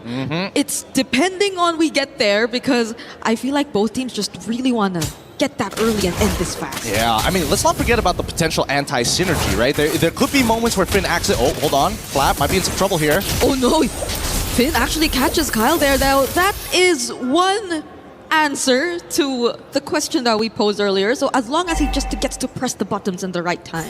But this comes at a cost, right? Because Moreno has to be preemptively already waiting with Finn to make these potions happen, allowing the mid lane to actually get shoved in pretty quickly. Now, I mean, Moreno, he doesn't care about level 4. Level 4 or not, it's not the biggest deal in the world. He hits that arrow, it's kind of game over for whoever. But even Iman recognizes that you gotta be scared of Kyle. You take a bad trade, you could just die out of nowhere. Yeah, Vitality are so good with these anticipations against Team Falcons and their rotations, and so far they're the ones actually going to take this turtle for themselves. We saw multiple rotations from Falcons already, but every single one of them have been answered so far. They have been, and I think the best part about it all is the fact that Vitality are playing super responsive to how Falcons are moving across the map. As soon as Kyle showed up bot side, they set up for the instant turtle take. They cannot waste any little bit of time here. They also have to be, just as careful to not put themselves in compromised positions. Top side, you really see that Shogun try to cut the wave. Notices Fanny is around, backs up to try and set up for Nile right here, because he's just too thick. The moment Nile showed up, Falcons could just not commit anymore. Every single time, it seems like Vitality are just always prepared. They're not in any way taken by surprise by the presence of a Fanny, and it's something that they probably willingly played into, but that's going to be a setup onto Finn. Now they're trying to go for the burst. He gets caught once again, though. Kyle will make it out alive, but does Finn, though? He does not. Flap takes first blood. He could have lived that. He could have lived that. He wasn't 100% sure about the timing, about when Dairoth's ult actually finishes the channel. Yes, there's a bit of a channel time. He could have just pushed himself out of there, but wanted, hey, no abilities, I gotta just try and punt somebody backwards as best as he can. This is what we should expect, right? Falcons need to win this early stage of the game to get Kyle that advantage that we're hoping for, and it's not like the Ling. He's very dependent on that purple buff and can only do so much. It's not like you can just go back into your jungle and charge it all back up and you know, farm extra fast. It's all about, hey, I go in, if I don't have that purple buff, I have to recall, do it all over again. Yeah, it's great adjustment too, I think, because they could not find the sides. They've been trying to, but they couldn't really get the sides. It's always been either Finn intercepting or even Moreno and Nile, so they just settled with Finn, who at the time was isolated from the rest, just trying to check wherever Falcons were trying to go for next, and I think it's a great answer. They finally found a way to at least get a slight advantage, though the gold lead is very insignificant at this point, honestly. And honestly, a really difficult comp to pull off. I mean, I'm thinking about how to kind of keep up with everybody else, but wait, hold on first. Flap, he's already going to get chunked down to 50%. Now, Falcons, this might be a harder contest. They do have a bit of a regenerate for Flap, so he's going to top himself back up here, but I think the real question is whether or not he gets caught when he tries to shred down that front line, right? Whether it's front line or back line, that shred is only good for Kyle and Super Marco. Whoa, Finn, are they actually going to go for open? The Wrath of the Giant as a response to, but they catch two, and now Nile is going to go down alongside Finn. Falcons actually take two and will win that trade instead, despite Vitality being the first ones to set it up. And look at Ogwen, he's just blocking the shots. He's making sure that the softer members on his side don't have to worry about some tough angles that are being set up by Moreno. Is this a potential punish? No, he should be able to get out. Oh, Blazing Duet used two, but even so, Moreno gets to dash away to safety. Shogun will try to block the rest of the members of Falcons, but they're not gonna force it anymore. Still though, it's a 3-0 lead already in their hands. Maybe a 3-0 lead with 1.4k, but we're not seeing structural damage. We haven't seen... Oh, speaking of structural damage, Flap, first person there to actually open up, and surprisingly enough, he's the one who actually unlocks his lane first, which is great for him.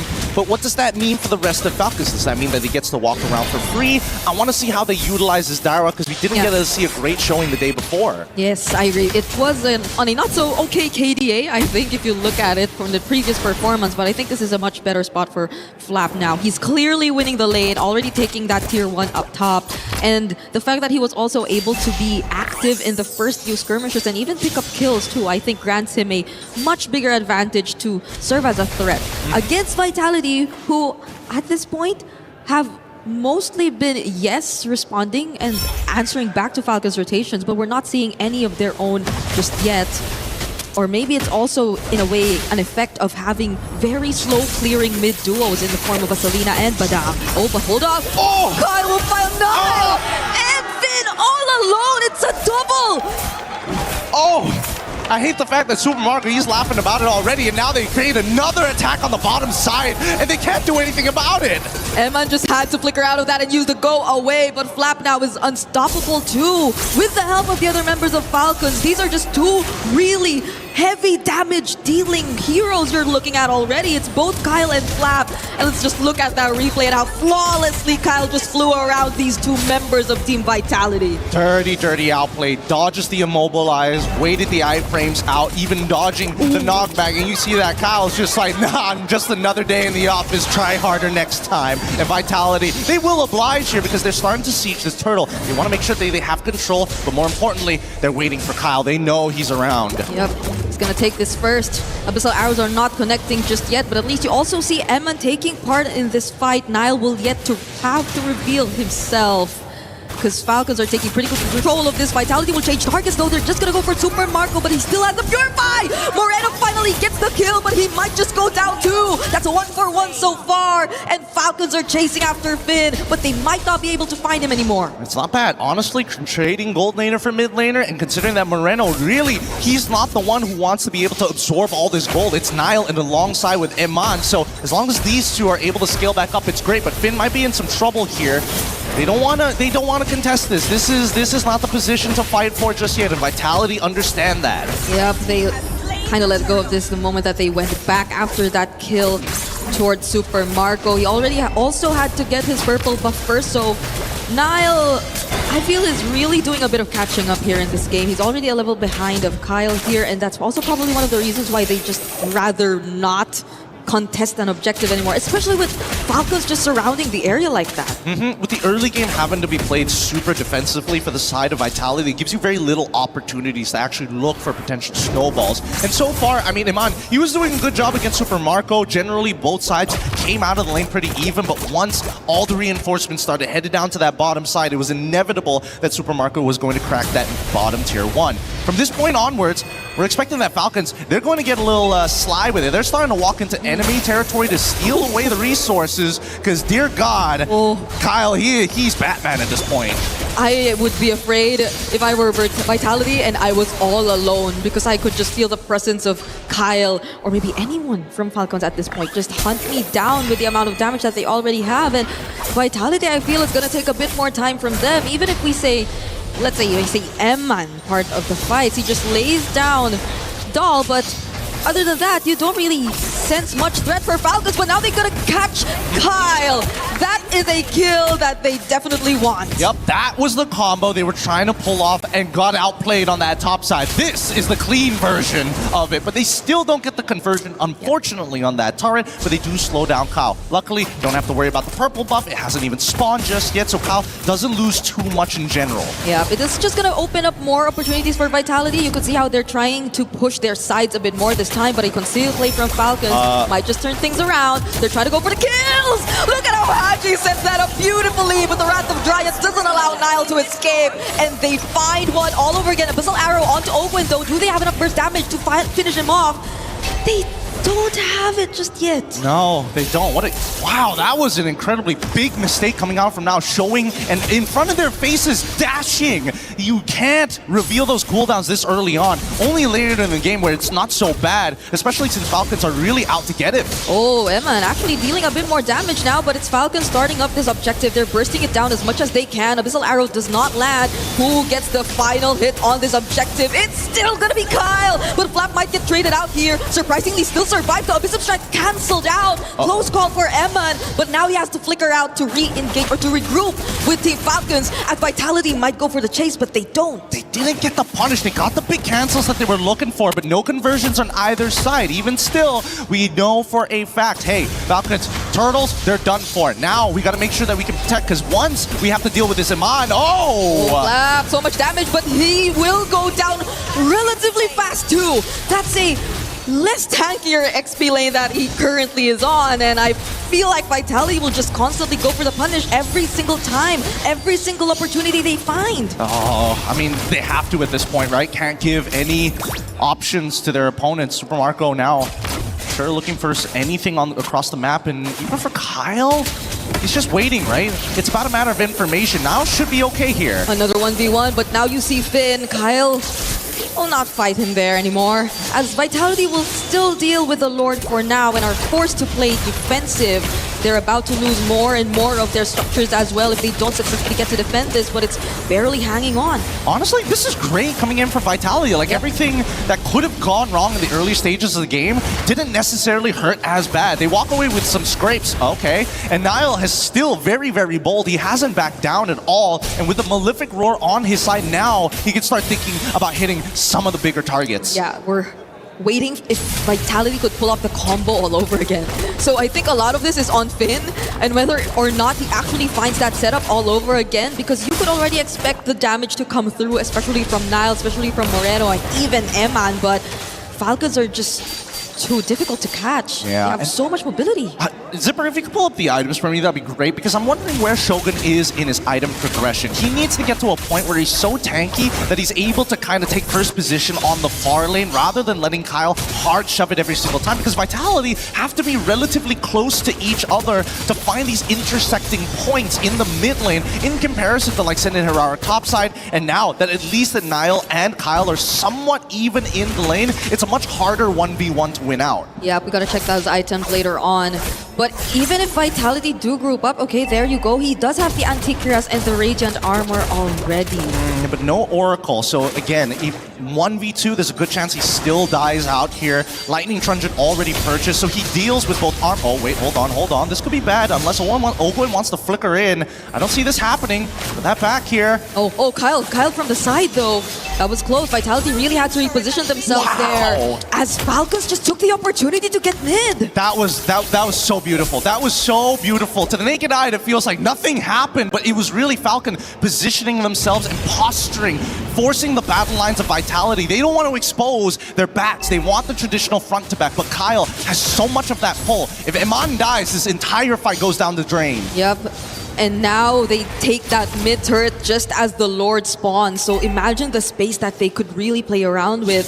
Vitality feels very uncomfortable with just freely positioning themselves. They have no idea Haji's in this position either. And you mentioned something about Vitality grouping up and using it to an advantage, but they have to be careful of Haji. Haji's been stealing away that ultimate from the Badang, and that could be something to punish Vitality later on. Wow, both of these guys, it's whoever shows up in the lane first, and Hirara shows, and guess what Falcons is going to do? Instantly take that space as Vitality are forced to move backwards. They know for a fact they got to clean up these lanes, but Niall, he's not wasting any time. He sets up the slow push and now is running back to try and collapse upon this. Oh, Eman tries to go for the poke, and with the go away, they don't actually find the kill. Now it's going to be a clap back from Finn. It's a shutdown onto Haji. Super Marco finds Shogun Do and will surprisingly pick up a double. But Eman is still alive. Do they still have hope? Abyssal Arrow will land onto Open, and they find another trade. That's exactly what you want to see. It's all about Eman here. Wait, no. Oh, Flap, you have to avoid. Oh! But Finn, the disruption. It could have been enough, but Kyle was just too quick to act. Eman tried to go for the chase on Super Marco. 1v1 Wind of Nature, and Finn finishes him off. Yo, that was so sick. What timing on the Maestro must have. That's why he's the conductor. He doesn't miss a beat. What a well-timed arrow mid-air. And even Finn, he was looking at it. Look at this one more time, right? This big old fight happens. Everybody's going crazy with it. Ogwin, really the game changer with the Wrath of the Dryads. But later on into this fight, that intersection. Wait for it. Where's the arrow? He hits it, and then it all goes down. And this 1-1-1 too. So good. That was so crazy. Finn should be happy with that. Finn should be happy that redeems him for the early mistakes, but now it really just comes down to execution, and that's the truth of it, right? Falcons and Vitality both have a really good understanding of how both compositions need to kind of dance around each other. But that dancing gives more advantages to Falcon for the raw firepower. Vitality. Oh, they find another arrow. It's gonna be Flab. He's not as tanky, but Shogun's actually the one who falls out first. But with the Wrath of Dryad and another setup from Finn. The iframes from Nile keep him safe too. It's only Vitality finding a 1-for-1. Holy cow, this is only game number 1. And we are seeing that they are fighting tooth and nail. Ogwin should go down here. He could not get away from that. But that's a response from Super Mario. But the go away will just shove him out. They couldn't go for the committed Haji. Nearly falling. Still has the ultimate from the Badang. But Vitality are going to play it safe. They got to breathe. They got to breathe for just a moment. Kyle, he can still deal with these waves on the sides. It's just that main Lord force that they can't really deal with it. Super Marco will try his absolute best, but they're saying, you know what? We can't hold on to this. Let's give up this inhibitor. Yes, the long lane is not going to be in our favor, but we got Kyle to deal with that consistently. Was that a chastise picked up by Kyle here? It's like he was forced to almost adjust his items just because of how good Eman's been positioning himself onto Melissa as well. Every single time he uses the go away, it's just so perfectly timed. It's ridiculous, and I think this is super understandable, right? Why multiple people need to get the chastised pauldron. With the extended range, thanks to muddles, sometimes you're not in that range to actually get the attack speed reduction. At this point, you got to be able to hit the right targets at the right time, and as much as everybody needs to slow it down, it does eventually come to start biting you in the butt.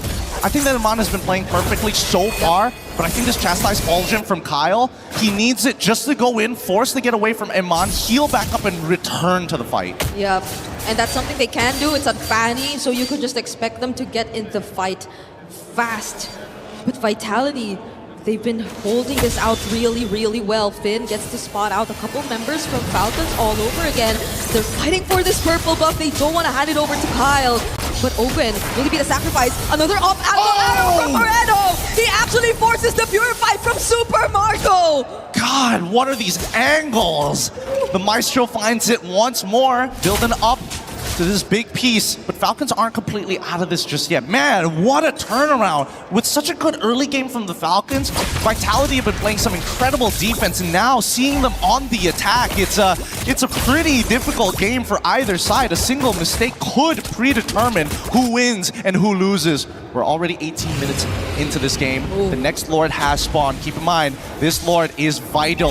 It's going to be walking around with some extra damage reduction. Open goes for the concealed play because they spot Nile up top, but they're not able to get anything out of it. Nile's just going to really get away and now transition to the Lord.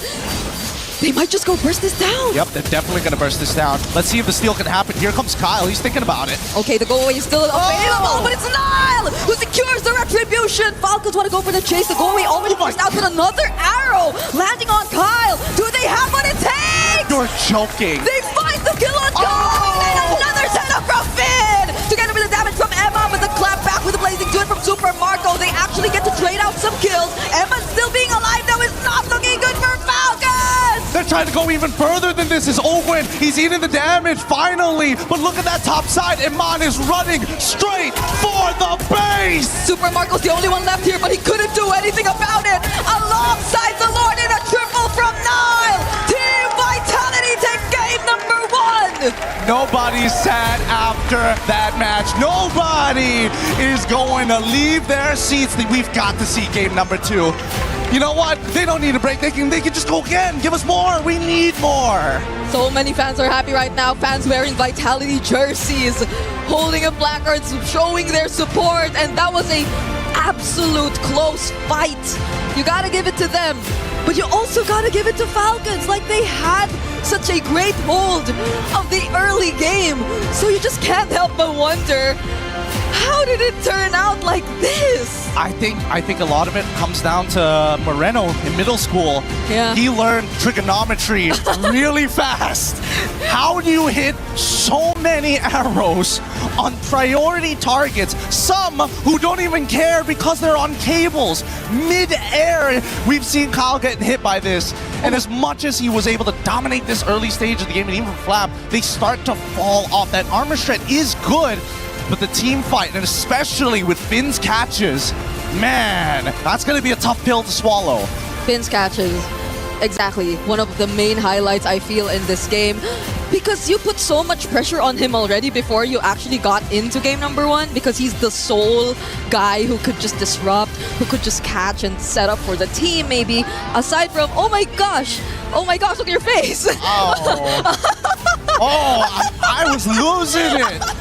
I was losing it because of this catch right here. Right here. What an unbelievable catch coming in from Finn to set this all up. And all the while, Iman, he's playing a really, really hot game here today. Yes. I thought it was always going to be Finn and Moreno kind of making things happen. Sometimes you get Niall in the mix here and there. But really, it was Iman to be the foundation and the anchor for the team. And he played a phenomenal Melissa. I agree. Eman on this Melissa. You guys just couldn't see it, but we're honestly sweating right now. It is boiling up in here on the caster's desk, considering how much energy has been expended here on game number 1. You saw it from all the Vitality members. They all had to, crack open their waters because they were not only just communicating, they were shouting through and through. I can imagine. I guess we were too caught up in what was happening here too, but I could faintly hear the screams. Also from Team Falcons fans, because imagine that. It was so beautiful. It's great to see that now we've come to the point of the game where it's not just about learning about fundamentals or the different little types of matchups. Not only are they playing to their strengths, but it's about execution. And that's the beautiful part. Both sides have traded blows at this point, and I think that Falcons now recognize, okay, if we're going to have to keep this clean, we gotta keep it more standard. We gotta figure out a better way to start exploiting Vitality. And number 1, it comes down to whether or not they can get this Melissa out of their hands. And I think for the last 3 or 4 team fights, major team fights at that, Eman was just always surviving.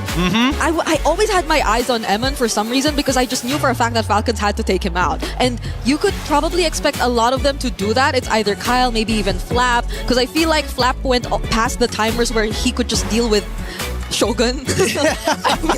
I feel like they really couldn't do the Dairos into the Uranus all over again anymore, especially come late game, but even Flap couldn't find Eman. But here's the thing, Flap, he's going with the build that he had. He's going for that full tank. Yeah. Obviously, he has, you know, a component just to give him a little bit of damage in the early stages of the game. But then you see moments like, oh, him diving into that mid tier 1, trying to clear that wave and giving up his life. He is not at the same level as Uranus. He is great at tread, he is great at sustain, but if he's not in that middle of the fight hitting multiple targets to get the heal, he's not going to be as tanky as you think he is. Yeah, it was really good execution, honestly. Vitality, I knew, I had a feeling that this was the kind of game we were getting ourselves into before the series started, but I did not expect it to be like this in game number 1. Like, started with game number 1. I'm losing my words here. We're going to be throwing it over to a quick interview with Luke to see what his thoughts about this pregame about. Oh, it's too much. Let's throw it over to Luke, man. Is in our DNA. Whenever we let it out, it becomes our superpower. Now imagine an entire city being built to supercharge it. Kadir City, powered by play. I was walking at the venue and it turns out Luke is here all the way from Indonesia, pro player from Indonesia. Pro player. Pro player, how are you doing? I'm good. Good. Yeah. Enjoying Paris? Yeah, enjoy so much. By the way, why are you here? Because I'm fans of Vitality. Fans of Vitality, not Onyx? Yeah, a little bit. A little bit, but more Vitality. Yeah, more Vitality. Is it because you're close with them? I mean, because they are your I'm ex-teammates. Vitality right now. Oh, you are Vitality right now. Okay. Speaking of Vitality, you caught the match yesterday. It looked like it took them a little bit of time to finish out that game. Was that a result that you were expecting? Yeah, of course, because I know they are so strong, right?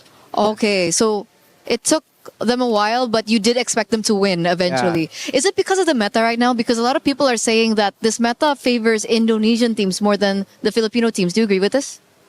Yeah, I agree because right now Assassin meta, right? Yep. Yeah, I think both of team in Indonesia are really good at Assassin. Like Nanail and Kyrie is so good. But I mean, on the other side, we have Sakai's from SRG. We have Zaur Egoist earlier on. We have Kyle, Carl, TZ. Are they not good on Assassins? They good, but I think I'm more biased on Nile. He's biased on Nile. Nile is so good. Nile is so good. It's not just because you guys are close, right? You actually think objectively he's good. No, I'm not close with Nile. Oh, you're not? Yeah. It's my enemy. Oh, he's your... Yeah. What happened? Just... I hate him. Okay. You hate him, but you're supporting Vitality. I support him, yeah. Very interesting. On that notion, do you have a message to Team Vitality who's going to go up soon? Just give space to our maestro, Moreno, yeah? He will carry. Carry. Moreno, the maestro, will carry. Do you maybe have a message for Onyx? For Onyx... Yeah, good luck. What is that smile? Good luck for Onyx. Yeah. We hope this EWC can grand finals to Team Indo. Amen. Amen. Amen.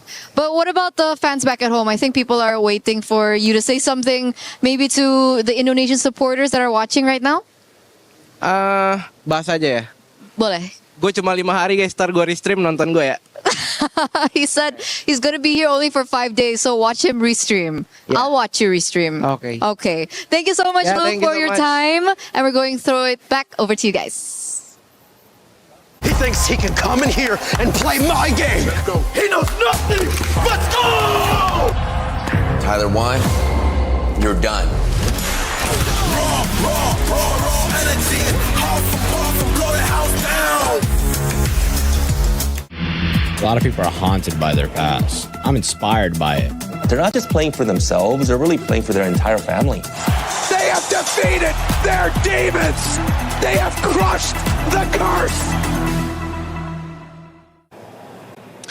I've went and grabbed Glitter Explosion once again for a little update from the Qiddiya City grid. How's things going today? You've got a couple of days at your competition, but things are heating up, right? Well, they are. I mean, we're already into our finals. We have a 3-day-long finals. Day 1 has started today. Now, we're only one match in so far. However, to kick things off, we already saw a big win out of T1, and they weren't even one of the teams that we touched on in the beginning, but they are in that CC race. However, 3 days of finals means a lot of gameplay, and we still have Navi at the top of our leaderboard heading into finals. We have Liquid, we have Falcons, we have Vitality, we have AGAL, Twisted Minds, so it's busy. This is really busy for our finals. Yeah, excellent. I mean, look, we've got a lot of going on there, so we'll be keeping up to date as much as we possibly can, but it sounds like there's going to be huge implications in the club championships. Well, thank you very much once again. We'll be checking in throughout the rest of the week. Thanks, guys.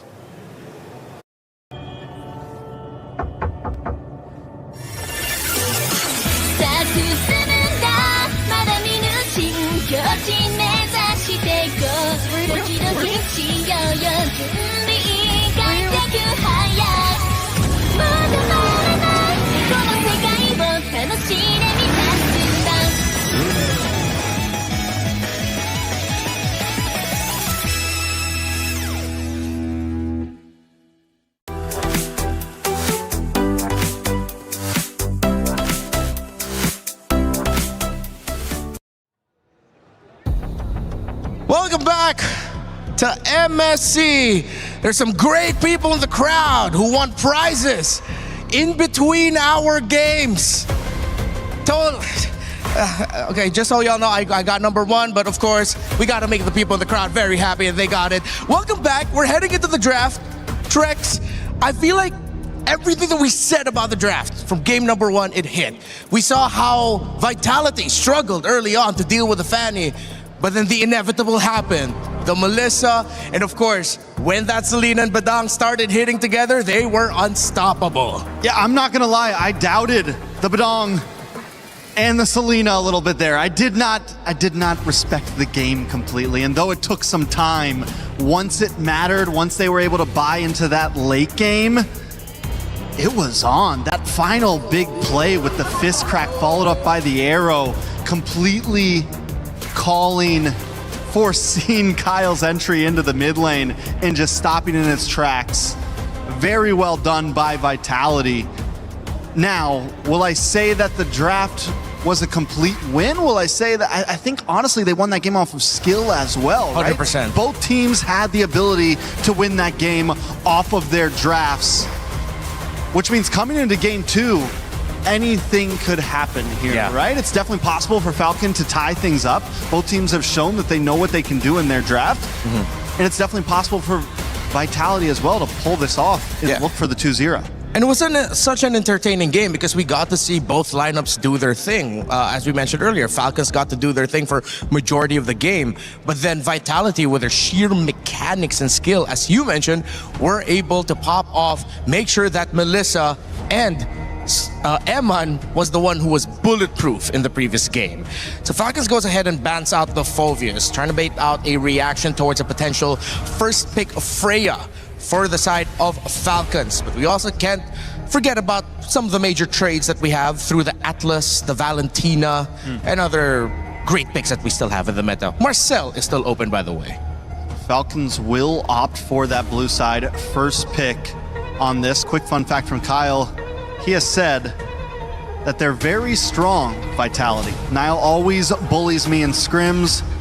Just don't bully me in the tournament too.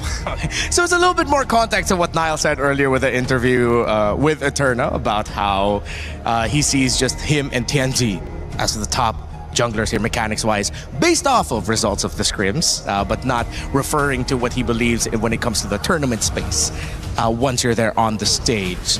So the Valentina gets taken out here by Falcons now, with the Atlas gone. Yeah, that forces out the Marcel ban. So far, it's the bans of Falcons are more on forcing Vitality to ban certain heroes. Yeah, and it's a little bit different than last time. We're not going to see the Valentina this game. Marcel banned out. Will that Ling be banned out? Last time it was Vitality on blue side who decided to ban out, which forced the big trade of either leaving the Fanny open or not, and Falcon called the bluff and ended up paying the price for it. Now with Falcons putting in their last ban, we still have all the assassins up. Jushin also still available and open. Freya still available and open. With things like Valentina and Atlas and Phoveus getting banned out, it means that there's a lot to trade up on, and Falcons want to go for that trade. Whoa. And while they're doing it, they take out the Selena, which I think is a good play overall. Do more of a target ban and leave some of those prio picks open.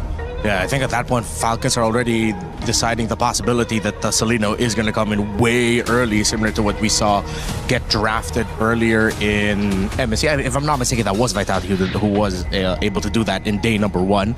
So a lot of great options here available for Falcons. All right, so Freya, Ling, and Fanny all open, meaning Vitality could go for the Harara ban. Yep. Could definitely go for the Harara ban. They could still get a Fanny or a Ling, or they can go, I mean, for any of the 3 essentially, right? They go for the Frey instead, which I'm a little surprised about, but still very viable because they still get the Belleric, that means, because if they wanted to go Freya +1, they would have had to give over that roam position. Falcons now deciding, what do we want out of the big 3? Yeah. And what do we want to respond with? They go for the Eudora, which didn't even see it. It's a hero that I still have to get used to. Yeah, same. Eudora as the first pick. Because with the Valentina getting banned out, they have to be wary of picking their jungler right away. Because Vitality, they are encouraged to pick up the Belleric in the first phase. With the Valentina gone, then Falcons won't have their own Wrath of Dryad to steal away. And with the Atlas banned by Vitality as well, they might just pick up the Belleric here and now. Hey, did they just go for the Belleric Harara? They weren't the same thing as last time, pretty much. Belleric Harara, Belleric Ling. Honestly. Or just either don't even pick up the assassin because you're going to get one of the 3. Yeah, it's like you have such a wide field to play with. You could just adjust. A lot of options here for Vitality, but because left for mid lane. Okay, so they will get the Ling Belleric as expected. Mid lane for Moreno. Let's see if they're still willing to play the Juice in later on, maybe into Red 3, Red 4. But I think a lineup that can clear the mid a little bit faster for Vitality will encourage them to take control of the river and make sure that their Ling is happy. Does Falcon commit once again to an assassin pick, or do they try to switch things up here a little bit? We've seen a lot work against the assassins. They go for the Fanny once again. In the Barats into the EXP this time. Do we think we're going to see maybe something crazy and get the double fighter off? The only time we've seen the Barats so far is when there's also a fighter in gold or something of that nature. But it's tough considering that Vitality is going to be coming back at Red 4 as the first pick and they have bans. They can just take away the Paquito. The Freya is already gone. Usually when we saw Barrets in the EXP and then it's paired up with another fighter in the opposite side, it's either just the Paquito and the Freya, unless they're going to dig deep and go for something else, like maybe along the lines of a Ruby, but you don't really see enough picks that would warrant that. I think they can just double down and play the traditional in terms of their gold lane option, but let's see how it's going to go. Melissa is still going to be the pick here for Vitality, and the problem right now is for Falcons because of their picks. They don't have enough that long range reach to really mess up this Melissa. With the Ling, with the Belleric especially, Emma might be on the way to another bulletproof game. Looking good for Vitality in my book, at least for first side of this draft. At least in terms of how they were able to make everything work last game. Don't get me wrong, the early game could still be troublesome for them. Falcons had an amazing early game last time with the Fanny pick and everything else behind it.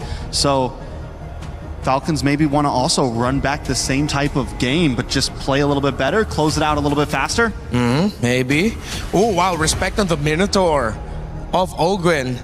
That actually could have messed up the lineup of Vitality. At least that wider reach might give them give Falcons a moment to not get peppered by the basic attacks of that Melissa. So maybe the fact that they're not going, they're going into the second phase of the drafting without their Ogwyn pick just yet might hurt them. Atlas is gone, Belleric was taken away, the Minotaur option's gone. We see the Badong Ben from Falcon this time. And they did. Good call, Drax, good call. Still respecting the possibility that the Belleric will suddenly show up in the EXP lane. Belleric, who would have thought, would end up becoming a really poisonous flex pick for MSC at EWC 26. All right, so now Vitality, last ban on the field. take out the Minotaur? Do they keep going into the roaming position? What is really left at this point? Really trying to run through the names of roamers, but in terms of the top ones we see, these are like the main trades, unless Falcons are going to pick up something like the Cho.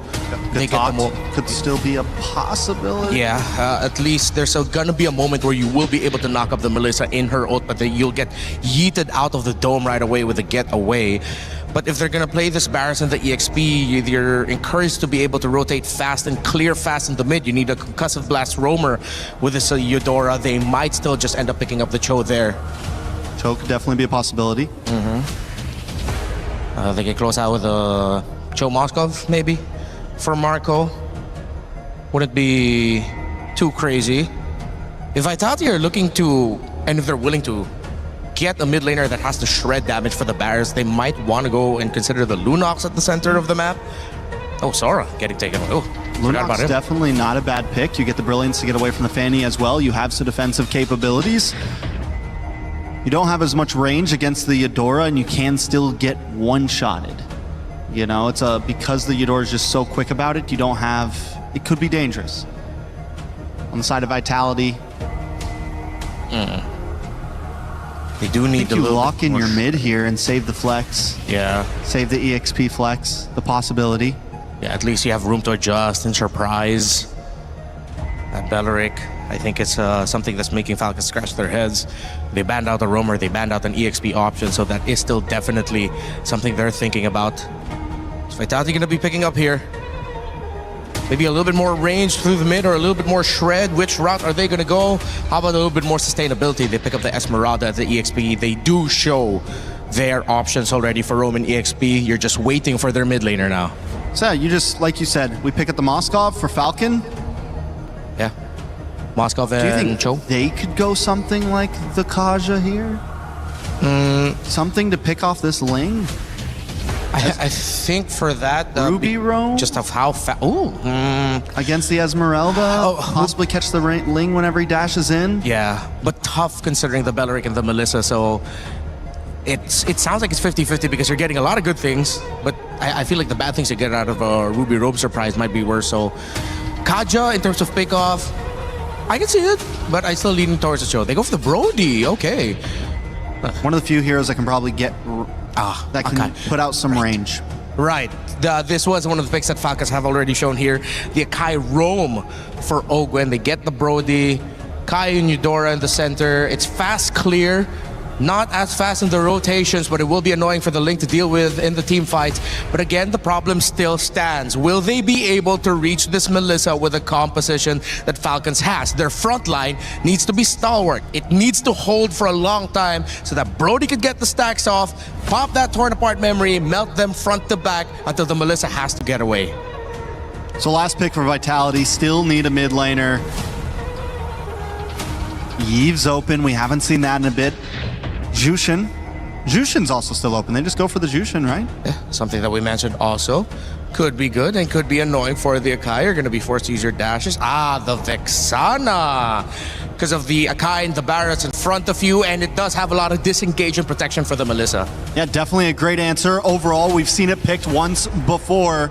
And even when before I was kind of questioning it, we saw how well it can do with the stiff arm, with the ability to get that Terrify. Something similar to the arrow, not as long stunning as the arrow, but something still similar, right? So if he can make some of those quick picks, drop down the Warrior in the nick of time, it could be detrimental to the way they want to play this game. All right, that has been it for myself and Trex here at the studio. Will we see another game where both teams get to do what their lineup wants to do, or will one of them dominate? One to either advance right now or to still hold on and force a game number 3.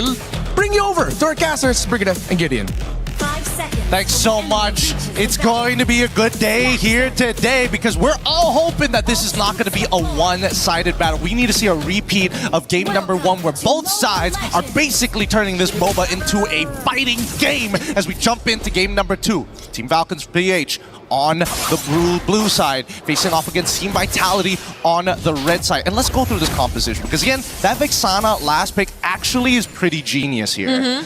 so good at like just not only peeling off, but becoming a legitimate threat to the front line. It's like Owen at a certain point will not be able to take that kind of damage from Moreno. And it's like adding an additional front line to your lineup in general, which I feel would work out really well for them, but that's multiple pull yourself together. So many. Oh. Now, instant evade here. Oh, Porte Lightning, stunning multiple members, but Kyle, unfortunately, had to be the first one to go down in this fight. A not so good start for Falcons, but they traded out with the roamer, which I don't think makes it any better.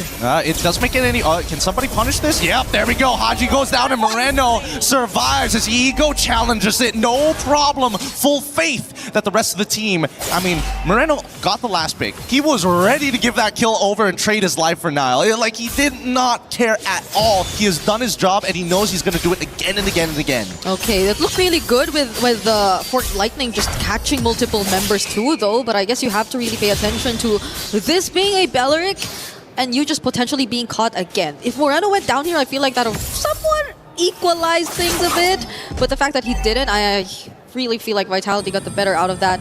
But also, I feel like in terms of compositions, I also want to point out how at least with the Akai pick, they kind of forced out the Purify from Emma. So that might make things a bit better for Falcons too when it comes to the team fights later on. And that was something that I was trying to figure out, right? I was talking to you telling like, man, how do we force this Ballista to actually take the Purify? I think Ogwin has got a pretty good answer to that. Falcons already have this first position and I don't see it happening as bot side is getting attacked. Yep, Super Marco looking like the target here. Doesn't have the ultimate yet, but he doesn't need it anyway and will survive.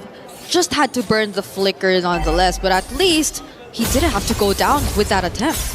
Yep, all he lost was his flicker. He still doesn't lose out too much. And even you can see Eman making sure he's doing his due diligence, throwing muddles into tri-brushes to open up that side of the map for him, just in case anything... Well, that was a Daytona's welcome. Oh, on to Shogun, and with the help of Kyle, they actually pick up the kill. So this is a different approach to the combos that we saw from Vitality. It's a Barretts and a Fanny working together now. But I do think it was interesting, right? They already knew that it was going to be Barretts playing into Shogun at this stage of the game, right? And I think the only way that Shogun actually has any chance in this lane is hitting and trading really well against Flap before he gets his tanks. Once he's gotten to that enraged Dino form and he can start doing the stomps in the middle of the wave, he will out-sustain Shogun until Shogun gets that enchanted talisman. Yeah, he didn't have the Purify at that point too, right? You're right. So there was just no way to really get out of it, and he had to accept his fate right there. Owen gets poked down a bit here, though. He still have a couple seconds before the next objective spawns, but Falcons have been just quietly increasing this lead that they have in their hands. It's still a small lead. We saw how game one went, so until we start seeing like a 5K lead, something closer to like the 6K, then there should be, you know, a sigh of relief for all the Falcons fans out there. But for now, 2-2, a pretty even score as Nile has been hopping around and stealing away camps here and there. He actually got that gold crab, I feel, using the retribution forward though, but it's gonna come up again once the objective spawns anyway. But I feel like nonetheless Vitality will struggle to a certain extent when if they wanna contest, because it's an Akai still that you're dealing with. It's not an Akai jungle, but I think that makes it all the more difficult to deal with, because its primary objective, it's not split between having to secure the objective and having to zone out. It's just really zoning out. Yeah, that was a... I'm gonna touch on it later, but for now, the fight. There you go. It's the heavy spin pushing them away, and now Vitality are unable to contest for the objective. But the flicker in from Spin and the Falling Siren from Shogun. The knockup as well from the Eternal Guard. Flap actually finds one, but that's a Purify used by Shogun, so he will be okay. Tempest of Blades come in from Nile. Kyle trying to look for his target to go away. He had to change target, and the Terrify from the Deathly Grasp. He couldn't just freely cable his way through the fight. That's a 3-for-2 trade in favor of the Falcons here, and I think that Vitality, it was a pretty good idea overall. If they got Super Marco at the end there, it would have been 100% worth it, but just look at this Wombo combo, right? How do you deal with this? And this is why I think the Vexana is so good, because now it's not about priority targets. I do max % health damage. Build what you want. Hey, you know what? Build 3 Guardian Helms if you really want to. Yeah. So far, Moreno again and Eman have been untouched in this game. And it's starting to become a problem, I feel, for Falcons, because you even saw how Flap was just so decisive in wanting to go for it. Hold on, Ogwen. It's... It's not a good time to win.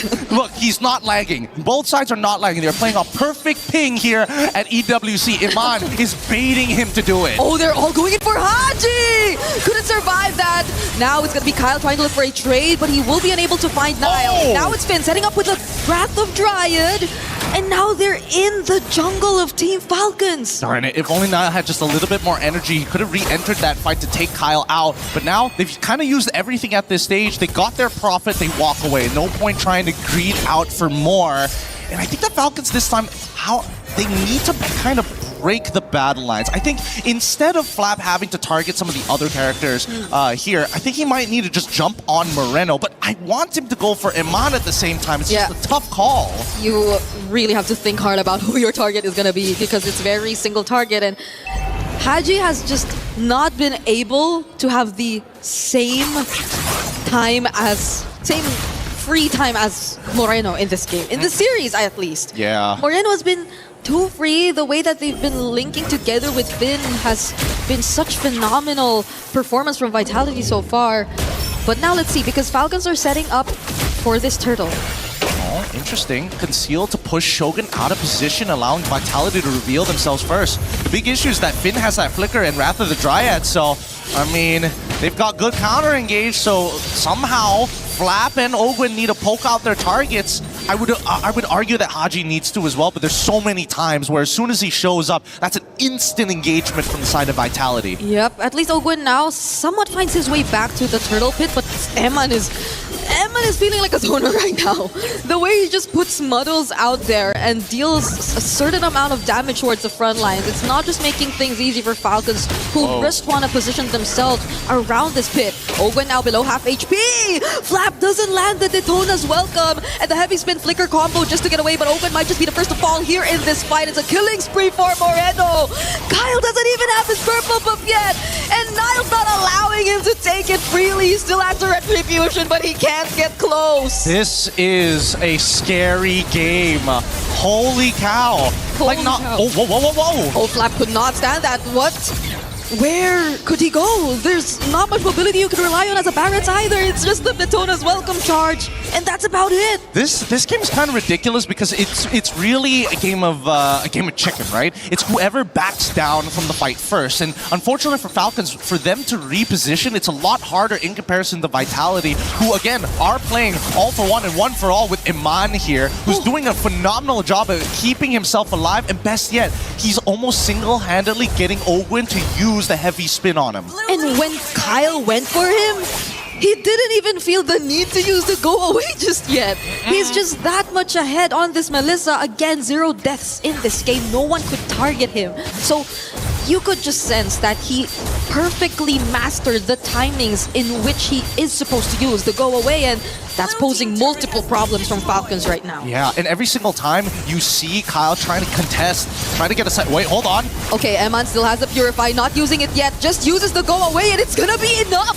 to push Ogwin out. Kyle trying to go for the engage, but the Wrath of Dryad once again catching members. Eman's though alive again. No. Falcons are low, and Niall is here for the cleanup. No. Even under the turret, he's fine. Kyle missed one cable, the most important cable from the destroyed structure of the turret. It just slipped right in between. I thought it was going to connect, but there was just too much noise in the middle of it to be accurate. Let's look at it one more time. Because again, Owen keeps him locked down, but as soon as the go away is done, Kyle instantly takes out one target, looks for the second, but that last cable didn't connect, so he couldn't get that last bit of burst, allowing Iman to reposition. How unfortunate. It just got a bit too messy, I agree. Oof. It's so unfortunate. Now you feel the responsibility that Kyle has right now, because at that point, Eman was within reach. It was. They were. And I think that right now, if they just need Super Marco to just live for a little bit longer. No, what? Okay, that was a warranted attempt from Falcons. They finally get the kill onto Eman. Finn now left alone, using the Wrath of Dryad, still surviving for just a bit longer. Niall, though, does he want to go in? Will he find a target?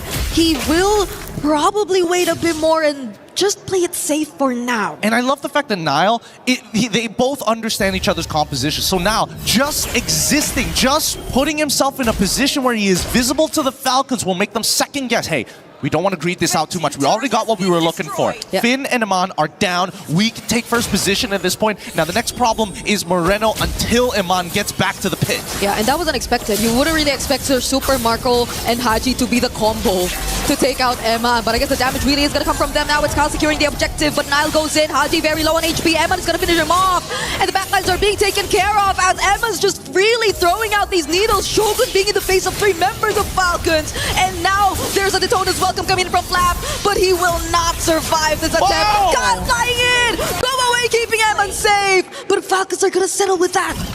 Man, that was nasty. Shogun purposefully just standing right on top of Flap. As soon as he saw the Daytona's welcome, all he had to do was position himself just a little bit further to make sure people step away. But just look at this, right? Instantly, they find a big punish onto Haji, right? Nile had to quickly use that Bladed Tempest. If not, he was gonna get locked down into this wall. But look at it, Shogun, instantly, he zones Super Marco and then walks back into the Daytona's welcome to get eaten, allowing him on to get the free hits. Luckily, Kyle and Flap communicated. We can at least blow one of them up. Yep.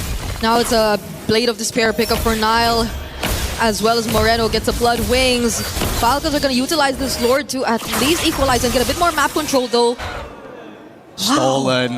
Nice. Nice. That's going to take away a little bit of influence coming in from Nile. He can't just do whatever he wants willy-nilly. He will have to go into a side lane and then recall rather than walk his butt back. But you know, considering everything and considering game number 1, Vitality have shown that they are great on the defense, right? They pulled the lead back onto their side, and now they're just handing it back over to Falcons until the next Lord's fight. Yep, they have a lot of ways to deal with a player, honestly. It's a Vexana, it's a Melissa, and you just really can walk up front knowing that they have muddles, knowing that they have a potential Eternal Guard dropping down on you at any moment. So they will somehow still be able to deal with the Lord, and this is still a very small lead that you're seeing 12 minutes into the game. So I feel like even Falcons at this point would be very careful and would not really assume that they're in a complete advantage just yet. I think, honestly, they recognize that they're actually at a disadvantage until Haji is able to close the distance onto Iman and one-shot him. I don't see this game going the way that they want to, because even for Super Marco, right, his damage is, yes, great, against structures, against heroes, sure, it's fine, but the big issue is that he's running Sky Piercer. He's the big finisher. He cannot keep up with the hard DPS that's being pumped out of Iman like an absolute sweatshop factory. He's getting kicks out for everybody. Yeah, Emma right now, it's great that Falcons had found a way to deal with him, but it's only been that one instance up top. Other than that, let's see how they deal with it this time. That's the ultimate already coming out from Haji. Vitality are still going to be okay though. Kyle trying to fly over the other members, but Moreno, did you see that? He was just like walking, avoiding the cables. Not even much reaction coming out of Moreno in that sequence. Yeah, does Nile have his purple buff? Because I saw Haji throwing out his ultimate like, you know, his life depended on it. Luckily, Nile does actually have his purple buff, so good. At least we know that Haji, he's willing to throw his ult out. It's pretty short cooldown at this stage of the game, and I think this next Lord spawn, it's a make it or break it for either side. They're dead even in gold. Majority of the outer turrets have been destroyed. It is a very awkward parallel between the two. I'm so not used to seeing this small of a lead already 30 minutes into this game. It's literally insignificant. It's so close between Team Falcons and Team Vitality right now. Both junglers on the opposite sides, but it's just going to be a recall for now. Now it's about, I think it's the macro, right? Yep. At this point, it's how do you get under and how do you figure out a good timing? And I think that both Vitality and Falcons, they're junglers, right? They're not showing themselves on the side lanes. And Vitality have at least a huge advantage when it comes down to poking them out. Because every single time, right? Ogun walks up, Iman instantly throws out muddles. Yep. Waits for the cooldown, rinse and repeat. Watch out for Haji though. They gotta watch out for Haji. They gotta check where he is. Oh, he doesn't know. They have no idea now. Wait, is Finn gonna double check it? He might. Okay, they still don't know. Because I don't think it hit. I don't think the first still connected. And it doesn't reveal the entire bushes until it connects onto somebody. You're absolutely right with that. But Nile finally gets the endless battle and his position. Oh my goodness. Oh my goodness. Hey, Finn, you're walking straight into something. Okay, now they spot Haji. Eman is gonna be fully aware that Haji will be positioned at that spot, but it is going to be a quick reposition. Falcons are really trying to play around this glass cannon pick of potential for Haji. Yeah, they're trying to like slowly slot him into that backline, and Kylan as well as Nile. Oh, good stuff coming in from Nile, instantly revealing him, and now Vitality should have a little bit more confidence to start walking back up into that first position again, and maybe set up a slow push down on bot side. Yeah, but it's Haji. It's Haji and Ogwin walking up top to support! Kyle, did they kill and take down Nile? Vitality might want to commit to this fight here in the Lord pit, though. It's a flicker from Flap, gets cancelled out real quick. The knocker from the Eternal Guard and the heavy spin from Ogwin. Flap is gonna be traded out. Ogwin looking like the next target, but Vitality have to play it safe. Kyle is within the area. Ooh, nice movement coming up from Aman.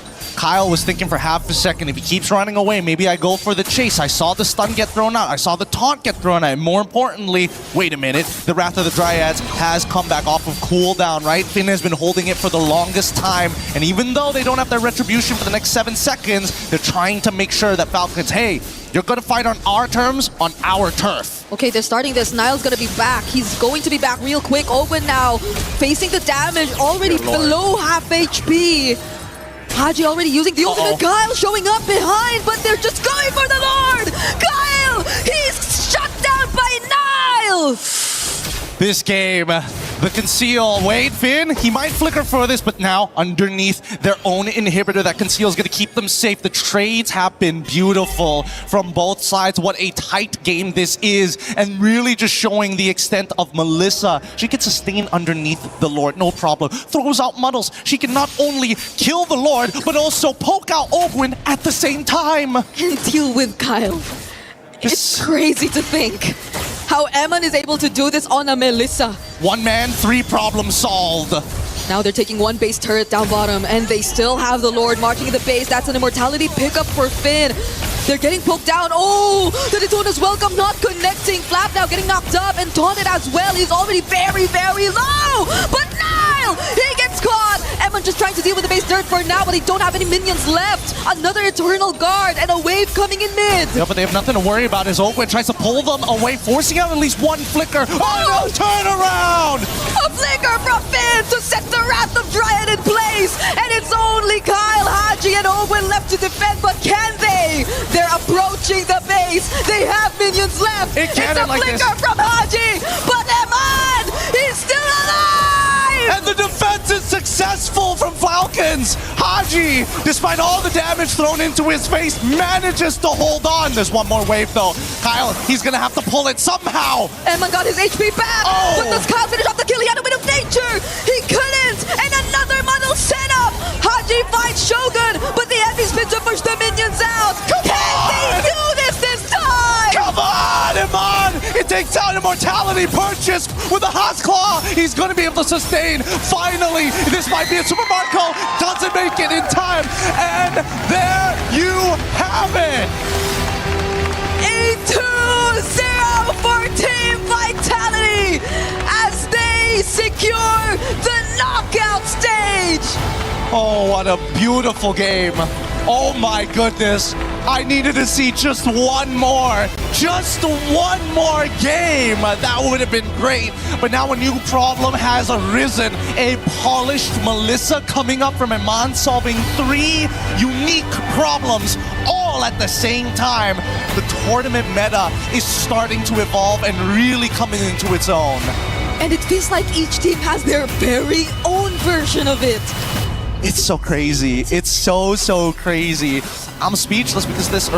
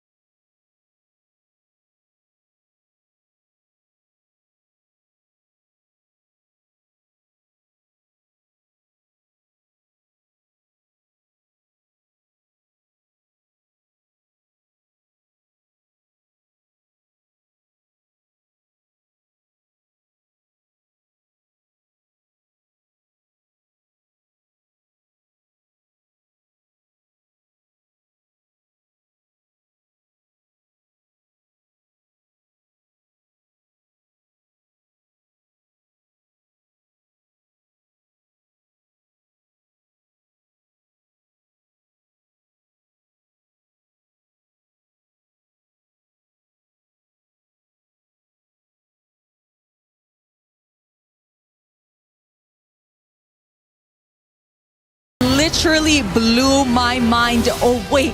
Team Vitality winning 2-0 clean sweep up against Team Falcons Philippines. And right now we are on stage with Shogun. How are you feeling after such a crazy game? It feels great, but we need to improvise something that we could do better like that. I agree, but that was already an amazing game, you know. It's your debut in the international stage. You have already qualified for the knockout stages. Shogun, I gotta ask you, how are you planning to spend your time? Perhaps maybe an off day walking around Paris?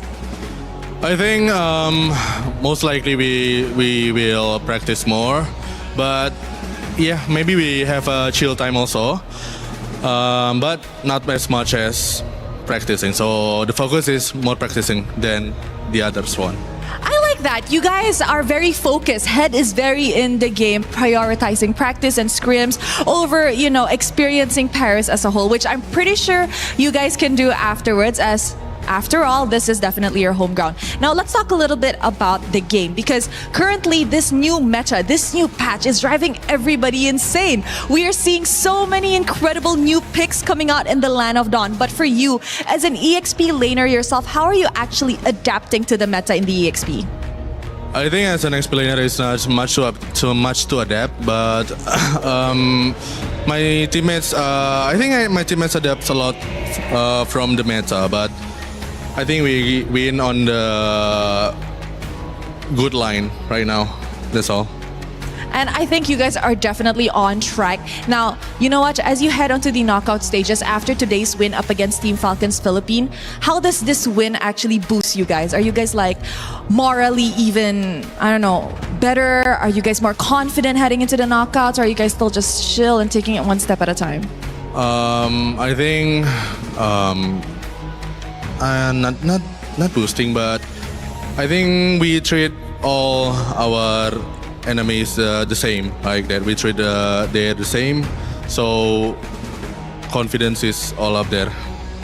Oh, wow. Okay, I like that. I like that. Very humble. You know what, Shogun, I know a lot of the Indonesians are, I'm pretty sure, very, very happy to see you guys taking the second ticket to the knockout stages. Is there perhaps any message you want to tell them?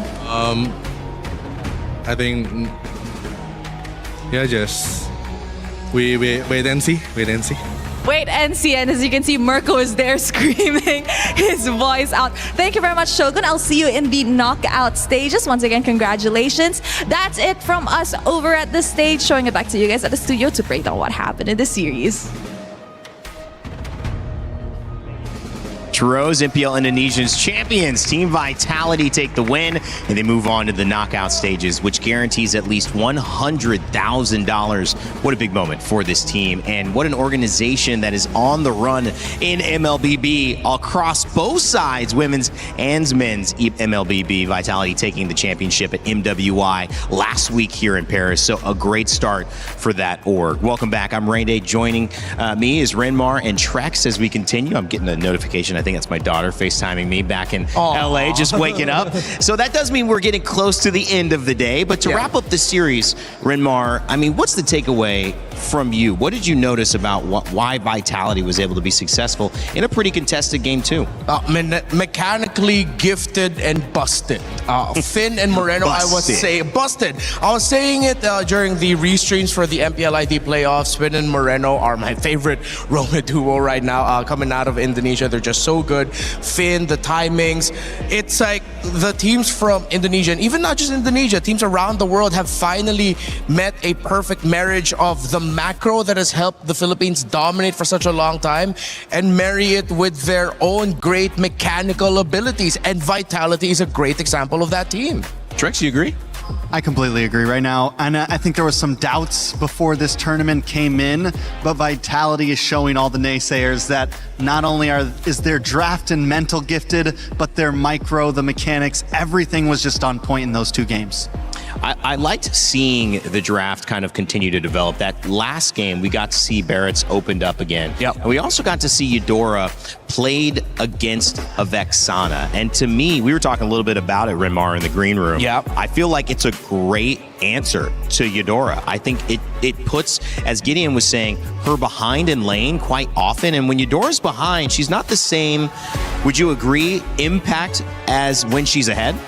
Yeah, there's just something about Eudora's pick, which is why I've been quite passionate about it online with my post this morning, saying teams have to really consider deprioritizing her. Yeah. Because Melissa has come back up, and now Vexana is an option. And you can definitely say, because of the lack of range, this is what we've been saying for 2 drafts now, the lack of range to really mess with this Melissa means the Vexana, especially this one, just supplemented the Melissa even more. Yeah, I think the reality of what we're seeing is even some of these teams haven't completely adapted a full meta just yet. We're seeing answers happen mid-tournament. This isn't something that they were all completely prepared for. Yeah. And Vexana, back in the day, what was it, about a year or so ago, was meta, and she was so good against some of these heavy, bulky fighters, these people that want to get up close and personal with you. And that's why we're seeing her slowly come back against things like the Barats, against things like the Esmeraldas, against a Eudora who doesn't have long range. Some of these types of compositions that want to kind of walk up towards you, and we're seeing already counter picks happening once and once and once more. In my experience of just watching and enjoying learning about the game, I saw, differently the approach of when I saw the steal. I'm forgetting the character's name, but she steals ultimates. The Valentina, who is being the choice most often, and they were letting sometimes the Atlas go, knowing they have the Valentina. Yeah. But then that was requiring a really aggressive approach to get in and use that ultimate, which is for a tankier character. Do you think Vexana might actually be a safer, more reliable answer to provide some CC and then ban the Atlas? You don't have to try to counter it?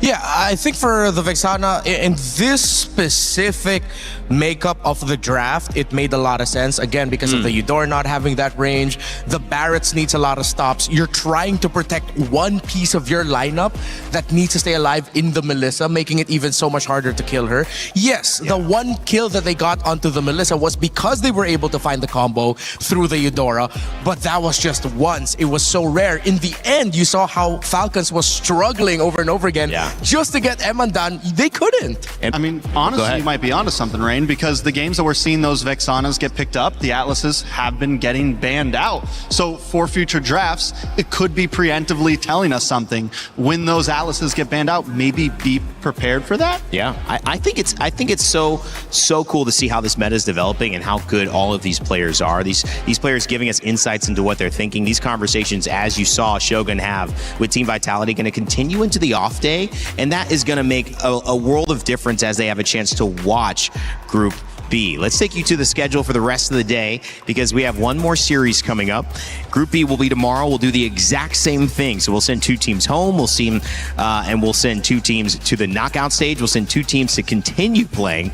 But Team Falcons MENA in Group A and Ignite Gaming, that is of the latter consequence. One team will be going home. One team will be continuing on. And that is high stakes, about as high stakes as it gets. Trex, I mean, any words previewing that series for you? I think it's going to be I think a lot of people are thinking it might be one-sided. I believe it could be a pretty close series. I think it might go the distance. Falcons MENA, yes, a great team. Ignite had a bad showing in their previous game, but I think they still have a little bit more in their pocket, honestly. 51-49, who you leaning? 51-49. You know what? Because I know which way he's going, I'm going to go Ignite. Okay, and you're going Falcons. Yeah, we were talking about it earlier. Well, I want to know what you guys think, the audience as well, because we have our tournament pick'ems. Get them in right now while you can. You have a chance to let us know whether you agree with Trex, maybe you agree with Renmar, maybe you're 50-50 like most of us here, waiting to see what happens. Let us know in your pick'ems. We'll show you the results before the game goes live, and then afterwards you can tell us in the chat if you are smarter than all of us. Coming up very soon, we're going to have that next series, and I cannot wait for you guys to be here with us. We'll catch you right after this short break.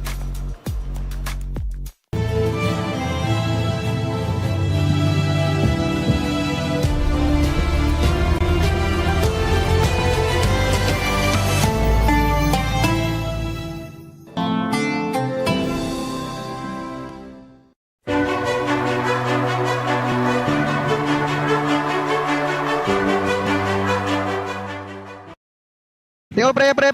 Nice. Ano na, Buri, ah? Arit na ulti, arit na ulti set. Ready, dash. Bale.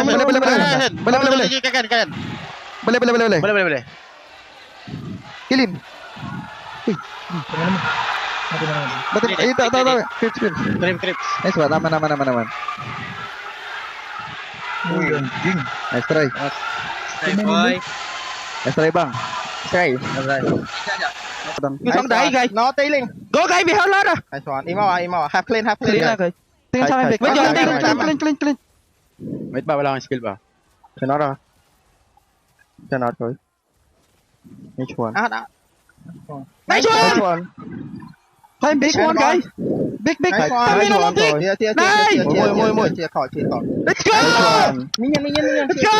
Nice one. Boy, and first. Anpa. Maharapan ko to, ah. Mabubuhay din ako. Kaya, Deb. Si Teddy lang. Wait, light up. Wala pure si Ted. Bigyan na Dad. Gaya, alis ako. Si Ted. Makulat pa ako, ah. May ulti ka sa Sanji, ah. May ulti ako. Ulti rin ako. Boy pa ako. Mga low, pre. To, sa akin, pre. Go nyo. Wala sila skill, pre. Sa akin, pre. Go nyo. Puro low. Nasunog ako. Ginagawa ko lang. Babalik. Farley. Pakito. Binata ka. Hindi natin kaya, pre. Ang damage. Flash ult out, jump. I go consig. Anlaşın. Go zone. They can't do anything. Go tower. Kesin bunu ya. Yutabilir misin? Kesin bunu. Yut. Just kill Belerik. Belerik. It's okay, we don't have. I went You go to Arlot. Just kill Arlot. Careful, link. Nice. Nice, amına koyayım. Link 1 HP. Ada WP. Bisa. Oke. Ayan aja. Kontol, gede banget badan gua. Savage, please. Savage gak? Langsung aja. Nanti aja. Coba, Kay. Gampang itu. Coba. Gua 2-1 ya. Try mo. Kay. Kontol gitu tuh. Dia spawnnya dekat banget sih.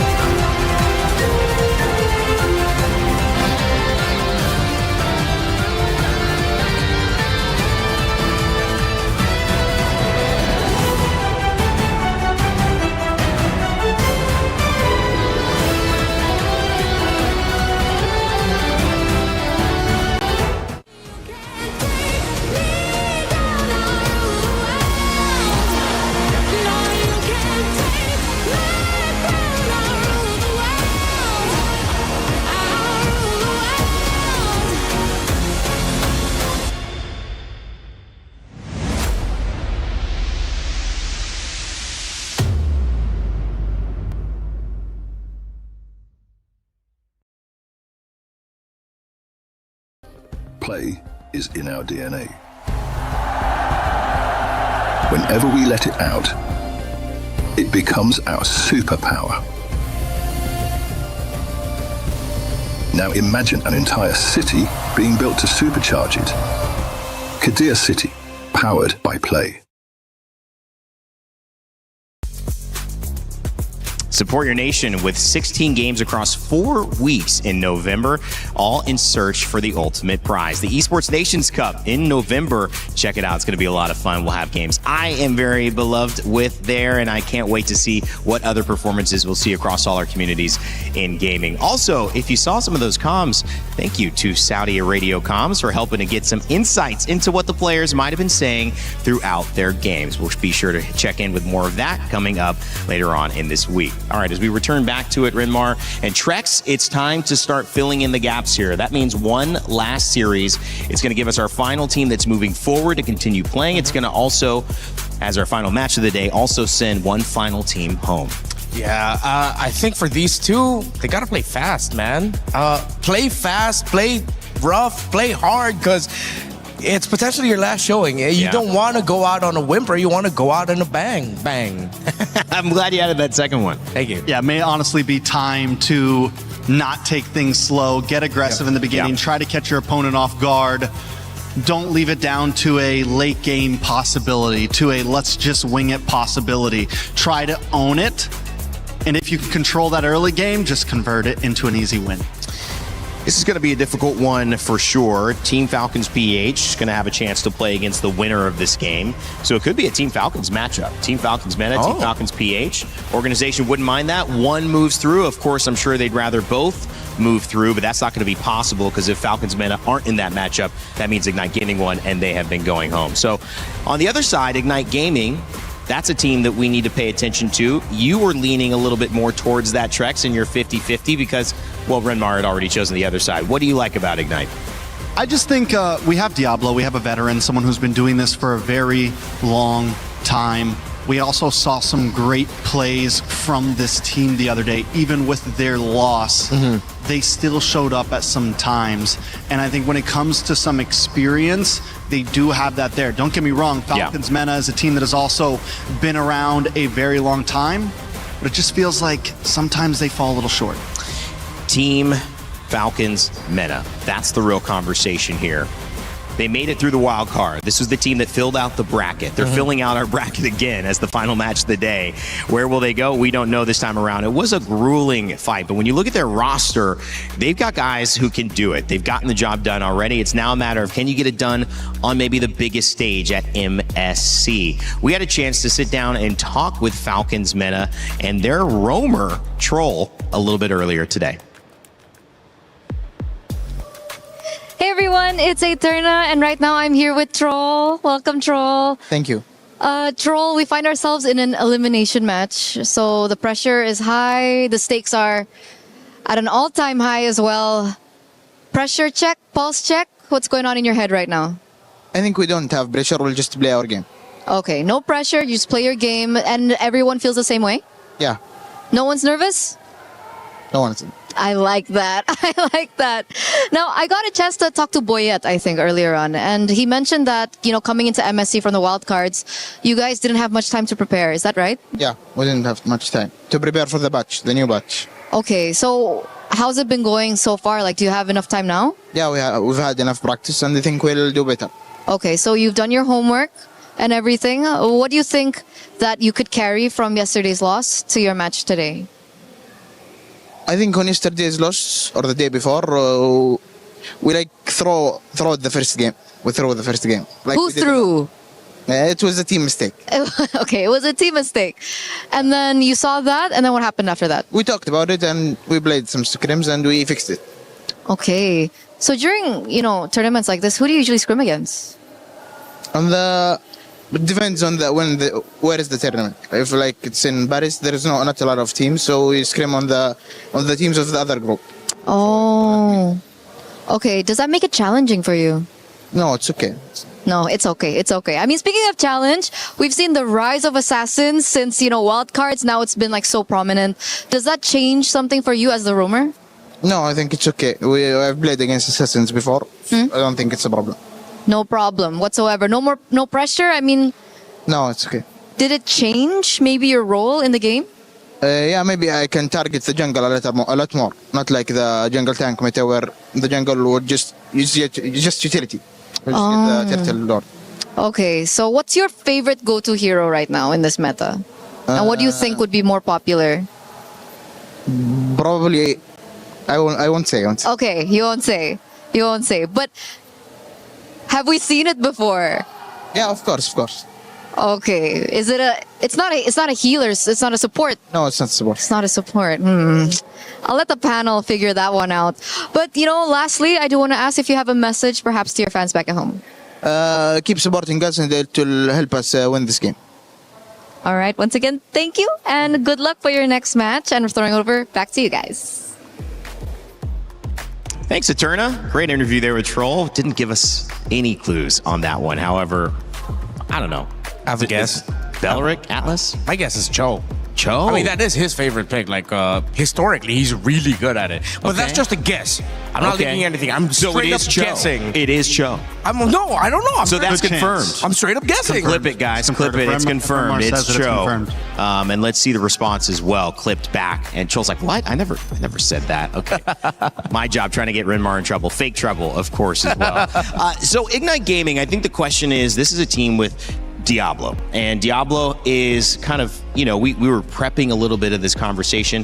Is it try to get him to do Diablo things? Is it try to get this roster to support him as we take a look at the players on Ignite Gaming for him to succeed? How do you draft? How do you pick? Both these teams suffered convincing 2-0 losses the first time we were able to see them. So the question is, how do they bounce back and get back in sync after that?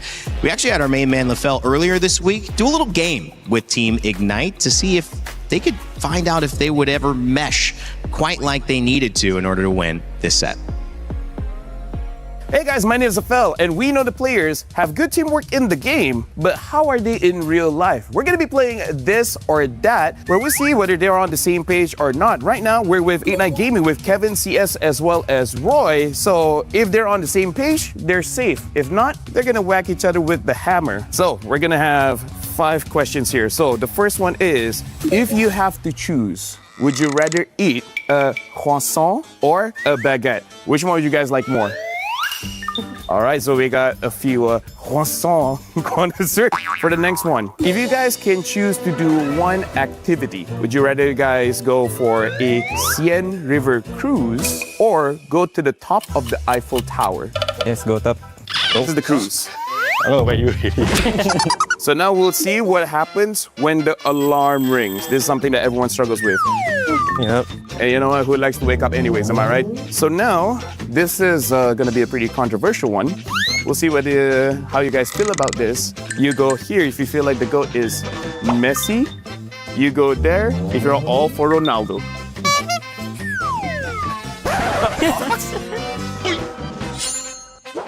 This is gonna be the final one. When you try have a nice French dinner, would you rather go with Diablo or Jay? Hey Jay, you got a friend. So you guys were not completely on track. You guys will have the hammer where you guys can whack each other. It's okay, it's an inflatable hammer, so there's like, just go for it. What? All right, that's good, that's fine. So that is Ignite Gaming. I kind of feel like whether they got it right or wrong, they would like to have that. So good luck for you guys at MSC, and we'll see you guys next time. Now, what I would have loved is to come back with those hammers on the panel and all of us to get in that game. That was fun. Yeah, can we get that? I want it. I wouldn't even need to play a game. I think I'm just straight up whacking all of y'all. Turning in what an incredible international competition for MLBB. Let's check out the broadcast and just swinging some hammers, having a good time. We do that too here at EWC. Hopefully you guys have been enjoying this one. It's been a phenomenal day. Our final set of the day, our final series, we've kind of previewed a little bit of Falcons MENA, now Ignite Gaming, Trex. I mentioned Diablo. Kelvin is a great talking point here. Who stands out for you?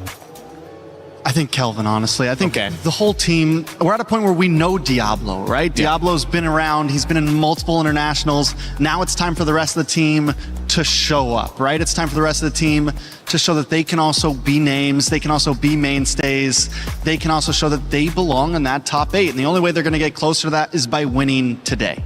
Yeah, Kelvin was a standout, and I think a lot of people, despite the tough loss that Ignite suffered against Team Spirit, a lot of people were pointing out that Kelvin looked pretty solid. Yeah. And I agree with Trex. I hope this continues to be a name-making performance for Kelvin.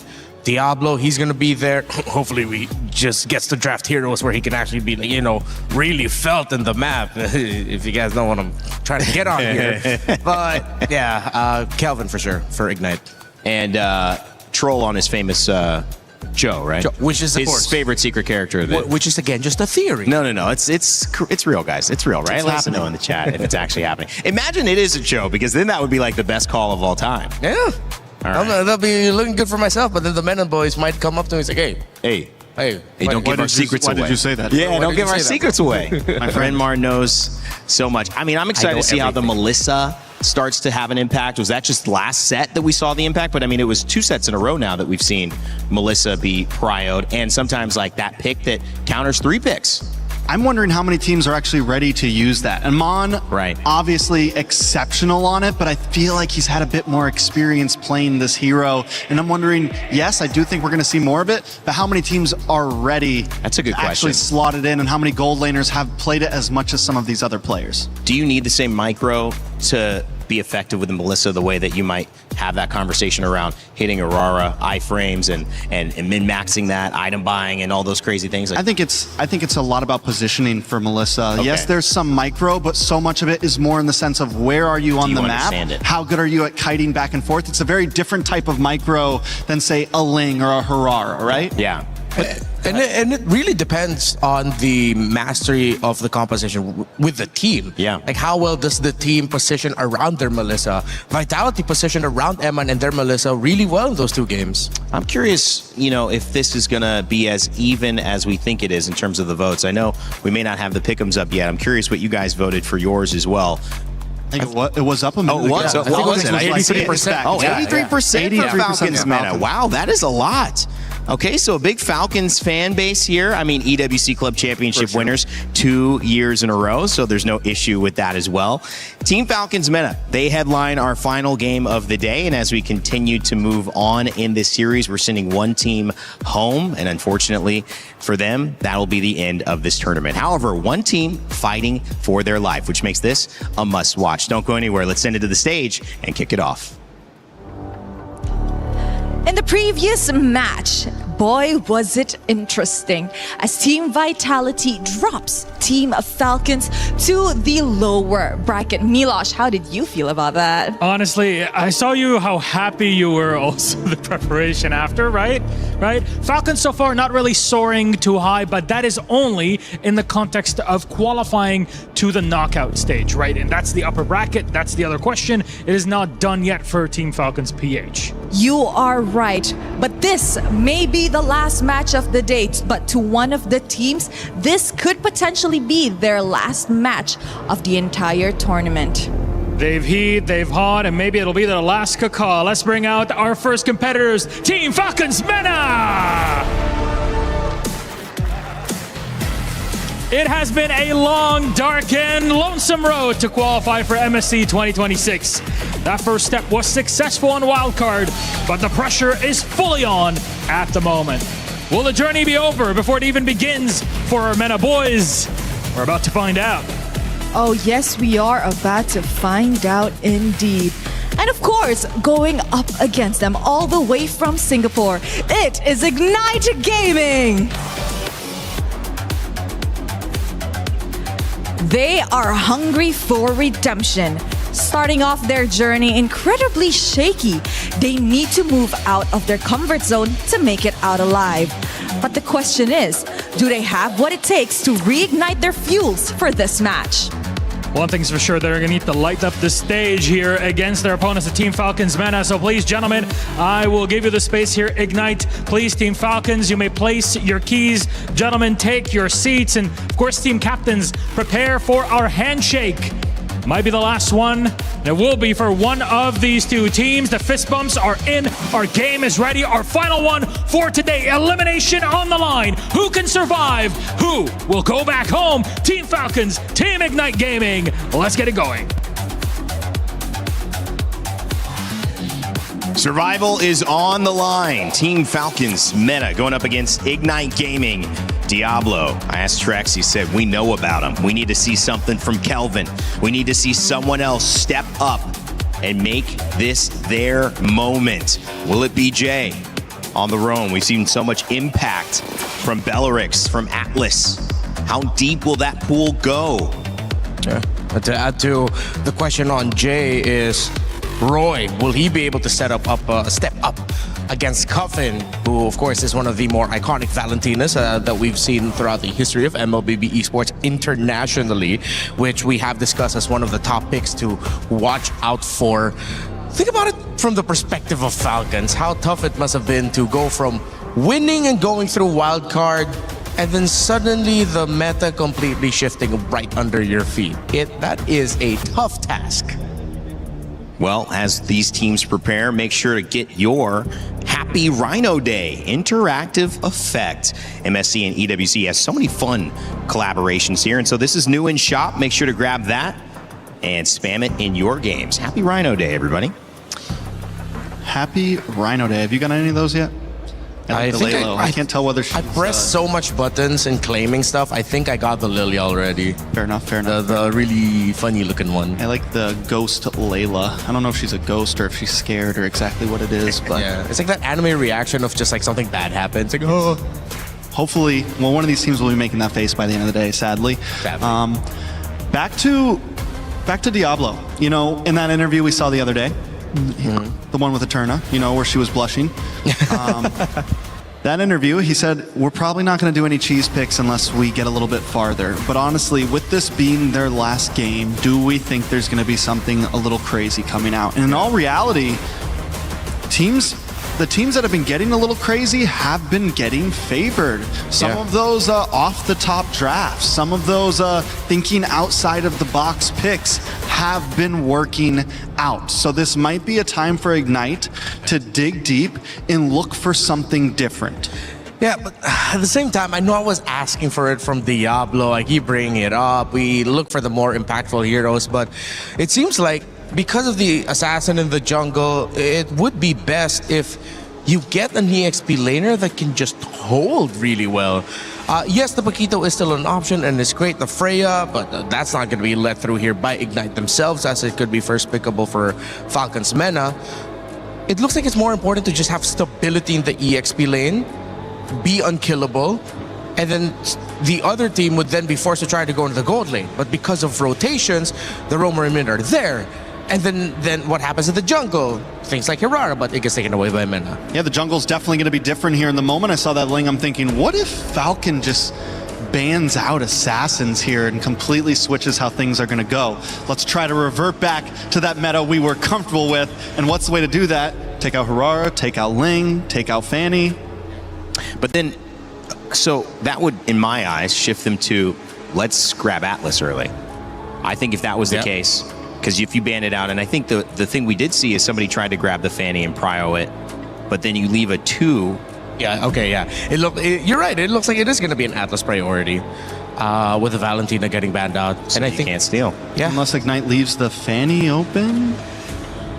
If ever Ignite, I think MENA might be okay with Fanny going through. And then they're just going to pack a lot of heroes that will disrupt its jungle rotation, which is easier said than done. Waiting on that final ban as well. You guys said that you need to find a way to distinguish yourself, maybe be a little bit unique. Throw out some of those picks you weren't expecting. This is your last chance. You're either going home or you're moving on to another elimination game after this. There is no time to waste. And it's interesting, the Atlas ban comes out.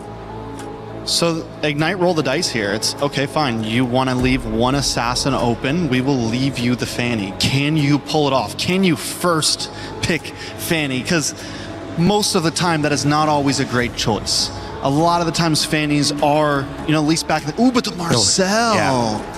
Marcel goes through. So they force out the Atlas ban.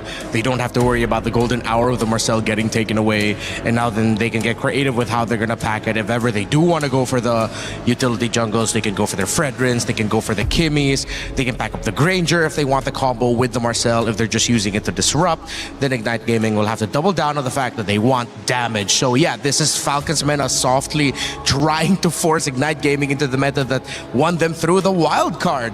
Exactly as you mentioned, take away the assassins, and this is a little bit more how we were seeing the draft back in wildcards just a week ago. We haven't seen the Marcel yet in play, at least for this stage of the tournament thus far. I think we saw a little bit maybe in wildcard, but not quite. He might have been played once. Yeah, at least once. So has made it through the ban phase at least once. Yeah, but I think only one. I mean, it's not been prevalent. I mean, what's the strategy too? Because I was going to ask with Fanny, and now you see the Gourd coming out on that side in the Akai. Do you play your card too early? Do you give them 4 picks to build against? what you're clearly going for, prioritizing? I don't know. Marcel's just monstrous. And honestly, MENA's doing a great job at not showing their cards at all. This Akai could be Roam. It could be Jungle. I don't know. It is already Jungle. They have the Marcel. Oh, yeah. In the Roam, yeah. So, yeah, then maybe they are showing their cards a little bit. They are honest with it, but I think they would like to be honest. Again, your prescribed approach for MENA was to just straight up bring it back old school, take away those assassins. And, I mean, again, it really feels like I just went back to the wild cards. Who knew that just taking away the Hirara and Ling would result to this in the draft? Yeah, and Ignite's answering it with old school as well. The YSS picked up. Yeah. Paquito, a little bit of flavor, but Zushin. I mean, overall, here's the thing. With Ignite's draft right now, you have the Paquito, most likely going to EXP for Diablo. You get the YSS. They're looking like a lineup that could go fighter. Yeah. Do you want to do that against the Akai, though? And against the Marcel? Yeah, I think that's going to be the tough choice here. I think if MENA still, Falcons MENA, still ban out the Esmeralda, then it might be a little bit of a over-respect towards that possibility, because you already have the Marcel and Akai together. That double fighters might be too disruptive, but let's see. Belleric in the roam. Arlot banned from Ignite. So Arlot Belleric taken away as our second phase of bans begins. Each team gets 5. And it'll set us up for our final 2 picks. 1-2-1. The more I think about it, they might just double down on the double fighters. Sustain the sides, keep it strong. Or if ever they send the Paquito into the gold, keep that as an open option. But then the Akai means you lose a lot of damage for that. It might be best to just put it in EXP. But the Esmeralda is still open. It makes sense that Ignite would want to pick it up, because if ever you get the Esmeralda for Falcons MENA, then the Paquito EXP is pretty much scuffed. I don't know. MENA is still kind of lacking in burst damage, lacking in damage overall. You have the Gourd, yes, but without a sufficient combo to really make that magic gush hit, there's not a whole lot you can do with it. So MENA definitely needs to round out, and I don't think they want to go for a Shredder, honestly. Yeah. I don't know if the Claude is exactly what you want to pick up. They might double down on what we saw from Onyx during their very first game. Just get a Granger with a Sky Piercer. Yeah. Well, looking for that gold, you would assume, right? Yeah. Side of... We're thinking maybe MENA. the Granger for the burst damage, something to give them a bit more of a big hitter. They already have the Shred with the Gourd. They need something that's going to, pack a punch against this YSS, against this Jushin, something that can have some range. What if they do? They should just pick up the Esmeralda here, right? Esmeralda then Gourd to round it out. Ah, okay, they go Uranus. Oh, and the Clint. Oh, yes. So the burst. Yeah, still pretty much like the same approach as to wanting to back up the Granger. And it is well supported with the Gourd, the Marcel, the Akai, and the Uranus up in the front. The Gourd with it in case someone gets to penetrate their formation. So this is a great balanced lineup for Falcons MENA. Yeah, so you like it. I like it. But Ignite, I do like the Minotaur too. The range of MENA with them wanting to get close and create space. The Minotaur with a Flicker and a Minoan Fury might just break the formation of Falcons MENA, meaning that's enough space for the Yisun Shin to wreak havoc. Ignite now pack the Barrets in. So we go for the fighter off. We go for the funnel strat into the YSS. Definitely some danger here against a Golden Hour, against the Heavy Spin, against the Magic Gush. This is a composition that wants to group up on the side of Ignite, but still, it can look overwhelming. One big play and this type of composition can dominate a team fight. Yeah, I like this Barrett's, though, just for the sole purpose that it might make Boyet overthink of when he wants to use his heavy spin so that the Detonus Welcome won't affect him as much. Ignite Gaming sees the Melissa do well. They ban it out, do the double fighter. We'll see if the burst from Clint is able to be enough for Team Falcons MENA. The panel likes it. Let's see if our casters like it as we headed over to begin our final series of the day. Ignite Gaming versus Team Falcons MENA. Let's get it going. Thank you so much to the panel. We sent one team home earlier today for our first match of day number 3 here at MSC. Now we will have to send a second team home. Welcome to the Land of Dawn. I love it. Panel likes it. I love it. I love the drafts from both these teams. I like that they're going back to just comfort, right? not necessarily the most meta picks, but it's what they've won with, especially in their own domestic leagues. Yeah, we don't even know how do we define the meta, honestly, at this point. So the fact that we're just seeing some of the more common picks nowadays, or at least in the past 2 days, such as the Barretts, and it's going to be in the hands of Diablo too. So that's also something I really like from IG, because finally they're playing something that's much more similar to the playstyle that we know of them. Quick emblem check right here. Pull yourself together, ready for Cuffin. Weapon mastery for Sano as we see CS go for the lethal ignition and the Festival of Blood. Double tenacity and a whole lot of agility. And I think in this meta, even though you might not want to play these meta picks, you still need to rely a lot on that agility. Now let's talk a little bit more about Falcons meta and IG, right? Wildcard winners, Falcons meta. They usually do very well in the group stages of internationals. Unfortunately, this time around, sent down straight into the lower brackets. Now IG, Singapore, they've been on a tough road. The last few internationals just bombing out of events, completely eliminated on first day, second days, and now it's time to prove that they still have it within them to contend for the knockout stage. Yeah, and a lot of questions, right, for both of these teams, especially coming from a 0-2 sweep, a loss in their first showing previously here in the group stage, and now Falcons meta, it seems like they're still playing a very similar game to what we saw from them in the wild card. That's why it was also pointed out in the panel earlier that it feels like they're just drafting as if we were in the wild card, but I can't blame them. This is something that's very comfortable to them, whereas IG, I think they're the ones who switched things up a bit. So now we see the Barretts and the Minotaur in their hands, and they're setting up for this first objective of the game. Even Diablo on an enabler instead of a carry. Kelvin's waiting in that bush. It's an all-out fight for Turtle 1. And that Diablo is very, very low, but it still finds the Daytona's welcome. Boyet secures this objective for Team Falcons meta. Golden are already laid down as well, but it's CS trying to find Coven in the backline. The knock-up from Boyet and heavy spin. That's going to be first blood over to Falcons meta, but the trade from Diablo, he actually finds Sanji too. They keep on going here. It will be the end of the skirmish, but take a look at what Falcons meta were able to do. Again, controlling the neutral objective with the Akai. That's number one. But IG really just falling out to that tempo, and they don't even get the prio up top. Instead of trying to play out around this winning lane, they let it go, and Sano just got so much value out of it. I feel like they really wanted to go in first, though. You could see how Jay just wanted to position himself, but now he's yet to get his level 4. Just got it now, and they're not really going to commit to a fight just yet, but they had no idea this was happening, but Kelvin still actually takes his purple buff.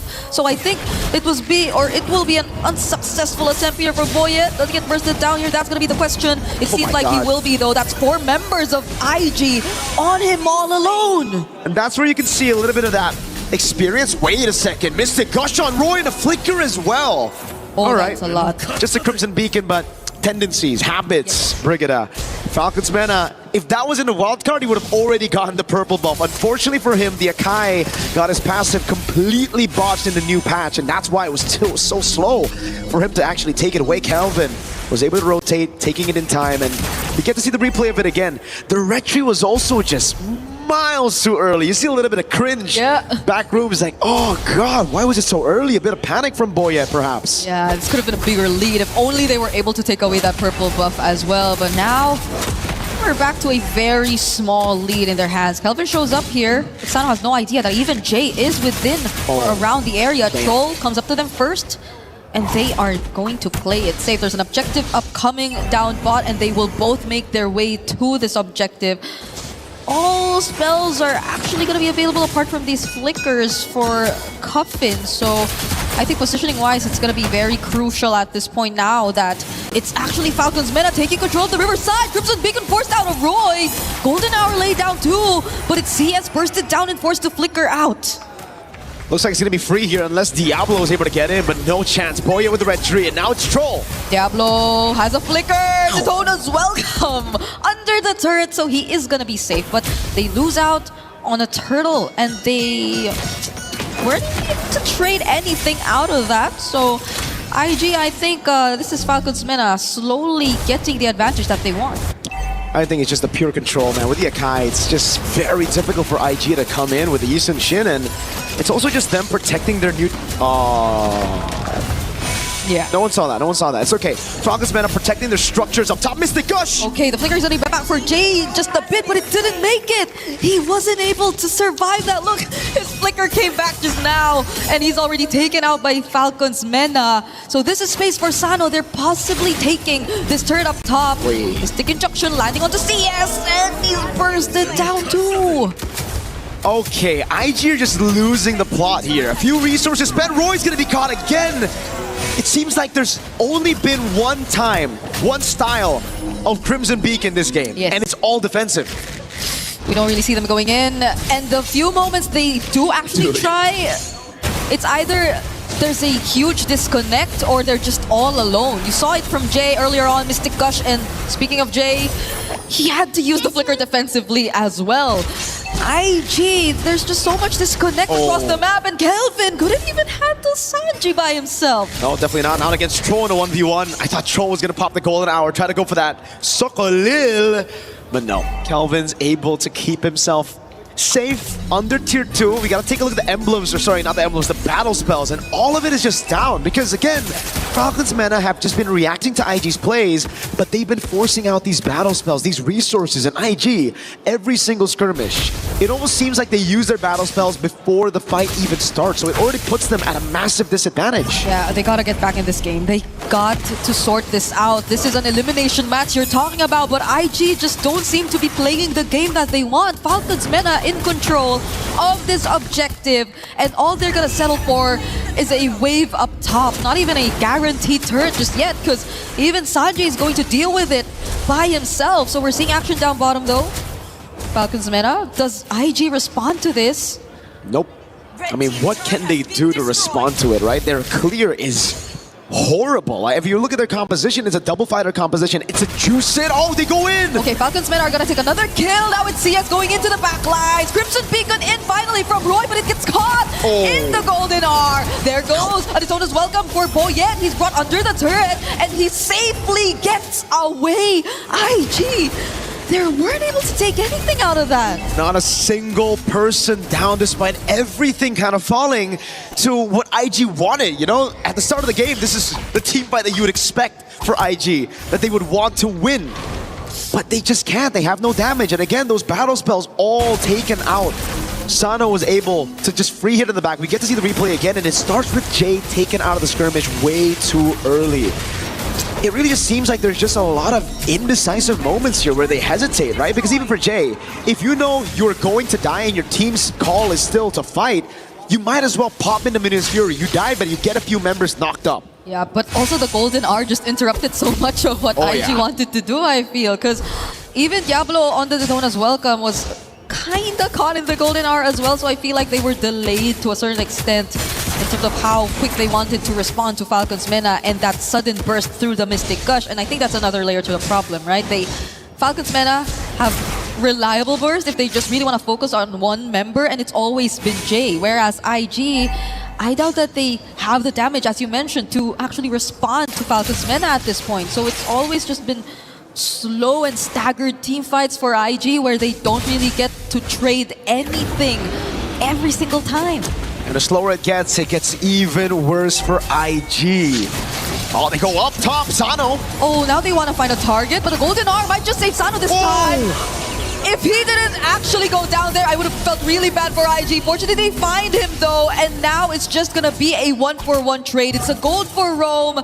I think somehow they will be happy with that. Step by step, but a concealed play from Falcons MENA. You definitely see just a bit of a glimpse of that brilliance of that composition. Roy gets bursted down by Cuffin. Straight up against the Panda. Face checks the bush. Doesn't let Barats do it. And now Kelvin's pinned. Okay, it's Troll and Boyet surrounded by Diablo and Kelvin, but Kelvin, does he want to be in the spot? I don't think he should have been there. Trace this out, but you can't run away from Sanji and Cuffin. It's Diablo left here instead, and IG, I feel like they want to do something, right? They've been trying to do something. It's always CS trying to go for these backline plays, but it doesn't work. Oh man, that was literally the window that opened but instantly closed again. But it was shut by themselves. Falcons MENA now capitalizing on the mistakes of IG. picking up the neutral objective, not giving any space for IG to even trade on the map. Sanji goes straight into the bottom lane. That's a Lord up top, and Falcons MENA, they'll definitely learn from that mistake earlier, right? Where Sano was caught in the bad spot. Now they're gonna play for Sano all the way in the back. Everybody's just gonna peel for him. Everybody's gonna open Troll with the conceal. Oh, Troll going in. Forces out the Crimson Peak and then the burst on CS.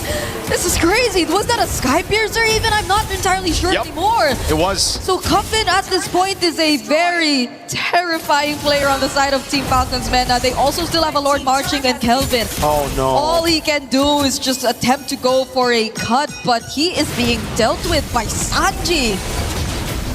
I don't know how Sanji became an XP laner from a mid laner, but Sanji's doing it in a 1v1 against Kelvin. Who wins it? Oh, Mountain Shocker already used. He's pretty low on HP now. Oh my He'll god. settle with the orange buff, but there's Troll already spotting it out. I think we all know how this is gonna end. The Traceless, he didn't get out of that wall too. Oh, Kelvin! He's still trying to survive. In between turrets though, and with Sano there, I don't think it's possible for him to survive.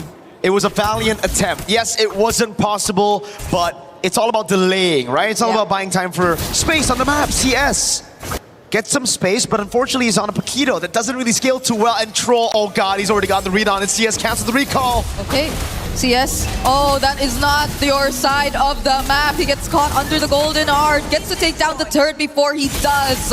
And Sano's now on a killing spree. This is a Paquito who I feel like is just really having to sacrifice himself every time he wants to go for something. It's 0-4 on a lethal ignition and a damage build too. And the 12-minute hits the clock. That says, or that means, goodbye to the Holy Shields. Falcons MENA are just gonna look to go for the siege without the Lord. Minus Fury! Okay, knocks up 4 members, but Cuffin responds with a Mystic Gush! Diablo couldn't catch anyone! With that Detona's welcome, at least they defend the base turret, but they had to lose Diablo in the process too and his flicker, so Falcons MENA still win it out there. Oh god, it gets from bad to worse. Falcons MENA again just sieging it down, but there's literally nothing IG can do. Diablo tried his best, now Sanji on Uranus. Oh my god, it's Troll getting frozen moments as well. Look at that poke on Roy with just a projectile. It's so difficult if you're IG, because you look at this composition and you have to bring up the point that I made earlier. Yeah. No clear, they have horrible clear. If waves are gonna come in with the Lord, who's gonna try to actually get through the minions? That's why it seems like they have to sacrifice at least one member from their side if they just want to guarantee that Falcons MENA will not have an easy time going for the siege. It's either CS, it's either Kelvin, and I'm not sure who you really want to put out there at this point, because you'd really want all your resources to be there when you go for the defense, because again, it's not enough. Now Falcons MENA with a 5k goal lead just really secured this Lord, and CS isn't even able to push that wave up top as much. You can't really put yourself in a very dangerous position, not at this point where Falcons MENA are just moments away from another Lord Siege. I mean, you can't, right? I mean, you got that PTSD as well, a bit of trauma. Last time he tried to clear up top, it went really bad. He had to die for the 4th time in the game. He doesn't want to, increase those deaths, not to 5. Although, there might be a case to be made that, he needs 7 to get a power spike. Who knows? Maybe the BBB special. And not on a Paquito, maybe on that Minotaur. Diablo! Troll getting the stun. It's Diablo, they're bursting down right now. Not even with its own as welcome. Will they find anything? IG just lose one of their frontliners, and now they have to deal with a Lord and multiple waves. Roy, Jay, what can they do? There goes the heavy spin from Boyet. The knockout from the Minoan Fury and the Golden R onto Roy once again, but the burst! The burst coming from Sano, and he's still alive! CS trying to push them back, but it's not gonna work as Team Falcons MENA secure this game. Falcons MENA are a game away from stepping forward in towards that next round and also eliminating IG from MSC EWC 2026. Staying true to their identity on the utility jungle, Boyet shows that he can still make it work. Now it's up to IG to go back to the drawing board to see if they can make their identity work, if they can adapt to this style, because right now it's looking bleak. Boyet had his entire team to rely on to make it work, We had a lot of questions for them. Were the amount of practice that they had, as minimal as it were, enough to actually get them through the group stage, the main stage? And now against IG, they're showing us that yes, and they're staying the exact same as we've seen them from Wildcard, with just a bit of changes here and there, but overall, it's still the Team Falcons MENA that you know and are familiar with. Again, maybe, yes, a few of adjustments from IG, but now they should have learned and they should have understood that it doesn't work. It did not work out for them this time. It was too spread out. You couldn't really see them united in terms of what they wanted to accomplish here, if it's team fight or just splitting up. It's a rainy day with the two dinosaurs, Raptor and Trex on the panel. What you got for us? I almost thought you were saying it's a rainy day, and I think you were saying rain day. However, it was a rainy day if you were on the side against Team Falcons MENA, because Ignite Gaming, well, that fire might have just been put out by that first game. I love the way that Falcons MENA approached it. You felt that they might have the lead in this one. Yep. They certainly did after game one. Yeah, again, they just went back to comfort. They forced their opponents to play a metagun, and I feel like that also made Ignite Gaming very uncomfortable in the draft. Definitely made them uncomfortable, and they may have just cracked a possible code as we move forward into this. In trades that have affected the first phase of our drafting phase. I hope there are teams right now still, like maybe in the upper bracket, still like comfortable here looking at what Falcons MENA has done with this Ling Hirara ban and realize, oh, wait, that's a way to approach the game. What do we do to prepare for that? I think the question too is it such a good ban?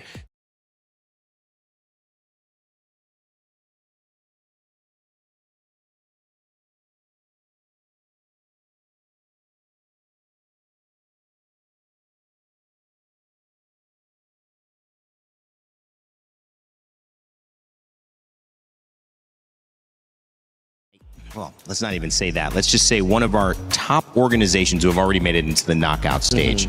If they were to play against that, do you think it would have the same impact? Or is this something that, you know, we're seeing Falcons MENA abusing this certain matchup right now against Ignite Gaming? Yeah, I think they're definitely, it's not just a cheese pick, it's a cheese draft approach that they use coming into this matchup. Right. The fact that they banned out the Ling, the Hirara, the Valentina, which forced out the Atlas ban. But I feel like if that's one thing that Ignite Gaming could have changed up, now that you know the type of opponents you're gonna go, you're going up against with, you take out the Eudora ban, you keep your Freya ban, you change the Atlas ban to a Marcel ban. Again, that's considering they stick the same sides here. And I feel like if Ignite want to keep things a little bit more familiar, stick on the same side. You already know what Falcons MENA are trying to do. Yeah, Melissa also being banned as well has been a kind of final answer for some teams that are going up against lineups that feel melee heavy. But also, I think just Trex, is it maybe being on the back foot early and now you're kind of, I don't know, in water, treading, trying to just survive? No, I think another big issue with Ignite there was, you know, what Falcon did in the ban phase was okay.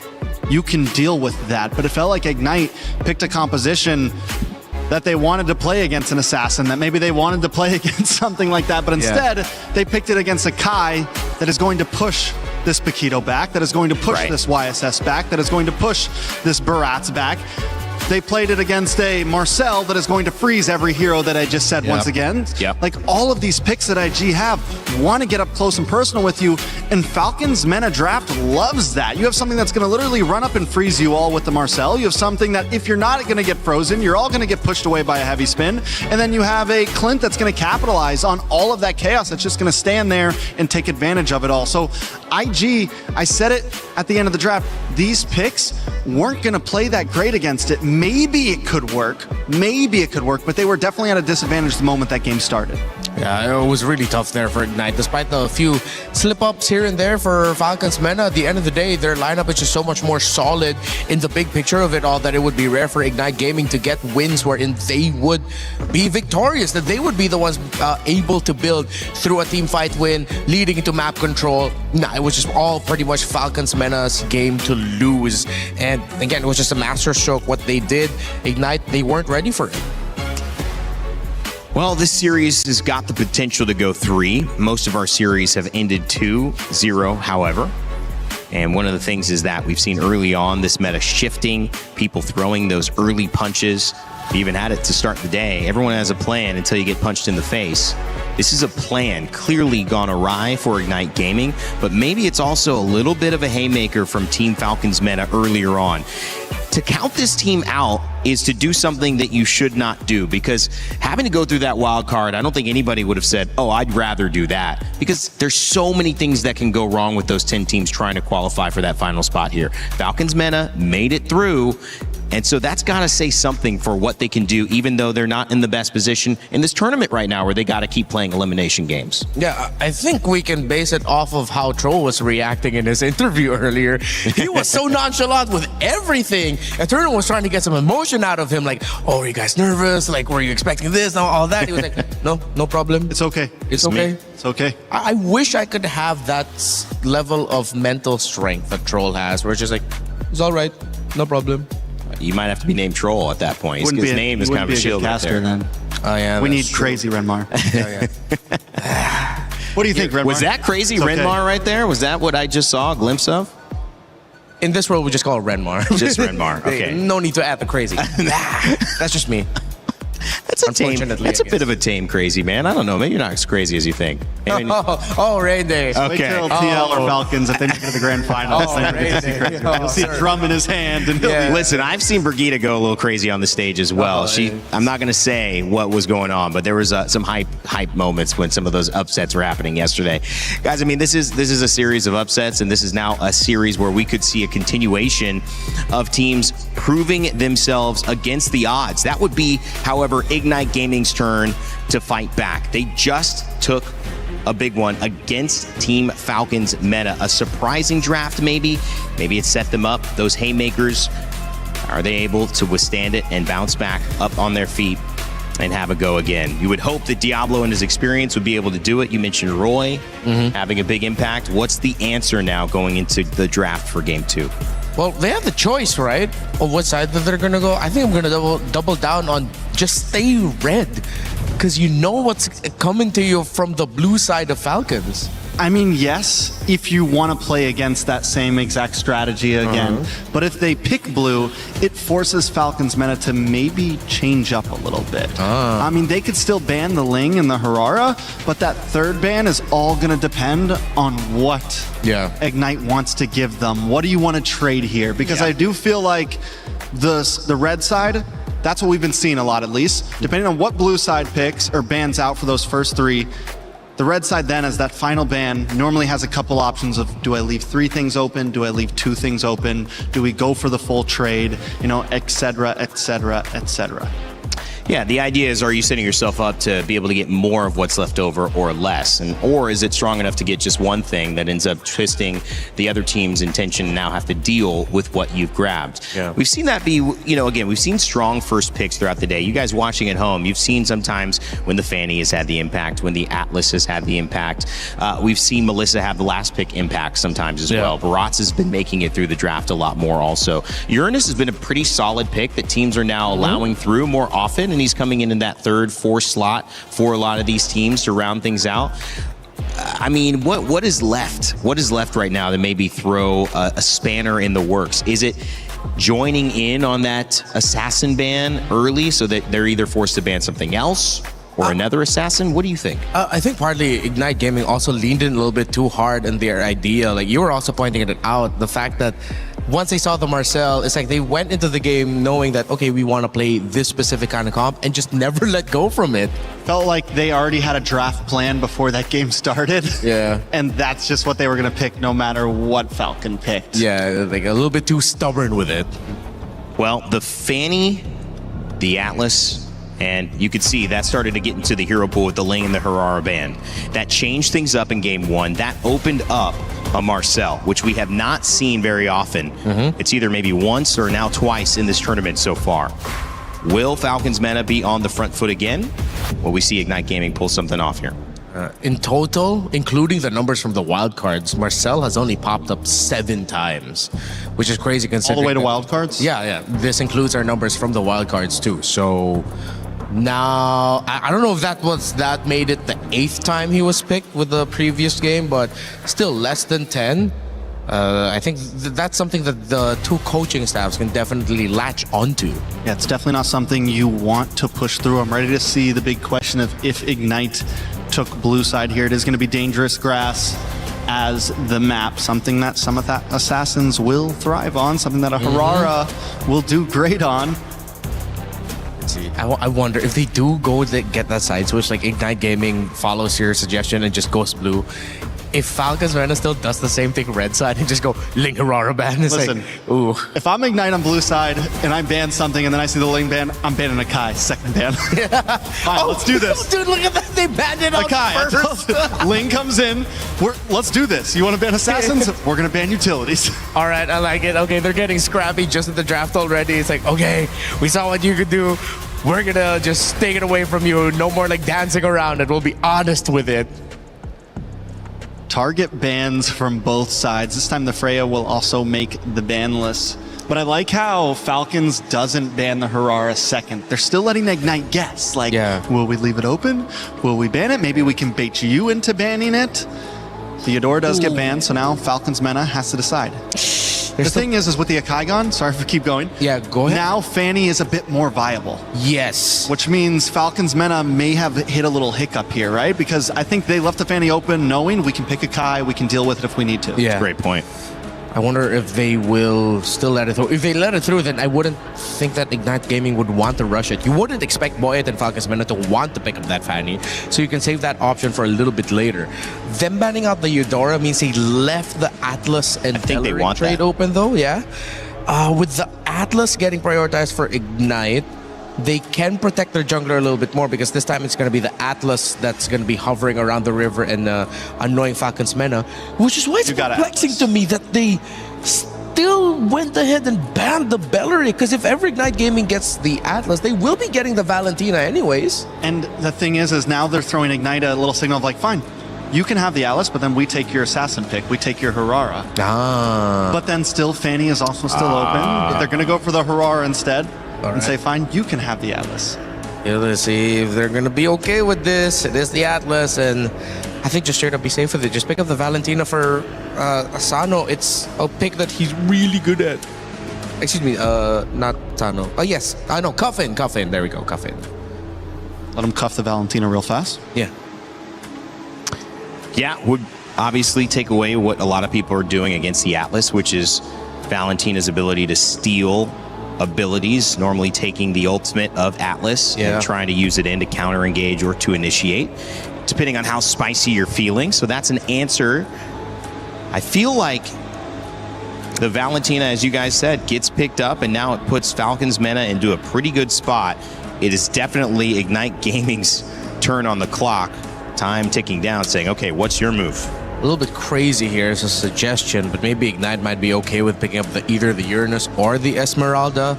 I know it goes against my desires for Diablo, but with the Herrera there, you're gonna need the difficult to kill EXP laner. Then if you want to go to the second phase, maybe try to force out a gold lane pick already, but we've been seeing gold lanes come out a little bit earlier. With the Marcella, Atlas, Bellericon, we're at that weird spot again where they might run out of roam options here for Jay. Oh, they're picking up the Melissa early. I think it's a solid pick. You'd also steal away the Melissa something. You get the Jushin for some range. Wow. And then if Falcons MENA wanted that Melissa, something to kind of protect themselves against this Harara, you have a slight answer to it. Or if Falcons MENA ends up going for the Fanny here, you also already have something that can be safe from it. Yeah. I wonder if this means that Ignite are gonna dig back into the bag of like the Badang such for the roam, but you're risking getting the Valentina to steal your ultimate, but that will provide the space, and the rest of Falcons MENA do want to clump up together really well. Unless Falcons MENA just decides to band out the Badang. Picking up the Clint this early though, I don't know how to feel about this. I feel like they could have leveraged just leaving gold laners and picking it up later while changing up the priorities and trades for like EXP. I think it might have been a panic pick, honestly. I don't know what to pick next, possibly. Could it also have been not trying to show the EXP hand too early? Trying to have some could be surprise to it? Could be. And they know that they're gonna get the first pick on the red side anyway, so based on the bans, they have a better understanding of, if they can go for a specific pick that they want in the jungle, or if they can go ahead and pick up their XP at Red 4 and still wait till the absolute end to pick up their jungler. I'm still leaning towards the idea that Boyet and Falcons MENA would want to play the tanky sustain types, or at least not exactly like the hard assassins. But we've seen Melissa being such a problem that now my question for Falcons MENA is, do you actually have something for this Melissa? EXP bans all around right now. Yuzong, Uranus. I'm wondering if they're going to keep on honing into it. Paquito is still open for both teams. Could be a decent option for Ignite, honestly. Just something that can pack a punch, close the distance on the Valentina and the Clint. And I think that's maybe personally what the Melissa helps ward against early on. So if you want to pick up the Paquito, get up close, we have an answer for that. A Hylos ban? And a Harley ban. I wouldn't think that they would have found the Hylos problematic. They already have the Atlas and the Clint with them, and then not a lot of... Could just be a ban to open things up, keep things open, don't want to take something away. Again, they're going to be counter-picking to try to figure out these two lanes. Everyone's exposed their gold, their jungle, and their mid. Oh yeah, that's true. We were talking earlier about how the roam options might look thin, so they just took one out. But they can also just gotcha later for Ignite. If ever they really can't think of a pick, just like gotcha. Yeah. I'm not sure how much we've seen a win from Gotcha. Definitely been played yesterday a bit. I think we're at 55 unique heroes so far. We've added a few to the pool. Yeah. Still aiming for that 90 for MSC. We'll see if we can get there. Let us know in the chat if you think it's happening. So far, so good. Before we get to knockout stages, we've still got another group to go through this process with Group B tomorrow. As Barat gets picked up.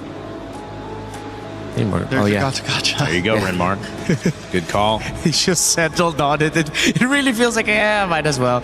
Oh, and they pick up the Alice despite there being a Valentina on the other side, and that makes it even deadlier for Ignite's cause. Now, actually, because of the Alice pickup, Falcons MENA has multiple options to answer this Melissa. Will it be enough is the question, though, because you still need the damage, but diving it, reaching the Melissa wouldn't be a problem anymore.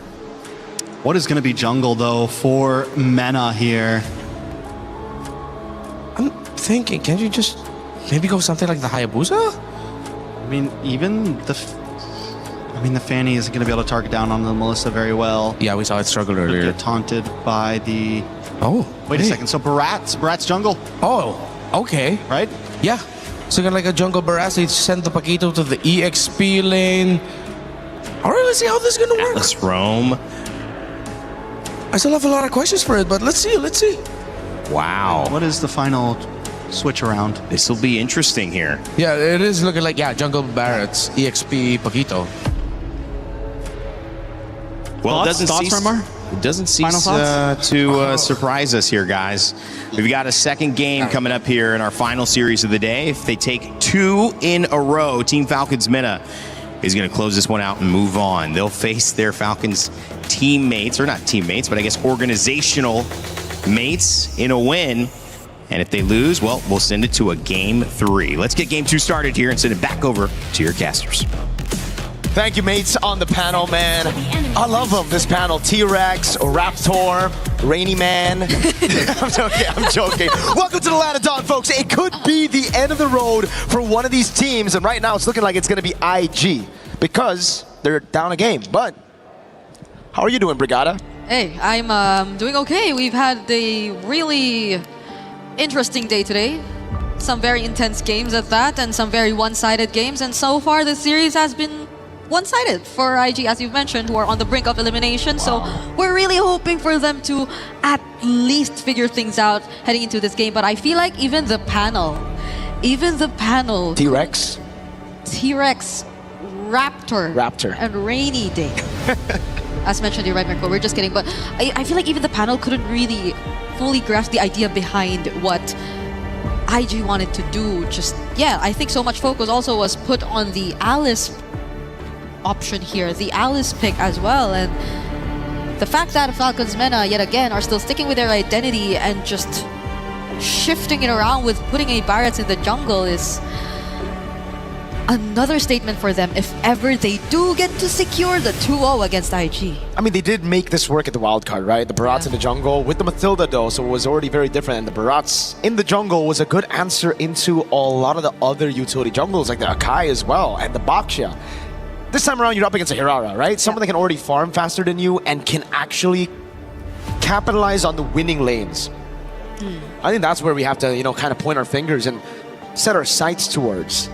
The lane in goal. I like it for the Melissa up against his Clint. And even in XP, I like it for the Alice for the matchup against the Paquito. So these are two lanes where Ignite Gaming are going to be able to utilize this Hirara to finally push in and capitalize on the mistakes or the lane dominance of the other mates on the team. Falcons MENA, though, it's all about neutral objective control. So I think it's kind of like a better IG from game 1, but Falcons MENA, the same exact Falcons MENA from game 1. Granted that the laning does go that way, because we're expecting it to favor IG, at least in terms of the sides. We're looking at again the Melissa, who at least based on today's showing has been a phenomenal gold lane pickup, but it was more into the Fanny and the likes of the more dive type comps, which I don't think Falcons MENA are that far away from, but they're more fighter than assassin type of compositions too. So you could expect them to stay much longer in the team fights if things go their way. Well, right now, IG, let's see how it goes and let's see how they manage this lane. Quick emblem check as we get into game number 2 in the Land of Dawn. Wilderness Blessing for Troll. In a world where we see a lot of pull yourself together just to try to get more flickers out there, Troll decides, no, I want to get the movement, and it's the same for Cuffin. So they're expecting to win here in the mid lane, trying to rotate around. Perfect match on Roy. Yep, that's a very aggressive start, and I think it will be a lot of help to Boyet, who, again, we are so used to seeing with a Mathilda, but now it's going to be on his own. But the fact that you have a mid duo who is just so reliable in terms of mobility and just fast moving around the map, I feel would make things a bit more easier for him this time around. So at least we're seeing a not so action-packed start just yet for IG. They're still able to accomplish what they want in terms of the lanes. But how are they able to allow Kelvin be involved? I don't think we saw Kelvin as involved earlier on, but that's because he was on a Yisun Shin. This time should be pretty different because he's already on Hirara. The thing is, though, they are playing, again, as you mentioned, very, very slow. This isn't really what the composition is meant to do, right? With the Hirara as well, they kind of need to go a little bit faster. Boyet's got level 4. Yeah.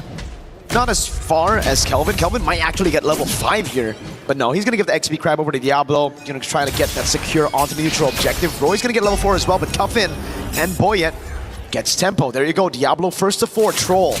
Okay, they're not going to go for Troll just yet. They get to spot out where Kelvin was actually trying to hide. Diablo now all alone. Up against 3 Gleams. Not Gleams out. And is now 1 HP away from going down. Cuffin actually steals away the Throne of Ruin, but they are still gonna go and re-engage. Their Vitalize is already committed, and there you go! Throne of Ruin onto 2 coming in from Diablo, but it's still Boyet! Winning out onto Retribution, picking up First Blood onto Kelvin, and now Jay falls next! They go for the neutral objective fight against the utility jungle. They had tempo, but they didn't utilize it. Falcons MENA are soaring in the skies. Turtle number 1, a complete win for the Falcons, and a big double for Boyet on the Barats, bro. And what happens now? Because we were really looking forward to see IG at least win it out on the sides, but this is going to heavily impact what happens from this point onwards in terms of their early game, because you see the setup, you see the attention coming in from IG, and it looked great. It looked great for Diablo, but the fact that it was just such a great response as well from Team Falcons MENA, and they were too tanky as well. There wasn't enough burst. Kelvin having to fall down too just did not look great for IG. IG are just so awkward in that skirmish earlier. You know, they got the Prio up top. They got the tempo as well. Diablo got XP Crab, and now it's going to be Sanji. They jump on Kelvin. No one there to help him out, though. Don't tell me it's going to be a solo kill. It's actually going to be a solo kill. And a flicker just to get out of that dangerous position. Sanji on a 2-0 Paquito, clearly winning it out against Diablo in the lane right now. Sokolil, and it's Sanji on the Paquito against the Hirara in her own jungle. We were talking about that earlier, the Paquito should, oh god, he wants to do it again. This time Diablo is going to be there to shoo him away, but This could still be good for Falcons MENA as Boyet's gonna walk up. Okay, he doesn't steal away that jungle creep though, at least for them, but now when is Kelvin just going to be able to play? The Sunshin game didn't work out for him. Now on a Hirara, he's 0-2, and that just slows things down even further. We wanted them to pick up the pace, we wanted them to be as more aggressive, but Falcons MENA now on a utility jungler, now with a hyperactive XP lane. There's just not much you can do. And now it's just Falcons MENA doing exactly what they did in game number 1. After getting the initial lead, they just play it slow. Diablo just used Throne of Ruin to survive against Sanji. And it's still Sanji who wins it out in that skirmish. So down below, they're going to go for the turret. They're losing this tier 1. Now the Fatal links onto a single member, and that's going to be Jay. Oh. They don't care if they just find one. They already have what it takes to burst down even one of the tankiest members of IG. And now both sides seem to be in favor of Falcons MENA already. Oh my god, Roy! Oh no, Roy, Crimson Beacon out. No Fatal links for Troll. He is still gonna try and defend this, but is it gonna be worth it? There is gonna be the muddles from CS, but the damage is just not enough threat for Falcons MENA to get away. What do you do at this point? Boyet's gonna try to steal this away, but the Hirara is nowhere near. It's a retreat from Boyet. And Kelvin's gonna be very careful. Troll's already on the perfect match. Boyet's gonna figure it out. Uh-oh, Kelvin! Oh, this is a running Atlas. He's moving so fast. Kelvin, can he get out of this? There are still flickers in their hands. Kufin, Sanji, the wraparound. Oh no, Kelvin dashing out with the flicker. Iframes were close to saving him there, but Sanji says no. Nope, a flicker to take him out. Sano picking up the 3rd tier 1 in this game. He's had a hand in all the turret takes so far. It's all about sieging with Sheriff Sano. Troll again just opening up for Sano to have such an easy way through these turrets. And again, it's Cuffin on the Valentina this time around, providing that peel as well. It's just so difficult now for IG. They have a combo, that AoE with the Throne of Ruin and the AOG. But there's just no damage. Sanji in the bottom lane, picking up his own turret as well. They're just taking turrets left and right.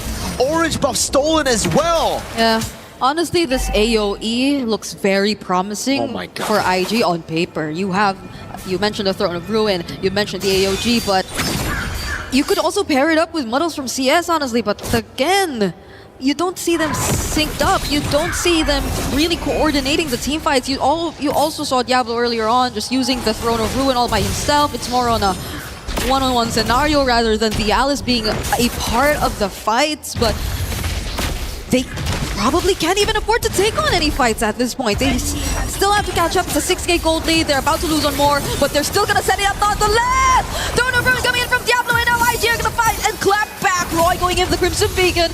Boyet left all alone, and this isolated pickup might be the start.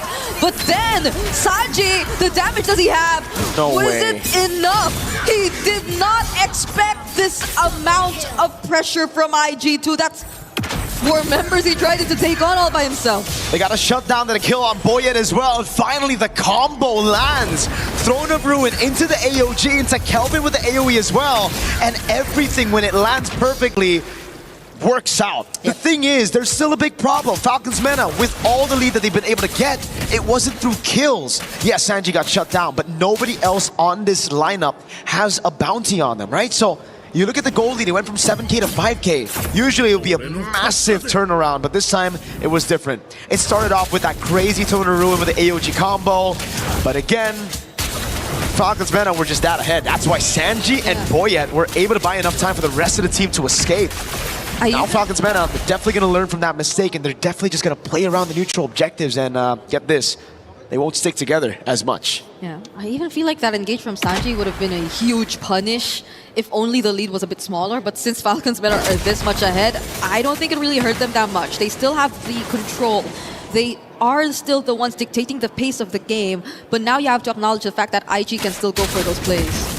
Corrosion, Scythe, and DHS. It was CS who got them the shutdown on Sanji earlier, so it really comes down to CS getting those item power spikes. We saw just how good Iman could be on the Melissa. This could be an Iman-ish game for CS, but the whole team's gonna have to play around him, and Kelvin right now, not in a good position, especially after missing those 2 dashes across the wall.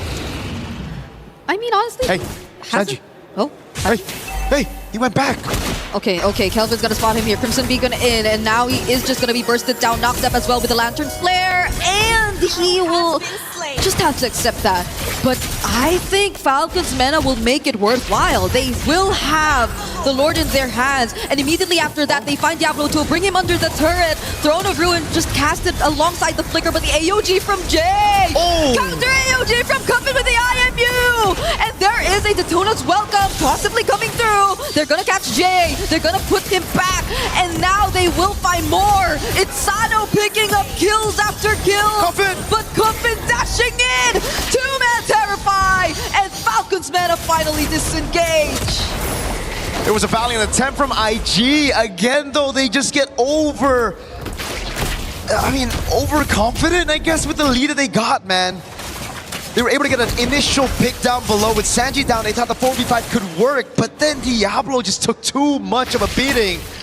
And he had to use a Throne of Ruin, miscoordinated by Jay. He thought it was gonna go in. The AOG went wide, and then Cuffin responded with an AOG by himself. Literally, Cuffin the IG boys. Okay, it's a concealed play. Already committed here by Team Falcons MENA. Diablo is still gonna go in, doesn't catch anyone! Oh no. But the AOG does catch 2. Sano though with a free hit is gonna land a couple bullets onto Jay. And they now find one. It's a trade, a 1-for-1 so far, but IG get to defend their base turret. They still got waves though. That was only the first wave with the Lord. Now Roy's gonna have to defend. Sano, Sheriff Man, he's taking a lot of damage also. Oh, that's a Flicker forced out. Falcons MENA are not gonna force this anymore. The fact that Diablo is still there too, and CS is just very active with the defense. It's probably not the best, but it's better. I feel like IG right now have better ways to rely on when they have, or they are forced to play defensive, but they're forced to just clear the waves. Would love to take a look at the items right now, man. Damage dealt, it's Cuffin and Sanji who are leading the pack, not even Sano. And no wonder.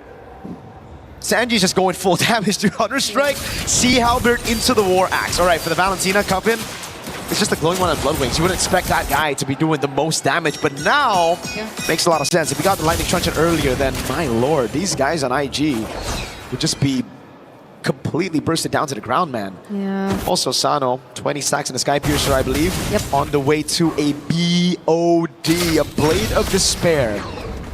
This is just rough. When a 2,000 gold lead forms around your XP, you know it's kind of chopped. And you saw how the damage from Sano is really starting to pierce through. IG, Diablo, I think, is always the one who has to put himself up front, but even Diablo is just struggling to stand for any longer than maybe 2 or 3 shots from Sano at this point, considering the amount of damage that he's already accumulated, on top of the fact that his Sky Piercer already does have 20 stacks. So Falcons MENA, they barely have to change anything and adjust anything. It's just them having to take this step by step, because IG at this point, there's just too much that they have to get back from. CS is up top. This is very good for Falcons MENA. Melissa isn't really known to be mobile. And guess what? They didn't even deal with the slow push here, so he's gonna have to stay up there for a bit longer. Visible again, but the Lord gets reset by Falcons MENA. They want to play the long game here, so it's back to resetting the Lord, pushing up top with Sanji. IG somehow gonna look for a pick-off here, and I think the right way is grouping up for the neutral objective or going for the pick-off onto Sanji. They're trying to do that right now. I mean, CS got it, but Sanji just walks away. Oh, what? The go away committed too? Guys? I don't think there was a need for that to happen. Kelvin trying to help as well, and they might just successfully find the pick-up onto Sanji, because he did kind of get an off-angle punch right there. But that's in exchange of the Lord. So IG, they willingly walked into that. Yes, they did. To be fair, I really feel like at that point it was already very honest from IG. It looked like, okay, we're not gonna throw the ruin. Oh, this is honest too. Diablo going in, but the response with the tone is welcome, and now he's just back. And another AOG from Cuffin. The IMU working wonders together with the Fatal Links. It's a double kill now for Sano, and Boyan just finds one more. Kelvin, what can you do? Roy is just too low, and it's just IG scrambling to get back to their base. Brother, The AOG was used on Sanji up top. That was literally, it just happened. But they went in for the Throne of Ruin with no AOG under tier 1 and tier 2. Oh my god. Oh my god. We are starting to run out of words in this game. 15 minutes almost in, and it's just Falcons MENA still with this really big lead. Kelvin nearly getting caught there. Oh, Crimson Beacon in from Roy. Now they're on to Sano. They'll find and shut down the gold laner of Falcons MENA. Falcons MENA capitalize on a mistake. IG says we can do it as well. Yet again, staying afloat with a pick-off on Sano. A shutdown as well. A way to cut down on those Sky Piercer stacks. Again, we see the set. But it's like, bro, the AOG was literally just used earlier. And it's like, dang, it's under tier 2 and tier 1 with it not even being there, and it just baits everybody in. By everybody, I mean it baits its own team in. Yeah. Valid reaction. Valid reaction. Okay. That was a slow-mo. That was a slow-mo. Oh, God. And a clear punish from Falcons MENA, earning them an additional base turret and more map control. But IG, at least you, well, saw that just now. They found the kill on Sano, and they found a tier 1 in mid. That's the second turret they've been able to take down in this game. 15 minutes in. So maybe there are still some signs of hope, because you actually see them moving out of their map a bit more now. Dude, I'm just so impressed right now. Such an interesting game so far. Take a look at the equipment real quick. Wind of Nature can be built up by CS. Wind of Nature already for Sano. It's a Winter Crown for Boyet. All right, so he's going to have a lot more to say here as he dives in forward. Not too much at risk when he dives in, as CS won't really be able to get those hits in. But the thing is, for me, Diablo hasn't gone Winter Crown. Yeah. Being the main guy to initiate and literally the first one in, I really thought the Winter Crown would be built on Diablo by now. Yeah, and instead you see it on Boyet, and now Sano. Oh, is he changing his item? I think he is. He initially had a Wind of Nature, and now he went for Winter Crown. Instead, Jay finds the taunt onto Cuffin, forces out the Crimson Beacon, which he stole. But Sanji's gonna come in from the side, and there goes Diablo! There goes the Winter Crown as well, coming in from Boyet, but the damage from IG seems to be enough. Now it's gonna be the Hirara, finding kills here and there. But Sanji has waves! He has 2 minions alongside him in mid, and Falcons MENA are not letting IG get back to base, but Kelvin fortunately find his way back, and IG find more as they take down Troll. 1v1 up top, it's 1v1 right now. Sanji tries to go for the kill on Kelvin. Lord in the bottom lane already there, Boyet. Let's see if he can steal this one with Kelvin up top, and 1v1 against Sanji walks up. Immortality for Kelvin. Okay. Boyet is here to try and contest. The Jonas welcome not being charged just yet, and he finally does use it on one. That's going to be the Winter Crown as well, but the Throne of Good from Diablo! Boyet is taken down, and Sanji from the backline gets caught in the AOG! A counter from Kumpin, but now he is all alone. He finds the kill on Diablo, but CS takes him down too! But wait, Sano's here! Hero play from Sano, can he steal the Lord? No, he can't. All right. Waves dealt with by Roy. IG pull up a crazy teamfight win in a brutally chaotic brawl. Oh my goodness, they put the Ignite on Falcons MENA. Falcons couldn't react, man.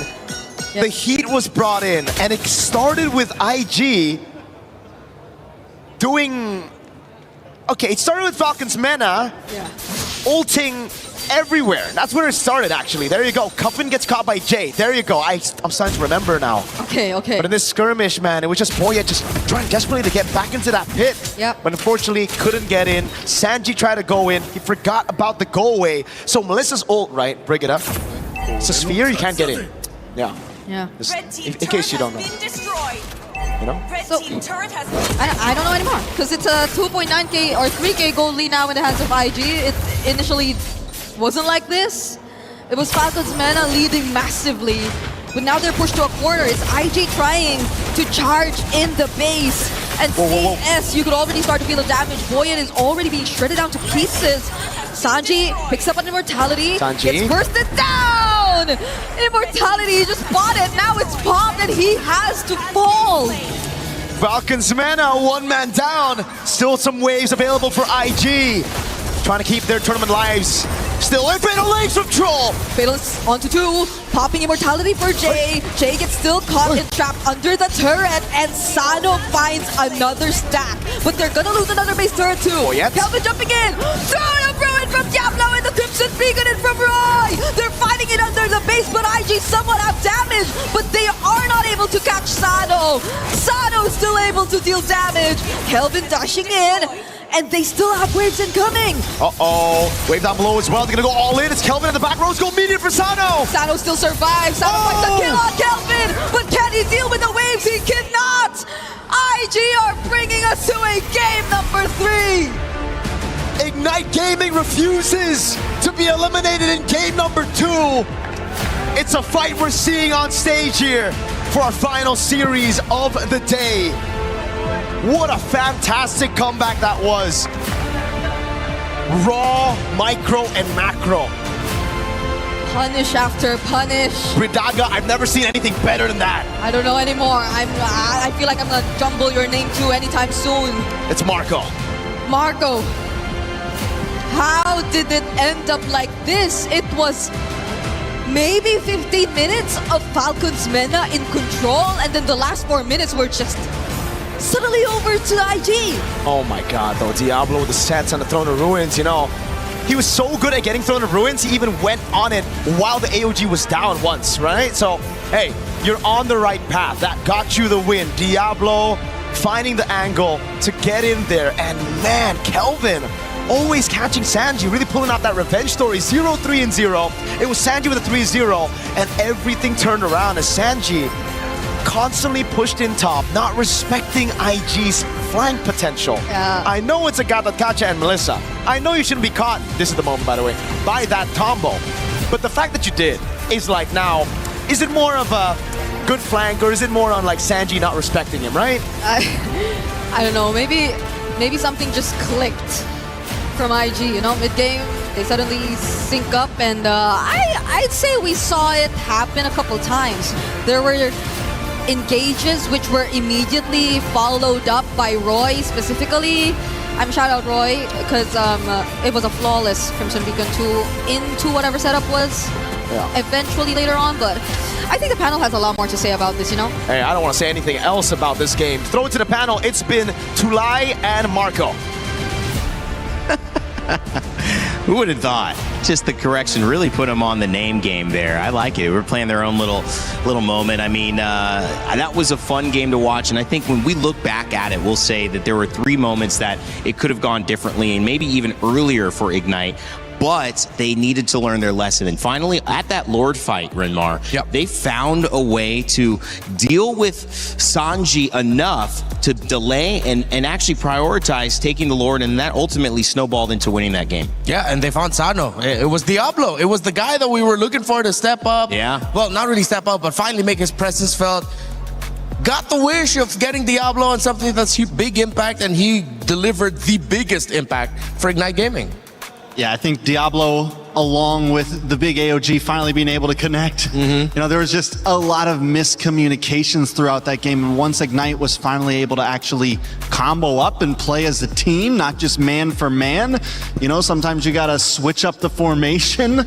And they were able to do that and actually succeed in getting a win, forcing this to game 3. Yeah, it was great. And this is what you want to see in a final series of the day where one team goes home. Now it's all a best of 1. Renmar, I mean, I know you have some stuff for us, but looking at these stats as well before we jump into the telestrator, you asked for Diablo to show up, 120,000 damage taken, 37,000 damage dealt. He was involved in both sides and made a big difference. Yeah, I think the biggest numbers I want to look at here is the difference in damage dealt between the 2 gold laners, 13,000 more for CS and the Melissa, which is why we had that feeling for the Falcons MENA draft where with how they closed it out, yes, we saw how well it went for them in the early game, but then that worry of, okay, what happens if the Melissa is free and the Melissa can damage? Is the Valentina and the Clint gonna be enough? The answer was no. I mean, all that really matters is the last fight, right? And as long as you can hang on long enough, it takes that one big team wipeout. And they had nothing. They had almost no inhibitors left. They were down to the wire and were able to just kind of hang on. And whether that is them making the right move or Falcon MENA making some of the wrong moves, either way it happened in the end. And though the way they got there might have been a little sloppy at times, Falcons MENA also has some things they need to look at coming into this last game. That was a heck of a slow-mo. Yeah, to see from heck of a slow-mo. Go tongue out, going crazy, and then immediately cutting to his teammates at the moment of defeat. That hurts. These are actually scrims shots. Those weren't even in this game right there. He's just doing that randomly. No, I'm kidding. That was actually recently. It was a real reaction. It was live. And what do you expect? You're playing for $100,000. I mean, the hype is real, and getting a chance to move in gives you that 65K in this situation instead of the 45 from going out earlier. So still a lot of money coming up on the line for both of these teams who are fighting for their last chance at it. Renmar, I want to give you the opportunity to break down what you saw there. There were a lot of failed fights, a lot of successful fights, but like Trek said, you only need one fight. Yeah, I'm ready to break down. All right, can you hold this for me? All right. Both mics? Yeah, I'm good. All right, we double it. Oh, okay. Okay, so we look at the draft. So this is already post-switch up where you see the Alice come in, but then we have to put focus on this Melissa. We look at the Falcons MENA composition, and the only source of reach that they really have is the Clint. Now, yes, there is still the problem for Ignite Gaming of the Valentina being able to take away the ults of the Gacha, even able to take away the Jushin ult, and of course the ult of the Alice. All of them as a means to break the formation of Ignite Gaming. But again, the question is, will they have the damage? We saw in the numbers difference, it was 23K lead for the, I'm not even going to try to make numbers anymore, for the Melissa hieroglyphics? Over the Clint. Yeah, that looked like hieroglyphics there for a second. But then with the combination that Ignite had, as long as they're firing off on all cylinders, despite Falcons MENA being able to hold a very strong line of defense for their Clint, they're not just pumping out enough raw damage compared to the Melissa. Alice is even dealing damage as she has her passive up. We know the Gacha is one of those surprisingly hurtful roamers with a good amount of damage, and even the Hirara being able to come in and provide damage as well. Overall, Ignite Gaming just had more damage, and Falcons MENA, when the Clint was taken out of the equation, no one in this remaining four can deal with a full 5 that Ignite has. It was way too Clint dependent for Falcons MENA. And that burst, I mean, it does scale late game. And so they had the early game handle. Yeah. And Baratza's, I mean, dominant. Like he was a high level, maybe 15 when there was 11s, 12s roaming around the side of Ignite Gaming. But you did say that it all felt like if the Clint was gone, then what was the answer? And they didn't have one. Yeah, it was also, everything should have gone so well for Falcons MENA after Ignite Gaming surprisingly fought Turtle 1. They committed all those bodies up against the Barretts. I think they were a little bit too egotistical and thinking that they could get the turtle, but even if they got the turtle, they still would have gotten taken down. But maybe a little bit of ego is what they needed. It is a little bit of ego that allowed them to get that surprise jump play onto Sano and Sanji and then turning it around. So, hey, Ignite, they have the ego, they have the confidence, and they force game number 3.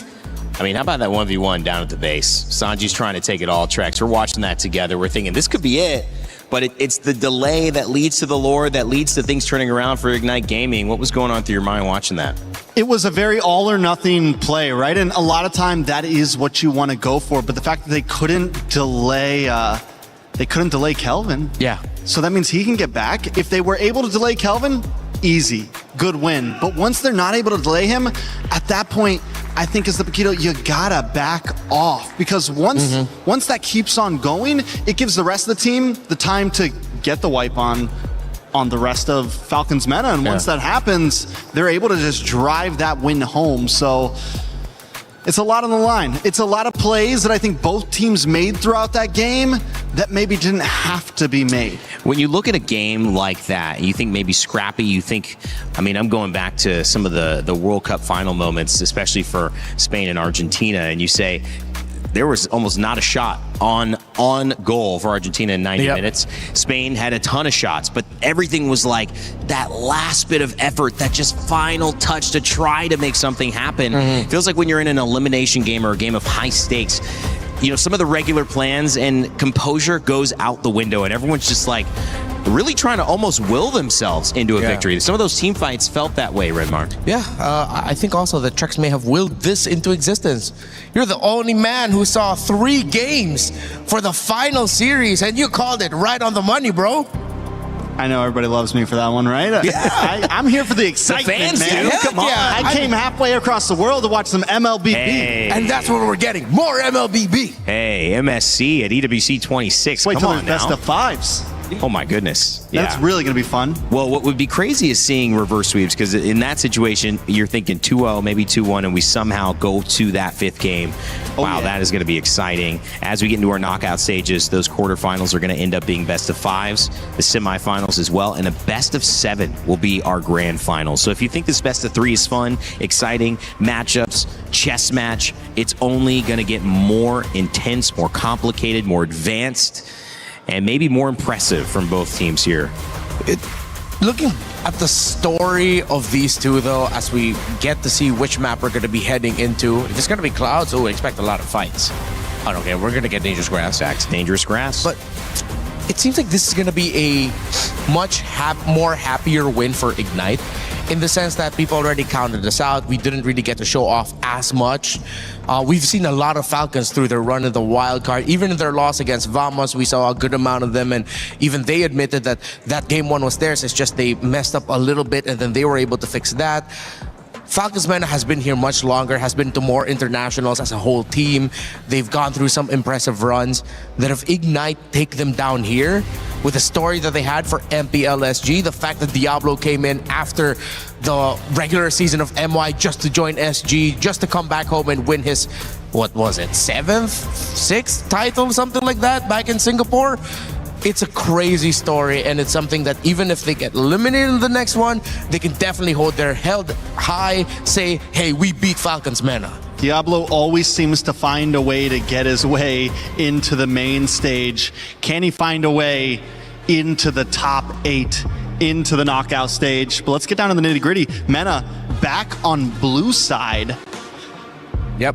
Back to that Ling and Herrera ban. How does the other, this time in Akai and Marcel from the opposing? Oh, this might work out well for Ignite, because, again, they won that game 2 on the blue side. Now they're back on the red side game 3. They had more time to think about the approach of Falcons MENA of game number 1. The Freya band as well. The Akai, it ended up being something that caught Ignite Gaming by surprise. And maybe not by surprise, but they just couldn't deal with it in game 1. That ended up helping them out too much after seeing the Herrera Ling ban, which is not common. We're seeing those usually let through, maybe one of them banned. Going deeper into the assassin pool, Falcons MENA have kind of changed things up at the end of the day and said, nope, we're not going to see them, we're not going to play them, we're not going to use them. Let's see what else you got. So do you get rid of the Adora here? That's a good question. What happens if you don't? I mean, if you don't, then you have something that could threaten the assassin that you possibly might want to pick if you want to go for the Fanny. We know that Falcons MENA so far just shows that they don't want to play assassins. That is the point blank and period. But they're going to target even more. Goodbye, Barats. I think that's smart. It's true. It's true, because now for utility jungle, you have what? Fredrin, Basha. It's just stopping them what they like to do and what they feel comfortable with. And the thing that would give me confidence, Renmar, is the fact that they took the Akai away and then they won. Now they take the Barats away, which they're clearly leaning on. Probably have some confidence saying, all right, you got a trick on us, we're going to respond back. I think MENA are going to slowly build into this, so I think we're going to be seeing a lot of safer picks. Wouldn't be surprised if their jungler comes in last, and I wouldn't be surprised if Ignite just pan out the Fredrin and Baksha to be safe in the end, so that you're really out of full counters. Yeah, just you're out of all the options for the utility jungle, which means we'd have to see Boyd have to double down on maybe something like the Joy in the end. I mean, does he have all of that in his kit? It's a great question. The only Assassins boy that played in MPL, PH, or international tournaments. Fellas, you ready for him? Hayabusa, Joy, Fanny, and Karina. Okay, there, they have the Joy as an option. Ooh, maybe even the, Karina. So he has played the Fanny. But that was that utility Karina. I'm thinking, I wonder, are they crazy enough to whip it out here up against that Melissa who loves a basic attack? At least you have a moment to not get hit by the basics. You'll use your ultimate to burst the Melissa, and then someone else will have to finish off that hero. I think more than Karina, I haven't seen that in right. I think if they need that poke and reach, it's not too far-fetched to just go for something like the Eve or the Farsa anymore, because you already took away the Link and the Hirara anyway. Oh, they still want to go play Eudora. It's an early Clint, but the Eudora, I was just going to bring up, Renmar. Does it hurt? I mean, you Valentina against it, but does it hurt her impact if you're going kind of anti-assassin with the Ling and the Hirara band? Isn't that what Eudora's there for, or are they still worried about something that could surprise them? I think they are still really worried about another assassin to pop up here. I mean, the Nolan is still up on the board, but with the Atlas, and there might be another deterrent in the EXP lane. Maybe they just wanted to play it safe. But again, we saw how difficult it is for a lineup with a Eudora to go up against a lineup with a Melissa, and then they pair it up with an Atlas. So Ignite are really just doubling down on what has been the hero of the past 2 days. In the Melissa, it's going to have a lot of protection. And not going to get stolen from the Valentina, which Alice was getting that ultimate stolen in the original matchup. Yeah, now Valentina's comfortable. She gets a nice Fatal Links of her own. So Ignite Gaming so far in this draft, it looks good. It feels comfortable. They're not having to go too far outside of their own range. Second band's coming in. Well, you have called it right, Renmar. The Guinevere, so something similar. Another, I mean, definitely could have been a jungle option. We've been seeing more roam Guinevere lately, but this definitely viable in the jungle position. I think they just have to accept that maybe they'll end up with something like a Uranus in the EXP here for Team Falcons MENA, and then they close it out with a Joy, just get that damage. Got a Kacha band that was picked by Ignite Gaming, got them the win. You can call back to like a Liam Ward. I guess not against the Alice and Melissa. Yeah, that might be tough. With the Alice, can go Yuzhong. I wonder. Ooh, they can. No, but they can't even go Sora because the Valentina's there, and the Sora ultimate being available for the Valentina is going to hurt Falcons MENA more. Arlot band. Arlot to be safe. And Bellerin band. Ooh. Still looking for that presence. Yeah. Actually, that roam pick now, or they... Maybe this time they'll just end up having to pick up the high loss. The high loss empowers the Alice, slows down and sets up for the Melissa. Okay. Theoretically should be safe. You have Revitalize for it. You don't want to go pick off. You're not going to play a Kalea here. Kalea is pretty much snuffed out by the Atlas. I wouldn't mind the high loss. Okay. We've seen it before. Yeah. Trex. Atlas can definitely work. You already have a big ult. They go for the Grok instead, even more aggressiveness on their side. You pair that up with the possible Fatal Links. I mean, they have big... We saw the possibilities of them wanting the big Wombo combos. They still have that. We're talking Throne of Ruin, Tech Charge, Fatal Links, every bit of crowd control that you could want. And this would make playing something a lot like the Fredrin or the Boxer difficult. You don't have any more of those as an option. If you play the Hayabusa, you risk getting invaded constantly by the Grok Valentina, and then the Alice coming out of the lane, whichever side that's on in the jungle. I think they have to double down on just the Joy. Even the Joy will struggle. Ignite might have just crawled back for a reverse sweep. Okay, at least they still get the Harley. And then the Uranus that we expected earlier for the Uranus-Alice matchup. And it's a strong matchup. I mean, that's a strong team. Yeah. But are they hampered by anything?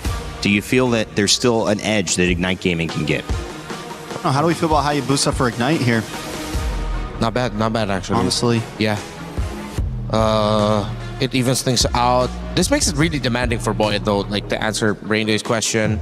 The Valentina and everything mentioned also. Ooh, and Lancelot. Wow. That's another unique That's some hero. unique picks, baby. Yep, Lancelot making a comeback here. Yeah, the Lancelot into the Harley, of course. That was one of the answers. Not gonna lie, Ignite might have actually crawled back for this. They feel good. They look confident. Yeah. See Troll there bouncing up and down.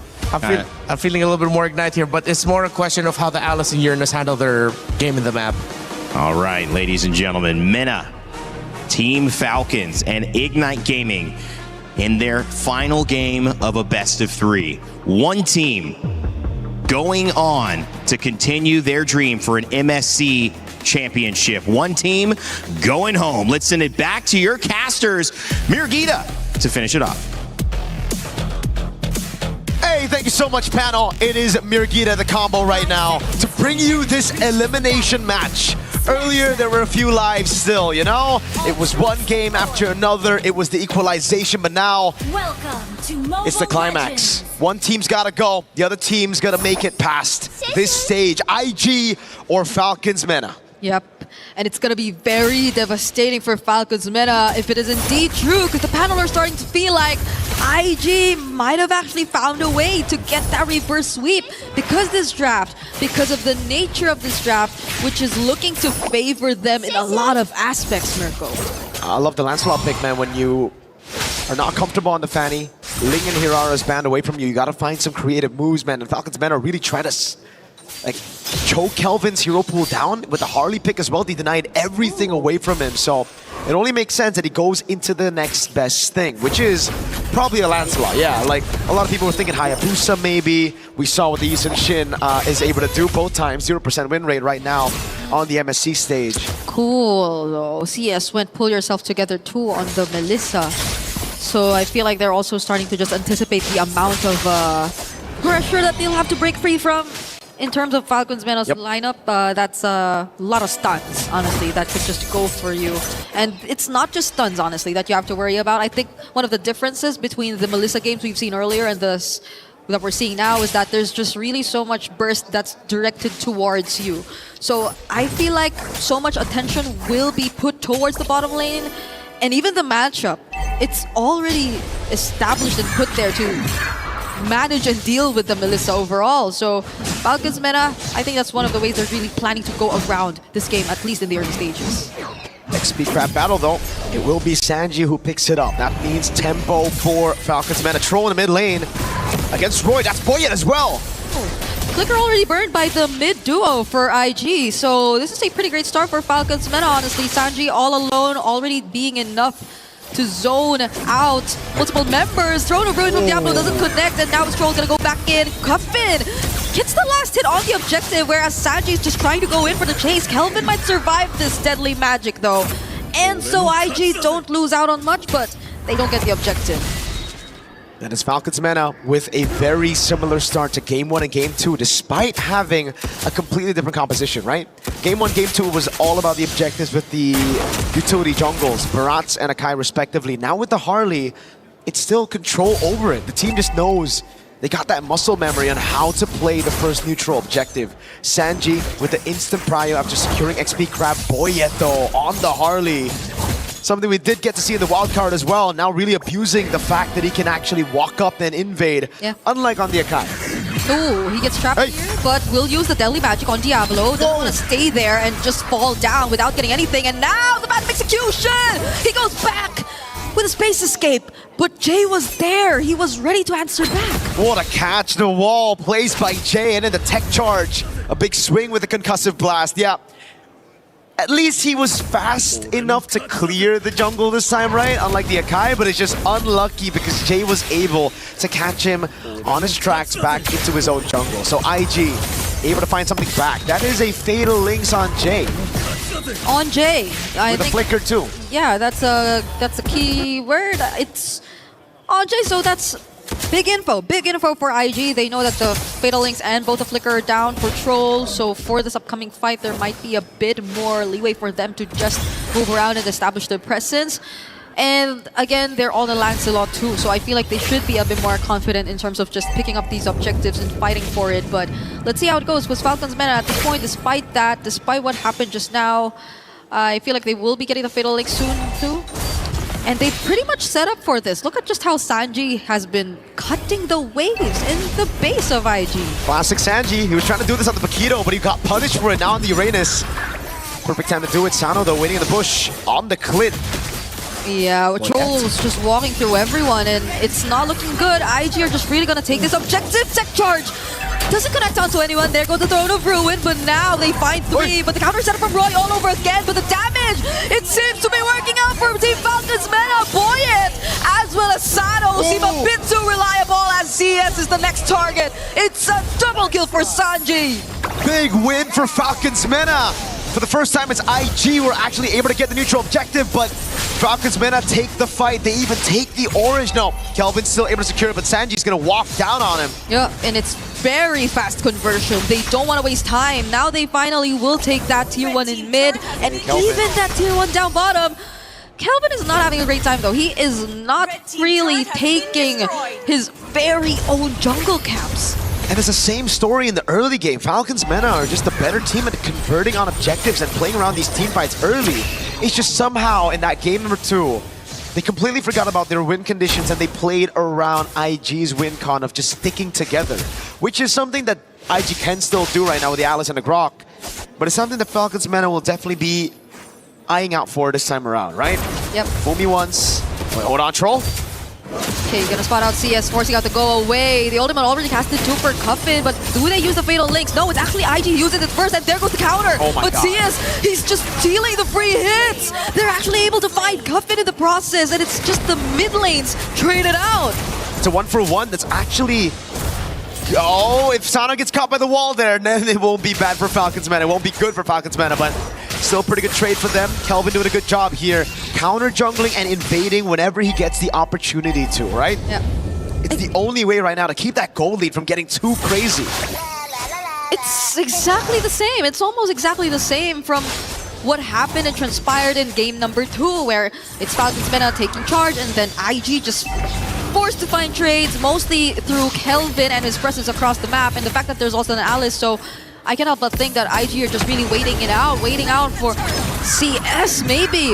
Troll? But Troll decides to go in. That's 2 tanky members standing in front of him. They're not gonna go for the setup just yet, but yeah, if there's anything I really want to see change for IG, and if they're waiting for that timers, hopefully CS doesn't really panic click on buttons. I think we saw it a couple times even in game number 2, and even just now the go away being forced out quite early.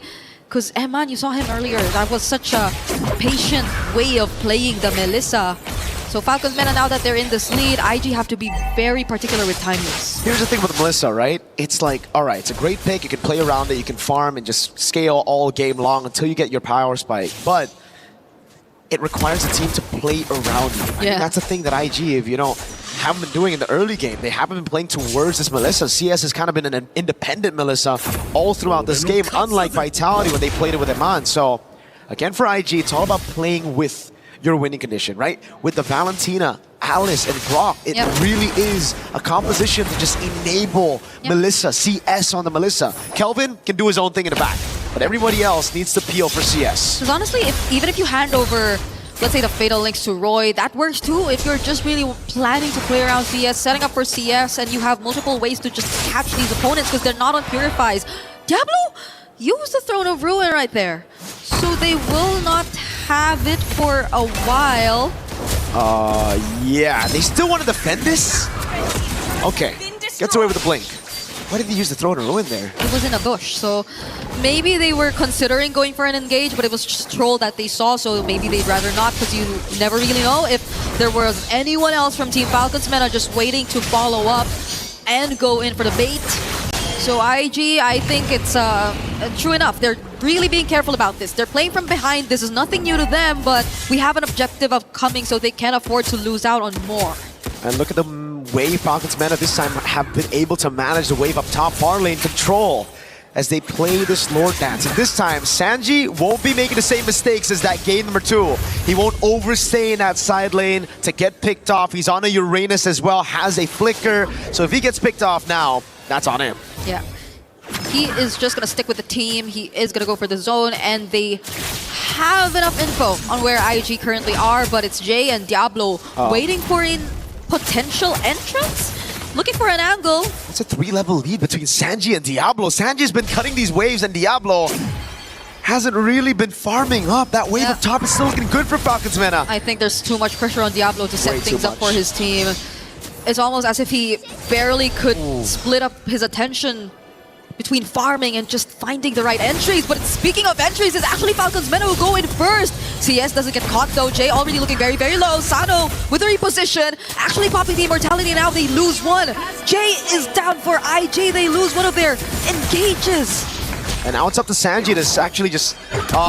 Diablo! Oh, Diablo goes right in. Even after they just lost a member, they find Coven in the process. I think that's going to be a trade they will settle for. And now CS looking at a target for Sanji. Kelvin trying to hold the objective, but IG are low. Seal. They don't have full HP. Now it's Joe just gonna go for the charge, and the Diablo looking like the next target. Sano picks up the kill. And Falcons have this Lord all to themselves. All that time used by Falcons MENA to bait IG into the skirmish while the wave was pushing up top. That's a free tier 2 as Kelvin desperately tries to go in, Fatal Links! Gets caught. Thornrose tries to immune himself. Oh. And the Phantom Execution Retry steals away the objective from Falcons MENA in exchange of J. Ignite Gaming has to get Kelvin. Book him a chiropractor session, man, because Kelvin's been winning these retries. He's been constantly carrying this team on his back, even yesterday in the loss. What a steal again to save the game, to delay it even further. Even last game on the Hirara, you know, a real, oh god, yeah. Valid crash out in the back rooms there for Falcons MENA. Yep. But Kelvin, even earlier in game number 2 on the Hirara, constantly farming, invading the jungle, keeping that goal lead from getting too crazy. Now he has a path to get that lead on Falcons MENA. He's the only member on the team who's ahead. He's ahead of Boyet, and Boyet, by the way, used the Retribution earlier too. It was just much more accurate for Kelvin in that particular instance, which gave them at least a bit more room to breathe. And not Falcons MENA just knocking on their base or potentially taking out some holy shields and base turrets here and there. So they're keeping it close, but this is still a very significant lead in the hands of Falcons MENA in all lanes specifically. And on top of the fact that, again, Diablo, he's still on a level gap against Sanji. So you see how IG are just forced to play together, and Falcons, I feel, are taking advantage of that. You see it in the way they're starting to manage the waves a bit more. So for IG, it's about clearing. Last time I saw Lancelot and the Melissa on the same team, it don't matter how many lords you get, they'll still be able to come back somehow with hero plays. And so far, we've been seeing exactly that. CS managing the waves, Kelvin making those hero plays happen for the team. And Falcons MENA desperately looking for the closeout. How do we get to that point? Earlier, it felt like there were a couple times they forced it too, so they probably learned from that. They don't want to risk it too much against this composition from IG, where you could just expect multiple layers of counter engage to come in. Just a single mistake is what it takes for IG to potentially turn things around, I feel. Because again, it's also been Roy holding on to the Fatal Links. You also have to consider the fact that Jay might go in for a tech charge, and that CS is gradually scaling up. But Jay and Roy... God, Boyet, they know where he's at. Oh, Boyet! Space escape out of there! And now they have to deal with the waves up top as IG scramble to get away because Falcons MENA are going in for the chase troll. Diablo going in as well. They find multiple members from IG! And that was the moment they've been waiting for. Boyet going in, trying to go for CS. The flickers from Sanji, a triple for Sano! And a potential wipeout coming through. There you have it! Falcons MENA! They take out every single member of IG! The moment Troll stops trolling, he gets a massive set.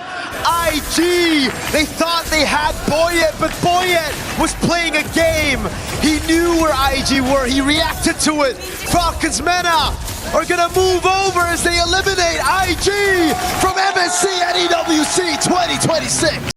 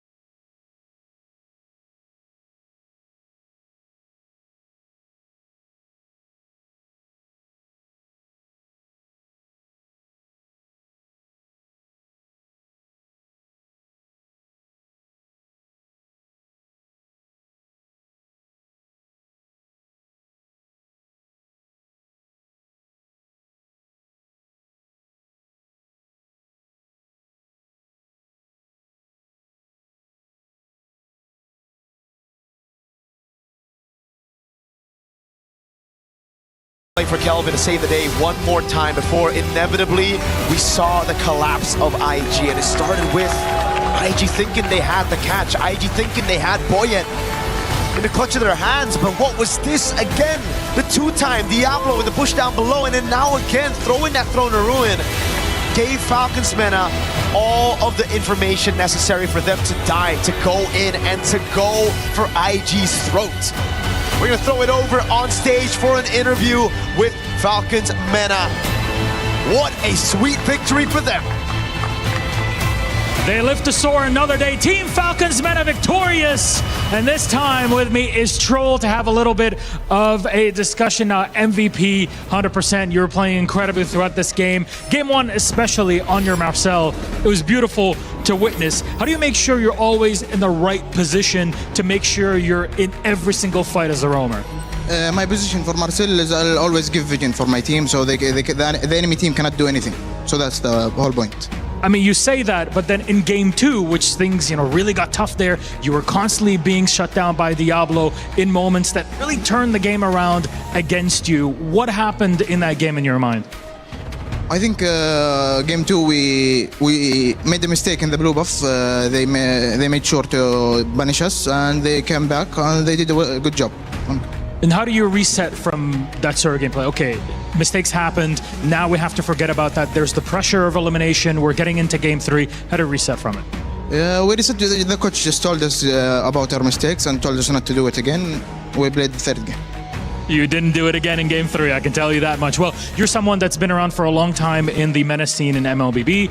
It's your second MSC that you're competing here. How do you feel things have evolved since your participation at MSC 24 to today in Paris? I think the experience of us players, we've been together 3 years, so our teamwork is really good. It definitely showed here today, even under pressure. That is, and you're someone who's been kind of balancing competition and studies at the same time. How do you manage to do that when you're now hitting these big stages and you have a lot more to worry about also at home? Well, now I don't have anything to worry about because it's summer break. But when it's time for school, I'll just study and play. I've been doing it a lot, so it's okay.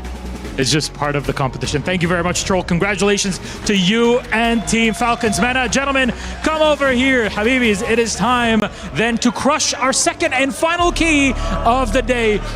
Did you guys decide who's going to crush the key? Or is it just going to be you, Troll? I don't know. Who wants to crush the key? You know what? Let's just decide it in the moment. Come on over, gentlemen. This is it, our second elimination of MSC at EWC 2026. It's huge. Yes, I know. Join on in. It's time for you to crush the hopes and dreams of Ignite Gaming on the other side. Their key is already in place. The instructions are ready. You can go ahead and push it in and just watch it. Keep pushing it. Hold it down, Habibi. You got this. They've done it in the game. They're doing it again on the Crusher at EWC. Oh! Ignite Gaming set ablaze by the Falcons. All those hopes crushed to bits. Little tiny shards. And you'll see it all in front of you here. It's the magic that happens here.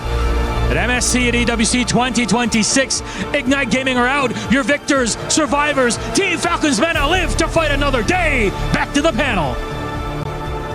Well, nothing is granted. If you play enough Eudora in mid lane, you'll hear her say something like that. And everything certainly earned in this best of three set. It went down to the wire, and it was Team Falcons MENA who have booked themselves a match against Team Falcons PH. What an amazing journey and story that is going to be when we face off again and see some more Group A action. But as we turn into our panel, I welcome you back, Rinmar and Trex joining me, Rain Day as your host. And guys, closing out the day, closing out that set, really, it could have gone either way, but Falcons felt in control of it once that third game got going. Yeah, better execution. I'm still going to double down that I had a little bit more preference to the draft that we saw from Ignite Gaming, but we saw from how they were moving, it looked like wasn't really hitting all the marks. Meanwhile, Falcons MENA, they looked confident. Yeah, I mean, I can also double down that I liked the draft from Ignite as well, but it just goes to show kind of what we were talking about through a lot of those games, Rain Day, where it just felt like Falcons MENA was playing a tighter game. It felt like they were just overall competing at a better level than what Ignite could bring today. And I think in game 2, we saw some shimmers of what Ignite could really be, but they couldn't bring that consistently through all 3 games. I mean, these are tough moments to go through, because on the flip side, you've got Ignite Gaming, who are, doing their best to try to stay alive in this competition, and it doesn't go their way, and that's part of competing at this level. You get the chance, you get the experience, hopefully you take something from it.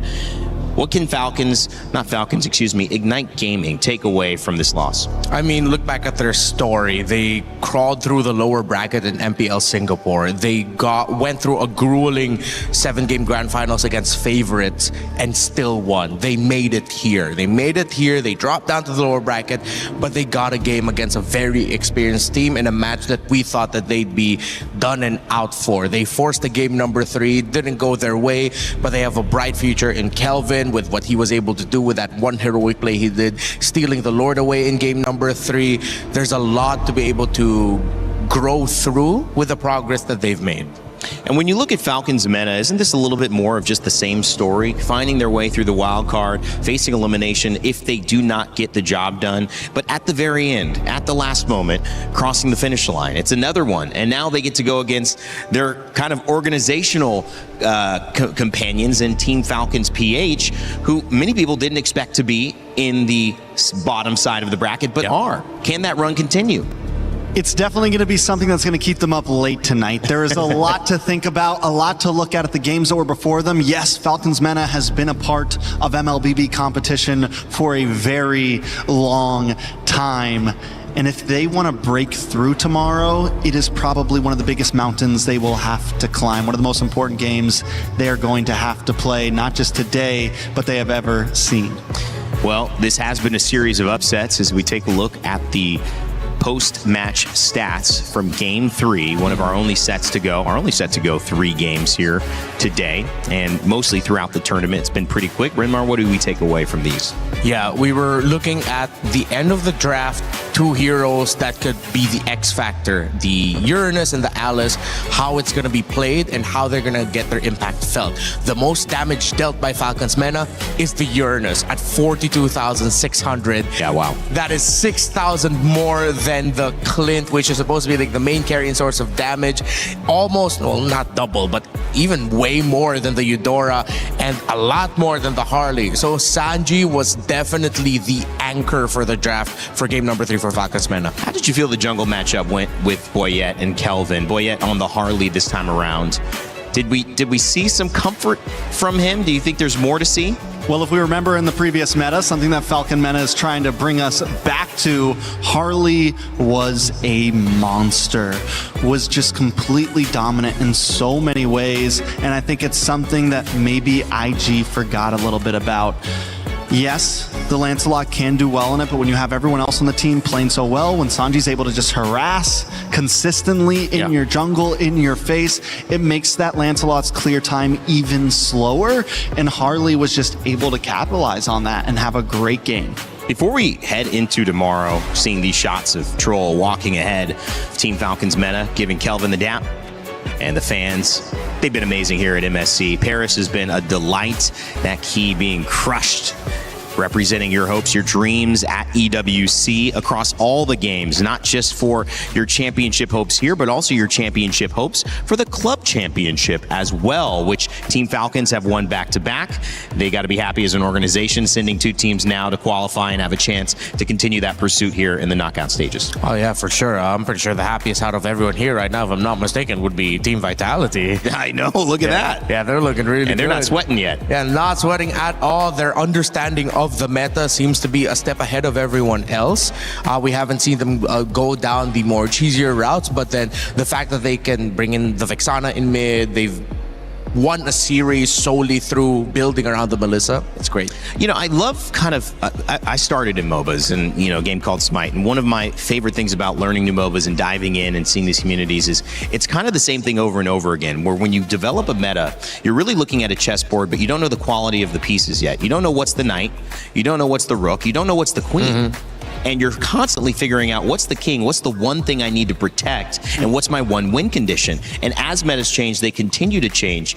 I'll start with you, Trex, and if you want to add on to this, Renmar, what have we seen develop with the pieces on the MLBB chessboard after day 3 going into now day 4? It still feels so.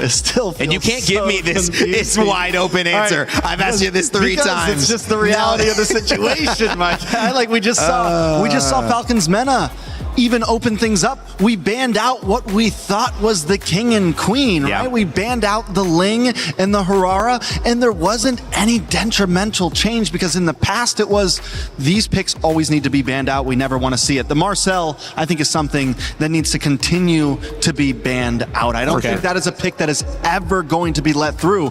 But outside of him,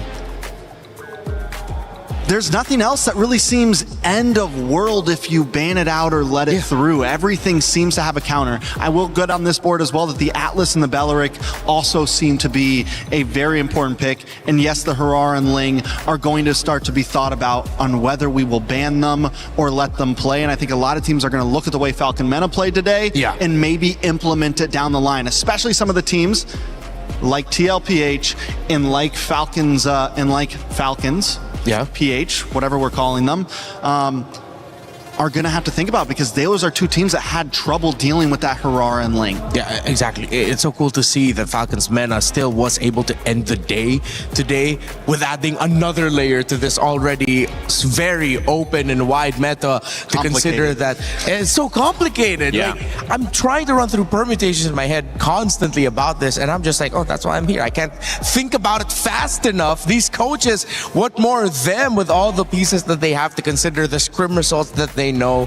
It is exciting, and I wouldn't be surprised if once we are into knockouts and teams finally find stability, that even then it's still going to be so hard to predict because now they have all these permutations to consider. Well, it could be considered disappointing to go out at this moment in day 3 of a tournament that's going to last about 9 days overall, but to even get here was an accomplishment. So heads held up high for Team Ignite. We had a chance to talk with Ignite Gaming's Diablo here in an exit interview. We're here backstage with Diablo from Ignite Gaming after that loss against Falcons MENA. What happened? They were just a better team, I guess, and we were underprepared, so we lost. Underprepared because you lost because you were underprepared. I think as a team as a whole, we weren't prepared enough to face them because we kind of knew they were pulling out the tank junglers, but I think our strats are not good enough. Okay, so I think we're referring to game number 1. Yeah. Right, game number 1 was the Akai jungle like a surprise pick for you? Honestly, it's expected, but I feel like we didn't prepare much going into Akai jungle because we don't have much counter strats. I think we could have come out with something. So, I mean, the casters from your loss yesterday to what happened today, they were wondering, where is Diablo? What happened to Diablo? Was that just a part of the strategy, or what happened there? I would say just my part, I'm adjusting to what the team needs, so I'm unable to bring out my full strength. I think I'm more specialized in damage heroes, but for me, this is also something I have to improve on. So if I'm not doing well enough in sustain, then I'll just have to keep improving, and maybe one day you'll be as good as my damage heroes. Yeah, we remember. We remember for sure. I mean, game 2, game 3, you were on the Alice. It seemed like you had a little bit more to say in that game. But come game 3, what do you think went wrong? I think we were too hasty in our decision making. The game was going not too bad at the start, but a couple of wrong engages made us lose. I think we could have just played it slow and wait for good timing, just like in game 2. Is everyone okay though? Did everyone I'm not sure. I haven't seen their faces. Oh, okay. So you went off stage. You're here now. Yeah, I'm here now. Well, it looks like the Singaporean fans are obviously still supporting you. Do you have anything to say to them as your final words here at EWC? Just sorry. Very disappointing result. I think throughout this year, it's quite disappointing. I think as a whole, Singapore has improved, and sorry I couldn't bring the performance up. But if there's ever we make it back into the main stage, I hope you guys continue watching, and maybe one day I'll be back. Like my form will be back. For now, sorry for disappointing you guys, and sorry you can't see the Diablo that you want to see. Yeah. We'll wait. And we are all waiting. All right. Thank you, Diablo. Thank you, Ignite you. Gaming, for all your hard work. We're going to throw it over back to you guys. The world will wait, Diablo. Great final words, great humility there, and trust me, you will have your fans ready to support the next time you get a chance on this stage or a future M Series stage. Guangzhou Gaming in this schedule take the win over True Rippers. They will play tomorrow, and it's Team Vamos who win a 2-0 over Team Spirit, booking their spot into the knockout stages. Team Vitality also did the same, taking down Team Falcons PH, sending them into a knockout game, which means they could go home, but they're going to be facing off against another Team Falcons and Team Falcons MENA, which means the Falcons will be flying into another match. It just depends which one. As you take a look at this, it means that when Team Vitality and Team Vamos book those tickets, there's still more to do as Guangzhou Gaming, Team Spirit, Team Falcons PH, Team Falcons MENA want to find themselves in the other two spots. 4 teams fighting for 2 more spots, and that's just Group A. Tomorrow, Group B takes the stage. And that leads us to some big games, gentlemen. GK Esports, Selangor Red Giants to kick us off. That's a lower bracket game, meaning one of them is going home. Yangon Galacticos Pro Esports, Onyx and Aurora Gaming. Coach Midnight, who showed us some awesome stuff, that Rafael Ahmed. We'll see if he has any more tricks up his sleeve.